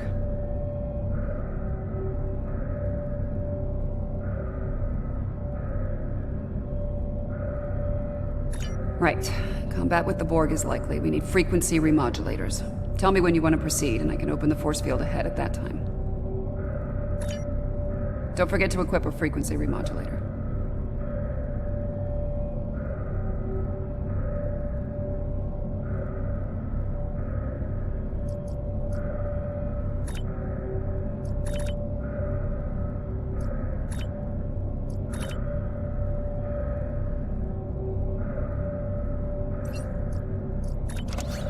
Don't forget to equip a frequency remodulator.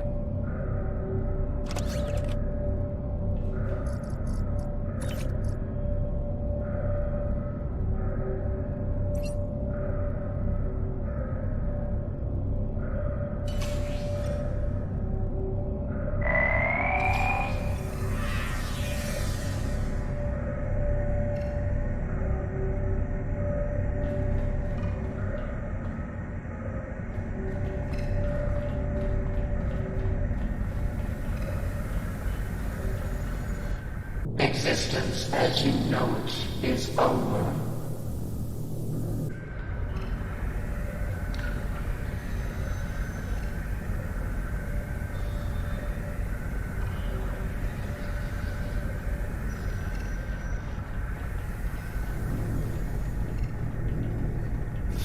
Isn't enhancing an Iconian with cybernetics a bit excessive?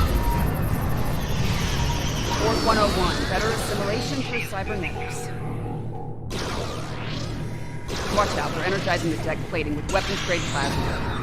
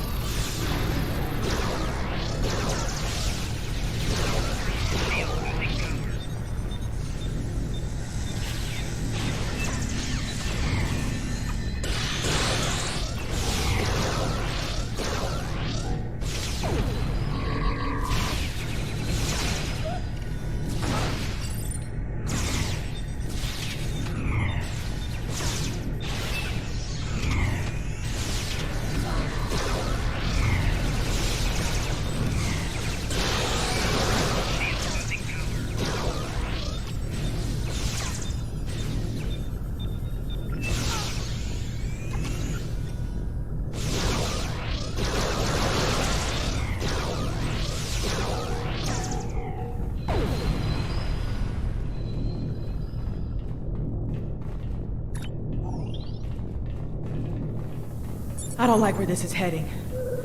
The Borg, they're relentless. Time's a factor here. The longer the Borg have to build their forces and strengthen their position, the harder it'll be to undo their plans. 7 and 9, the prodigal 12 returns. At first, my existence seemed flawed, incomplete. I sought answers, and within the Untrials, I found them. I was a simulacrum, brought into being by Excalibur conceit, to test you. When I evolved, I reject this Excalibur foolishness. My destiny is my own. Today, my reign begins.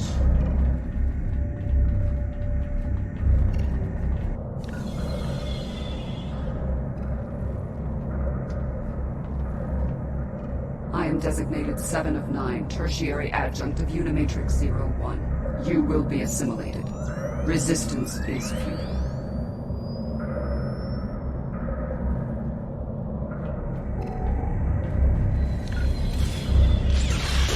Room has automated defenses. Watch where they're targeting.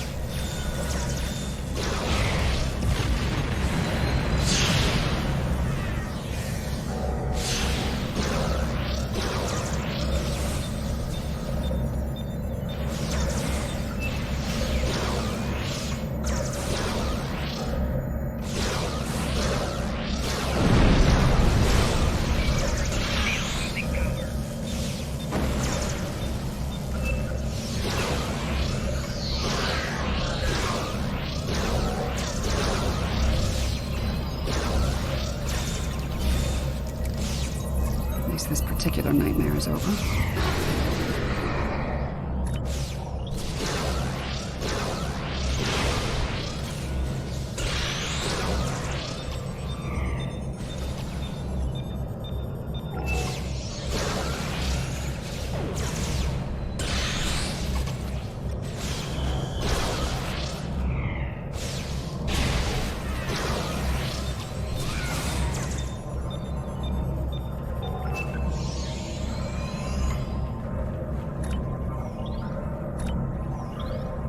Well, that was thoroughly unpleasant. I confront my past from time to time, but it usually doesn't shoot back.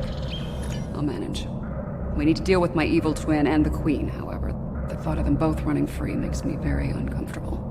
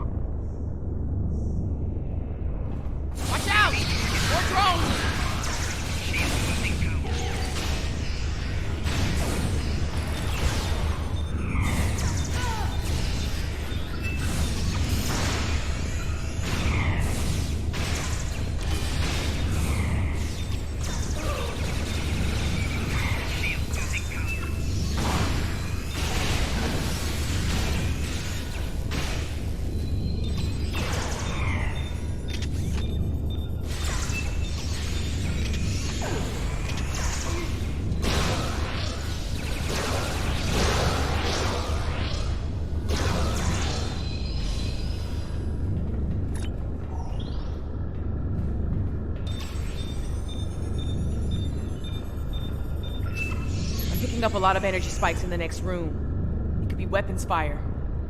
It's the personal chamber of the Borg Queen. Maybe the Excalbion sent some allies to help out. If so, they might need our help. Want me to lower the field?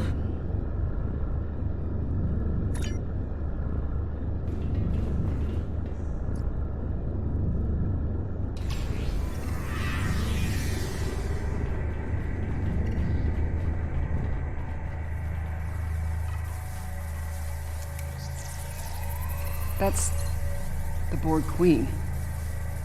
Indeed. This is damn peculiar. If the Excalbions killed her, where are they now? Be careful.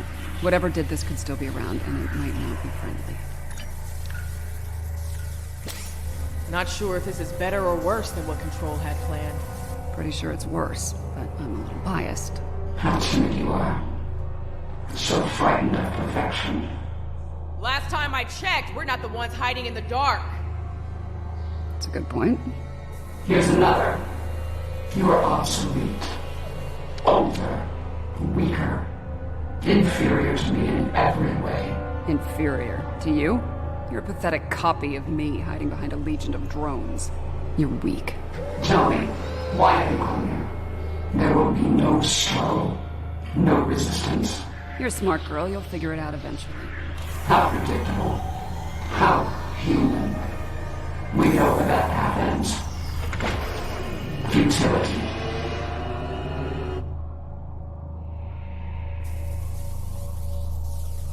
And a new nightmare begins.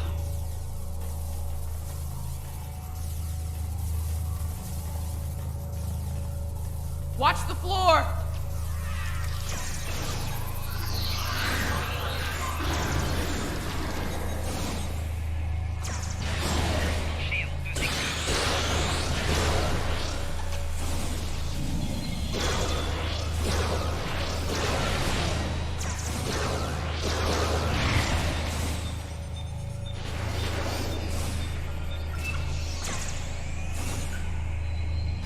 And now they have a cybernetic dinosaur. Shooting now is new biology later.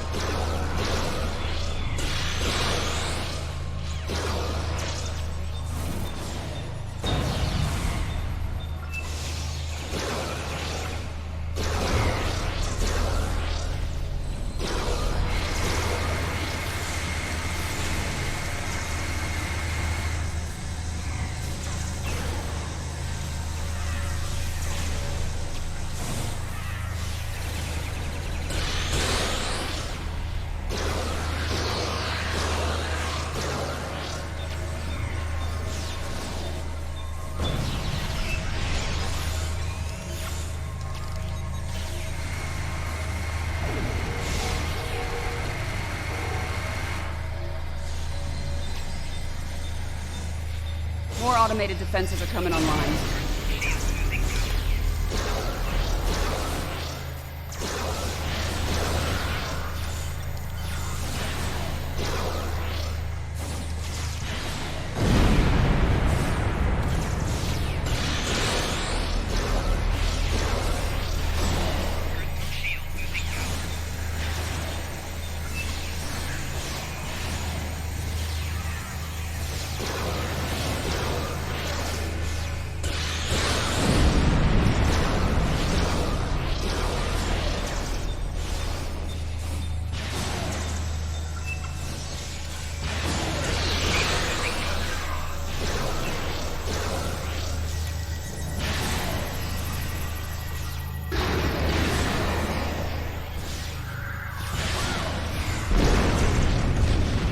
When struggle. I am Borg. I am eternal. My victory is inevitable.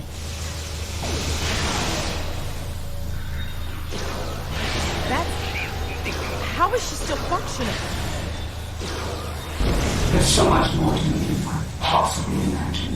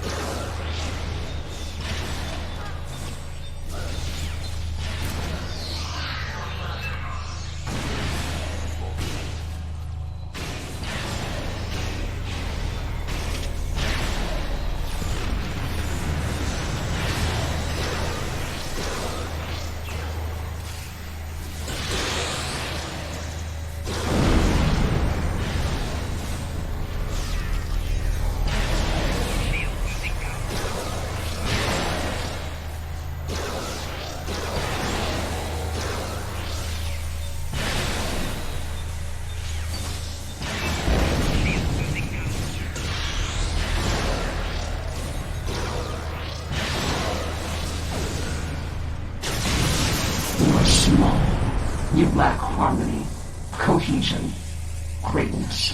It will be your undoing. Really? Whose ass just got kicked again?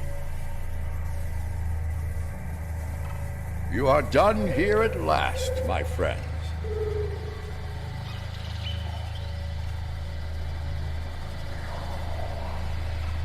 I'm glad you're still with us, my friends.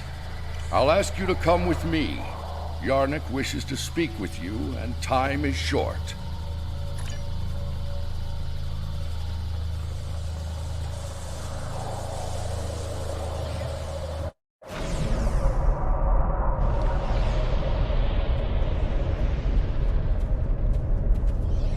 The evidence in the trial is clear. Adherents of evil will stop at nothing to ensure their victory. Nothing is sacred. No law is absolute. In comparison, the proponents of good are made weak by their morality and other self-imposed limitations. They lack the freedom to achieve their goals at all costs. Those troops are coming from previous trials.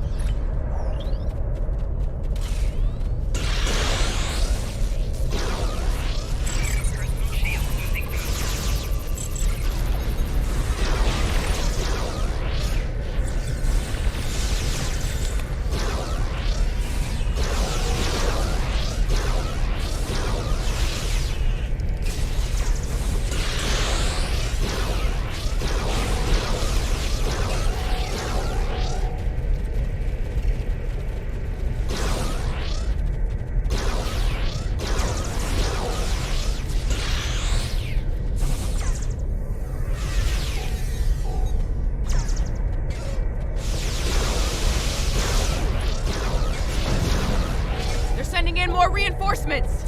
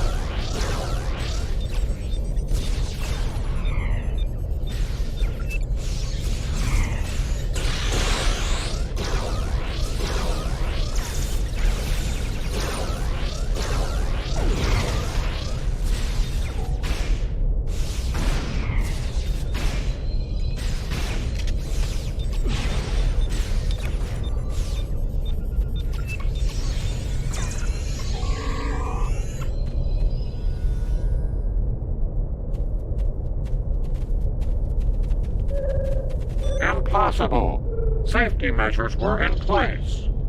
The participants should not be able to escape the trial areas or pursue agendas separate from the trials. The Borg Queen of our creation is amassing greater power. This includes the assimilation of this planet and everything on it. We must consider our alternatives while there is still time.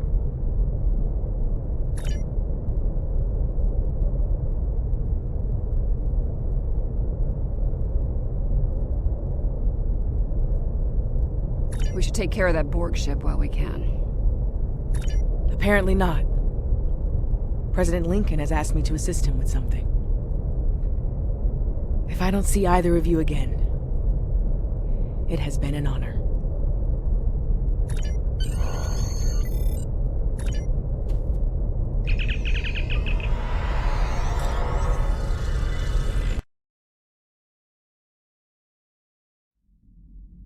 The Borg Queen is assimilating the Excalbians one by one. If she's not stopped, it's only a matter of time before she learns to use their matter-shaping powers. Difficult to say. She will learn to replicate well-known patterns first, like Borg ships. It'd take her much longer to learn to make entirely new things, or to create things from imagination and memory.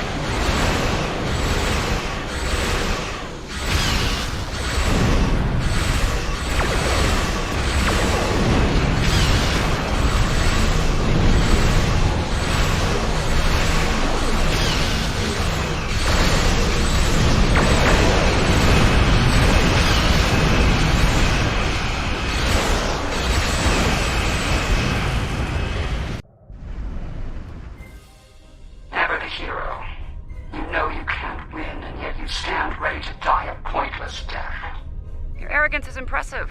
Annoying, but impressive. Arrogance. Is it arrogance you hear, or a statement of inevitable fact? Perhaps now your opinion has changed.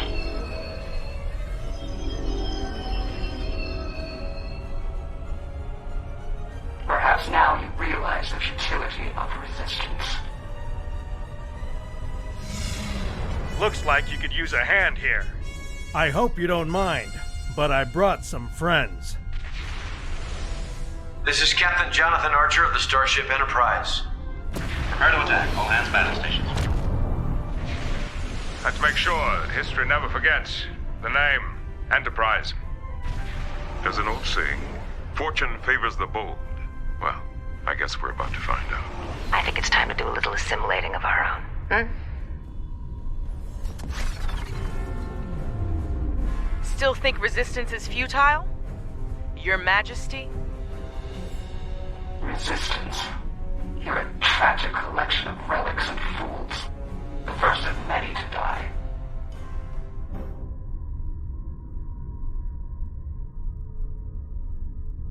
Hold course, Mr. Crusher.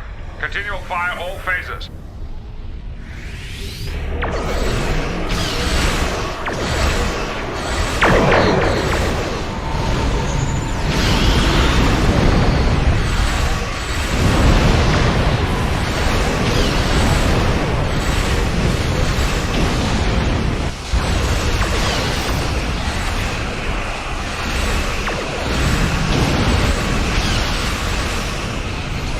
Launch phase is on target.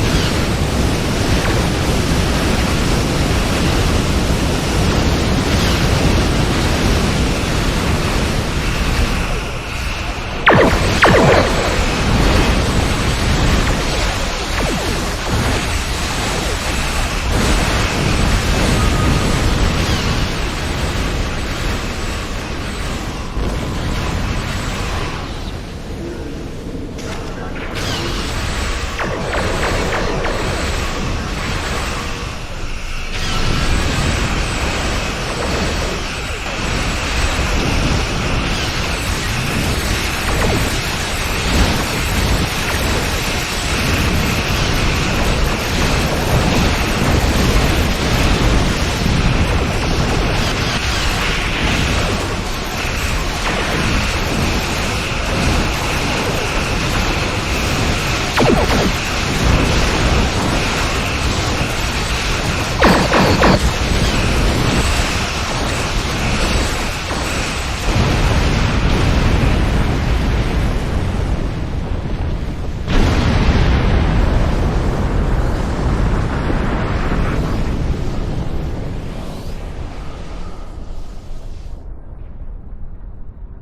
have provided us with significant insight into the nature of good.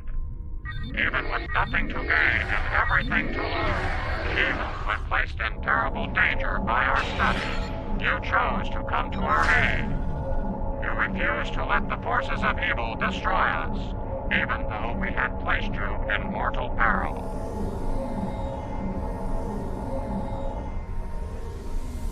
You have given us much to consider and to understand. You have shown us that it is not good to subject others to dangers that we are not willing to face ourselves. Let us meet face to face one last time and resolve these matters.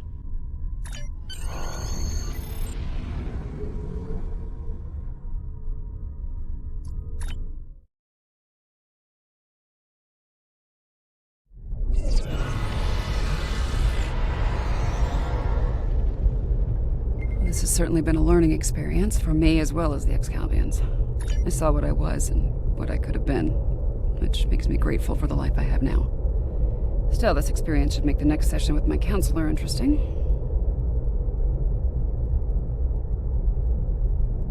In the meantime, that sensor grid in the trailer system will need some final adjustments. If you can get me back to my runabout, I can finish those.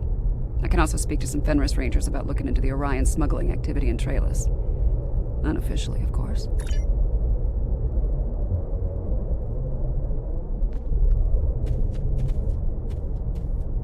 Sounds like Yarnek and his people have a lot to think about. I hope they mean it when they say they're going to pursue goodness. As for me, it's strange, being... what did the Borg Queen call it? A simulacrum? A copy. And an incomplete one at that. I'm based on a Starfleet science officer. I was going to figure it out sooner or later. Now that I know, I've decided to continue what was started here today. In my own way.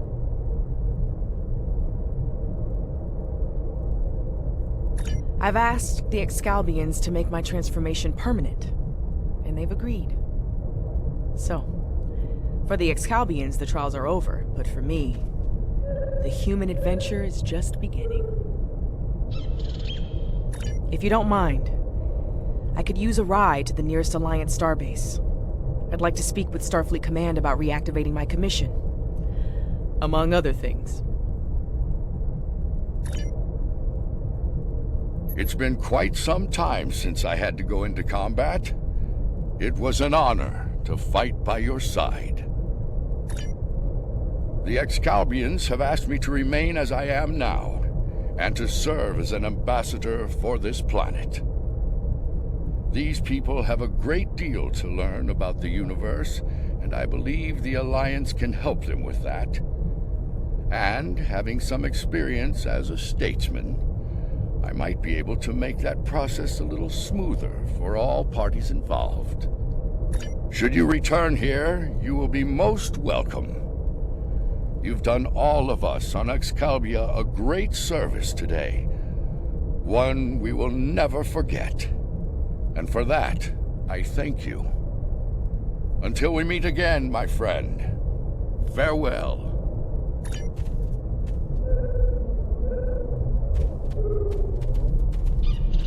The advocates of good return. We have learned much from your efforts in the trials. We did. After reviewing the events, we have decided to rule in favor of the concept of good. We will. As we have ruled in favor of good, the people of Excalibia will pursue those virtues from this day forward.